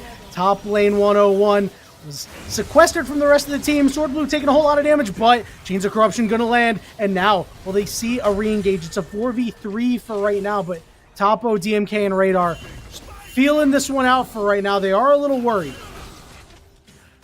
DMK just doesn't have that damage, right? We talked about it. The delayed power spike of this Manamune Varus versus the double lethality items. At this point, he might have been able to bring a little bit more lethality, might be at that 2-item power spike, but instead opting to delay it, looking for a little bit more power, come to the mid game, into the later part of the game here. And so they're not going to be able to fight that. They probably wanted to. Topo still had Dominus available. Radar was still real healthy, but DMK just couldn't bring it in. And if Ralik's not there, Fisher won't fight, right? They won't go for that 4v4. They won't go for that 4v3. Ralik is a big part of the damage profile for Fisher right now. Up until DMK finishes that Manamune stacking, then they can really start looking for some of these more split fights, the 1-3-1, the 4-1, that kind of stuff. Illini in pretty good hands right now. The gold lead hasn't really gone above 2,000. Yeah, and why would Fisher fight? Because they do have the Rift Herald available. As you see, top lane 101 is just absolutely schooling Topo. Topo flashing away means that this Cassante who went all out has to go out. Yeah, gets the flash for his ultimate. That's a really nice trade. Dominus not available. Top lane 101 or Cassante still going to be relevant without the ultimate, right? All out, be damned. He's still going to be able to TP to the team fights. Renekton without Dominus is a little weak, right? He turns into a crocodile into like a little baby alligator, right? Steve Irwin can wrestle him down. That's how not menacing Topo is without Dominus. Yeah, you've seen the TikToks of the guy who goes in the Florida Everglades and just like Yeah. messes around with the Crocs. Like those are the Crocs that we're dealing with right now without Dominus, right? Now the Crocs with Dominus are the one that Steve Irwin almost fed his kid to. Rollick gonna hit the grasping roots here. Cassante goes unstoppable, but it's going to be Maokai the target who gets very low. Does get a little bit of help from the Lulu. Stun on the back line, but Refugo is free hitting. Down goes Topo. Refugo is cosplaying DMK this fight. Unable to charge any further. It's a 1-0 for right now. Radar is the next target. Looks like he will be able to get away, but Illini is going to start the drape. Yeah, they do want to start it here. And we talked about Topo not really having that dominance available, not being that menacing, and he pays with it for his life. Although, Fisher want to fight this. TP coming for the backside. Rallick. Yeah, Rallick is coming in top lane 1-on-1 on top of 2 targets. Knocks them both up, but Rallick gets onto the back line. Newbie is low, but top lane 1-on-1 doing his thing. DMK is just looking in 5 different directions this fight. He can't see. His aligned eyes aren't working very well. He's looking for the snipe. He can't quite get Newbie, but here comes the teleport from Topo. There's a lot of very low health bars. They root him up, they stun him up, and they kill Newbie. And ends up only being a 1-for-1. Still a lot of low health bars. Charging up the arrows, DMK. Doesn't do a whole lot to top lane 101. And finally, Fisher forced to back off Illini, bully their way in. Illini taking advantage of the splintered dive from Fisher, right? Topo going in, dying. Rallick going in, not being able to get a kill. Once Rallick backs, Topo tries to TP back in with Dominus. And you know what? They're like, we can turn on this guy. Despite the Dominus being active, they've got more than enough damage on the Illini roster to just burn him completely. The key to Fisher's success in these team fights is both Rallick and Topo diving in together, right? They are dive buddies together. And when they get somebody low, DMK and Sword Blue can then bring the chase on with the Mantra E, potentially with these arrows to finish out some of these kills. Fisher just not really playing to their composition strengths, I would say there, right? The Splinter dive allowed UIUC to divvy up the task and focus on one champion at a time, and they're able to get the dragon, they're able to get the fight win, and they're able to put themselves in a very, very slight gold lead. We just hit the 20-minute mark in this game. Should be actually closer to 21 minutes, and Illini up just a couple hundred gold. Take a look at who they've got it on. Bot lane, it's a negligible difference. That mid lane, still a big lead for Rallick. Jungle, pretty well in Radar's hands, but that top lane, oh man, it is a canyon. Yeah, it's a cavern, the 10-foot hole that we talked about here in top lane 101. A lot more productive, getting a lot more value out of this Cassante than he did in game 1 here. And it's tough for Fisher, right? It's hard to deal with because look, you just try to do damage to him. He doesn't even have that much MR. There's a split fight here. There's a split fight. Radar is completely cut off. Sword Blue's trying to help him out, but Noob Sleep early is behind. DMK has to walk toward the Cassante, whiffs the ultimate. They do take out the Cassante, and now they go find the Ashe. Big stun. Refugo flashes away, but they're stuck in the pit. They're stuck in the pit. DMK is dead. Refugo is low but still alive. Rallick trying to come around from the side, but they spotted him out. There's just no way that they're going to be able to take him down, and now Rallick running for his life. Cages looks to chase him down. They do spot him out on a ward. Rallick, though, remember Kingslayer and what it can do. The polymorph is going to be available for Newbie. The dash away goes into Cages. Will he be able to get it down? Takes a lot of damage and does fall. There are no more Cages here. Shutdown going over to Refugo, a big chunk of gold, and he's going not the Bork Kraken Slayer Ashe that we saw from DMK in game 1, but instead Triforce, Kraken Slayer. He wants to move speed, he wants to be able to kite you out, he wants to do as much damage as possible here. Refugo in a very similar position from game 1 from DMK on this Ashe, primed to carry, and he's got his own bodyguards with top lane 101 and Cages ready to do the peeling. Sword Blue eats a giant ultimate. Is he gonna die? No, he's fine. Gets chunked out to about 25% HP. And these fights for Fisher not going the way. These dived, splintered fights is not the move. We need to see Topo, we need to see Rallick together onto one target, burst them out, move on to the next, right? Use the numbers advantage to the best ability that they can here, but Illini not giving them that opportunity. Death balling up, Cages with the ultimate, Newbie with the polymorph, with the ultimate coming out onto Refugo. Wild growth. Just wild growth. Thank you, Yanni. The wild growth coming out, and just Refugo's unable to die. Yeah, you saw that last fight. Refugo got hit flush by a Sejuani ultimate. Now, DMK and Ralik were not in the area to be able to close out on the kill, but Refugo did take a lot of damage, but again, still managed to survive. A big reason why the fight was won by Illini, and Fisher's got to be feeling a little wary here because they are starting to fall behind, and nobody can contain this Cassante right now. No, nobody can deal with him, and he hasn't really picked up another full tank item. TP does come in. Noob Sleep Early is going to take a little bit of damage. It didn't do as much as I thought it would, but you take a look at Ralik's build. A lot of his damage is in his auto attacks with that Lichbane. Yeah, Roa, Lichbane, a beefier, chunkier guy. Here we go. They're going to fire on top of Newbie, but Newbie will be able to flash away. And the re-engagement here, double rooted up. Cages, they're going to focus Radar down first. Radar is getting some shields, but they are going to trade jungle for jungler here as the red buff burns Radar away. Yeah, Refugo just free firing onto Radar. He's got Frozen Heart and a couple prayers and dreams, right? He doesn't really have much more than that, right? He's got a little bit of MR coming out with that Spectre's Cowl. He's sitting on a Bombies. He just picked up, I believe, that Negatron cloak here. And so, realistically, Radar, not the typical tanky Sejuani that we see. So he's going to get rifled down by Refugo, who's almost at that 3-item mark here. But Triforce Kraken Slayer, more than enough damage. Topo is around half health. I don't know if Fisher want to throw the game for a singular Cloud Drake. It's just the third one. Give it away. Get your lane states in order because Illini has top pushing. They've got mid pushing. And after this dragon, they're most likely to get bot lane pushing.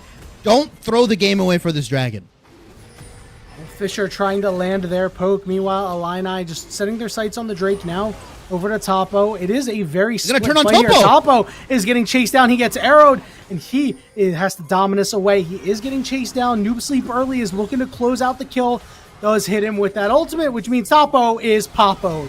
Now, 5v4. The roots are coming out. 1, 2, only 2. But Radar's the target, and he is just going down. He had some dreams, but those dreams turned to nightmares as Illini pick up yet another kill and another Drake on their ledger, unless didn't get it. He's fine, but that's going to let Illini go towards that Baron. They're just going to let it rip. Radar down for 25 seconds. Topo does have TP, doesn't have Dominus available. Fisher are going to try their best, potentially, to stop this Baron. Ralik with this TP on the Silas has ultimate available, is probably going to look to steal Cages' ultimate. But this Baron's going to go down very, very quickly. Swordblue and DMK are in the area. Can they stop it? You're going to have to try. DMK a little low on mana. This Baron is still going. It looks like they're trying to turn, but it's a bit of a split call. Swordblue gets bursted a lot. Chains of Corruption go out. Cages flashes on top. They target DMK. He's polymorph. He flashes away, and he lives for right now. Cages gets rooted, and Cages goes down. The next target is top lane 101. Radar's not even there. Oh! The top lane 101 is left all alone because Ralik went really deep, and they get a shutdown onto the Ashe, and top lane 101 has no mana. Topo wanted some revenge, but they've driven off Illini, and now it's Fisher's time to take the Baron. The counter Baron throw here for Illini. We talked about what Ralik was looking for. He was looking to steal the Grasping Roots from Cages. Takes that, even though Maokai was able to flash engage onto DMK, there just wasn't enough follow-up. You talked about it, Yanni. It was a split decision. Couple people were DPSing Baron. Couple people wanted to turn. You need to be all in when you turn or whether you DPS the Baron. In situations like that, that's how you throw it, and Fisher take full advantage of the confusion, full advantage of their ability to stall out the Baron, and letting Ralik just go to town on this Illini roster. It's like the SpongeBob meme where he's looking at the book and he's got one Illini one way and one the other. Yeah, I'm making that joke twice. As Illini, they had this game, I think. I think they were just climbing up the mountain slowly but surely after what was a rough start, and then they go to put their hand down and the rocks break and they start tumbling down. We'll see if they can dust off themselves, put some Neosporin on those scrapes, and get back to brawling. 28 minutes in, Shibby. Let's see what Fisher can do with this. Yeah, I mean, the real tricky part is how are they going to end up setting these sieges, right? Lanes weren't pushing in their favor. Now they've got a 1-3-1 split going. Karma Varus, beautiful at sieging. Radar from the backside, but he's just going to catch him with an ultimate. Yeah, DMK was cleansed by the Mikhails. Oh my Cage is God. very low, but Ralek has the Lulu ultimate as well. Sword Blue onto the side, but top lane realized that he needs to be with the rest of his team. 2 members go down. Refugo's the next target. They're on top of Ralek, but Ralek lives long enough. Radar chasing down Refugo, and Refugo wins that fight. And now you have to try to peel for DMK, but you can't. Low health bars, but Sword Blue's playing support karma. It doesn't look like it's going to be enough, and he goes down. An inexplicable fight from Fisher. I thought they had it for sure. Yeah, and Topo's gonna die too. here. Yeah, Noob Sleep Early. They went for a 1v1 in this bottom lane, and Noob Sleep Early is gonna give him the ace. UIUC with a miracle team fight. Refugo refuses to die. Hey, that's a huge mistake by Radar in that last fight. I know you want to go after Refugo, but after a little bit, you got to try to peel back. Your carries are back there. You know how big that Cassante is. He's only died once for a reason. He's got a copy pasta about him for a reason. He's 7-1-4. They first picked this right for top lane 101. Despite not having so much effectiveness in game 1 with his flanks, he's a new man. He's a new changed champion. He's able to 1v5, all of Fisher right now.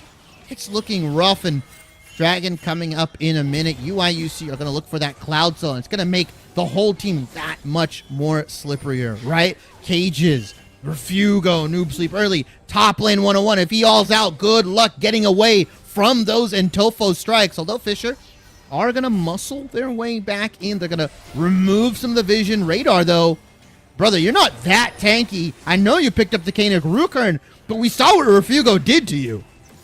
Ralek has a key ultimate, those grasping roots. Newbie got chunked. DMK does a lot of damage. Top lane 101 moving forward. Ash ult does not land on anybody. Radar is split from the rest of the team. Here come the grasping roots. 1, 2, 3 members rooted up, but the counter grasping roots is just as good. Radar stuck in the back of the pit. Will go over the wall to regroup with his team. Topo not in the area, but starting to make his way up. They haven't marked him yet. UIUC doesn't know where he is. They should be able to see him. Oh, he snuck in. He's going to get right behind him. No, Oh, Topo, what? Oh, I think he thought they knew, and you can see they're trying to chase him down. Topo trying to get away. They're using a lot of their blue trinkets, and now it's Refugo and Newbie trying to get on top of him. Topo flashing away, but he's going to get a little bit closer. But on the other side of the fight, Cassante is stuck with everybody else. It's a matter of, can Fisher take out Cassante before the Renekton goes down? That Renekton went down. Cages is still alive. Radar getting low. Ralek marked by the ultimate. Getting slowed, getting bursted just a little bit. Radar forced off again. Flash knockup. Radar is dead. Ralek, Sword Blue, and DMK running scared. Top lane 101 bearing down onto DMK. DMK forced to ghost away, but top lane 101 can go over the wall. Newbie gets bursted out by Ralek, and now they're going to try to work back here. Dragon's Soul secured for Illini. That's when you need to pull the trigger. I feel like Topo revealed himself to UIC when he got out of that bush. That was a perfect pinch. I don't think they marked Topo in that fight. UIC had no clue where Renekton was. If the collapse comes in, if Renekton pops the Dominus, flashes onto Refugo, chunks him out, that gives more than enough time for Fisher to close the mandibles of this pincer attack. Instead, he reveals himself, he gets chased, and you already know this Renekton's gonna go down way before this Cassante is. Cassante is just built, designed, created differently to 1v5. He's built different, and you're seeing this game, although the build is pretty similar to what you'd see, he's going to be pretty much done in just a moment here. Just has to upgrade that Bramble Vest, and you know what that's going into. Bad news for Fisher. After losing out on that Baron, it means Illini was able to take control of this game. Shibby, we're 32 and a half minutes in. I still don't think we have a definitive winner yet. It's just a matter of if this Cassante can go down. Topo can be the hero here and need to make a big play, but he's going to get engaged on by everybody else. Enchanted Crystal Arrow does land. It's a 3v1, and Topo is just all damage, no tank, and getting picked there is massive. Yeah, right before this Baron coming in 15 seconds, although we did see what happened to UIUC the last time they tempted Mother Baron here. Will they be the same, or will they finally have all their ducks in a row? Will they be onto the same call? Ralek 4 items on this Silas. We praised his performance in the early game, but now he's got to show up in this late game, in this mid game. All the meanwhile top lane 101 TP available is just pushing that bottom lane down.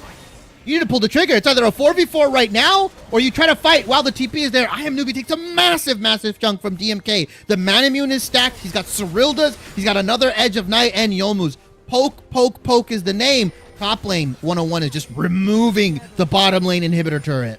Rallick missed the Enchanted Crystal Arrow, so he's got nothing available. Teleport coming in, and here come the Grasping Roots. Multiple members getting rooted up. Cage is a little low, and Radar is going to be the target. Teleport coming in from Topo. Radar flashes out. Rallick goes in. A lot of low members here. There's a chance for DMK to do a lot in this fight, but Cassante is just frontlining, but split off on the other side. It's a double kill for Rallick. Cassante is going to be the next target. He's not as tanky because he went all out, and they managed to take them down. It's a clean ace for the Fisher Falcons.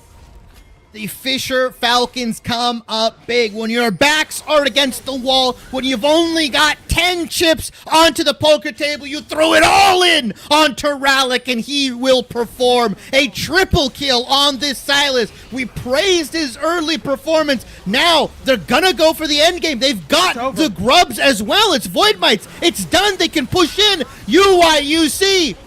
They throw the game right over to Fisher Falcons, and they say, thank you very much. That's my Baron. Great, now let him have it. You can have it. That's what happened first. Allowed Fisher to get back into the game, and then another Baron dance not going the way of Illini. Baron dance, very much unlike Dragon Dance, reduces your attack and defense. Not very good. Some would argue the Baron dance reduces your IQ. Sometimes, I mean, it really can, right? You're desync, it reduces your IQ, it maybe confuses you a little bit, but Rallick, man, we talked about him. He's built differently. He's constructed uniquely. He's crafted unconventionally, man. The dude is compiled unusually. Insane performance on this Silas, showing why they rounded out that B5 pick for themselves, the blue 5 Silas, into this team composition. We thought UIUC had it with the Ashe. They were playing these fights perfect. They had the peel. They had Cassante top lane 101, literally 1v5ing. But that one misstep, that 4v4, the TP coming in, by the time it came in, you saw the health bars of Cages. You saw the health bars of Newbie. They were already low. They could not contribute. And by that time, the fight was already won for Fisher. Very well played from them, biding their time and just finding fights in windows of opportunity against UIUC. Yeah, the fight wasn't looking too good for UIUC, and then when they split off near that blue buff wall, that's when you knew it was pretty much over. Well played by the Fisher Falcons. Didn't look that easy in game 2, but they managed to take care of business, so a big congratulations to them. They definitely earned it. Man, that was a 2-0, but that was like a close 2-0. You know what I mean? Like, that was one of those games where if you look at the box score, it wouldn't tell the full story. It wouldn't tell the full picture here. Illini Esports, UIUC Orange, putting up a big fight. But the Fisher Falcons pedigree, the blood that runs through this team, even if it is their B team, they're more than enough. And they are looking like one of the favorites for this NECC divisions here, this Legends division, right? We could see them easily at the land taking it all. Yanni, that was my heart's pumping after that one. Yeah, man. Well, you know what? It is time to calm down and cool off, because that is all of the action we have for you here tonight. But if you're not tired of NECC action, and you really shouldn't be, come tune in tomorrow, because we have Overwatch 2 Thursday night starting at 7 p.m. Bullskunk Chef Billy will be kicking you off. You're either going to get to see Winthrop versus Fisher or BSC versus Converse. So you're going to want to tune in for those matches. But that is it for us here tonight. For myself, for Shibby, my co-caster, for Bridie, our observer, and Hippie, our producer, thank you all so much for being with us here this evening. We hope you enjoyed, and we hope to see you tomorrow for some more NECC action.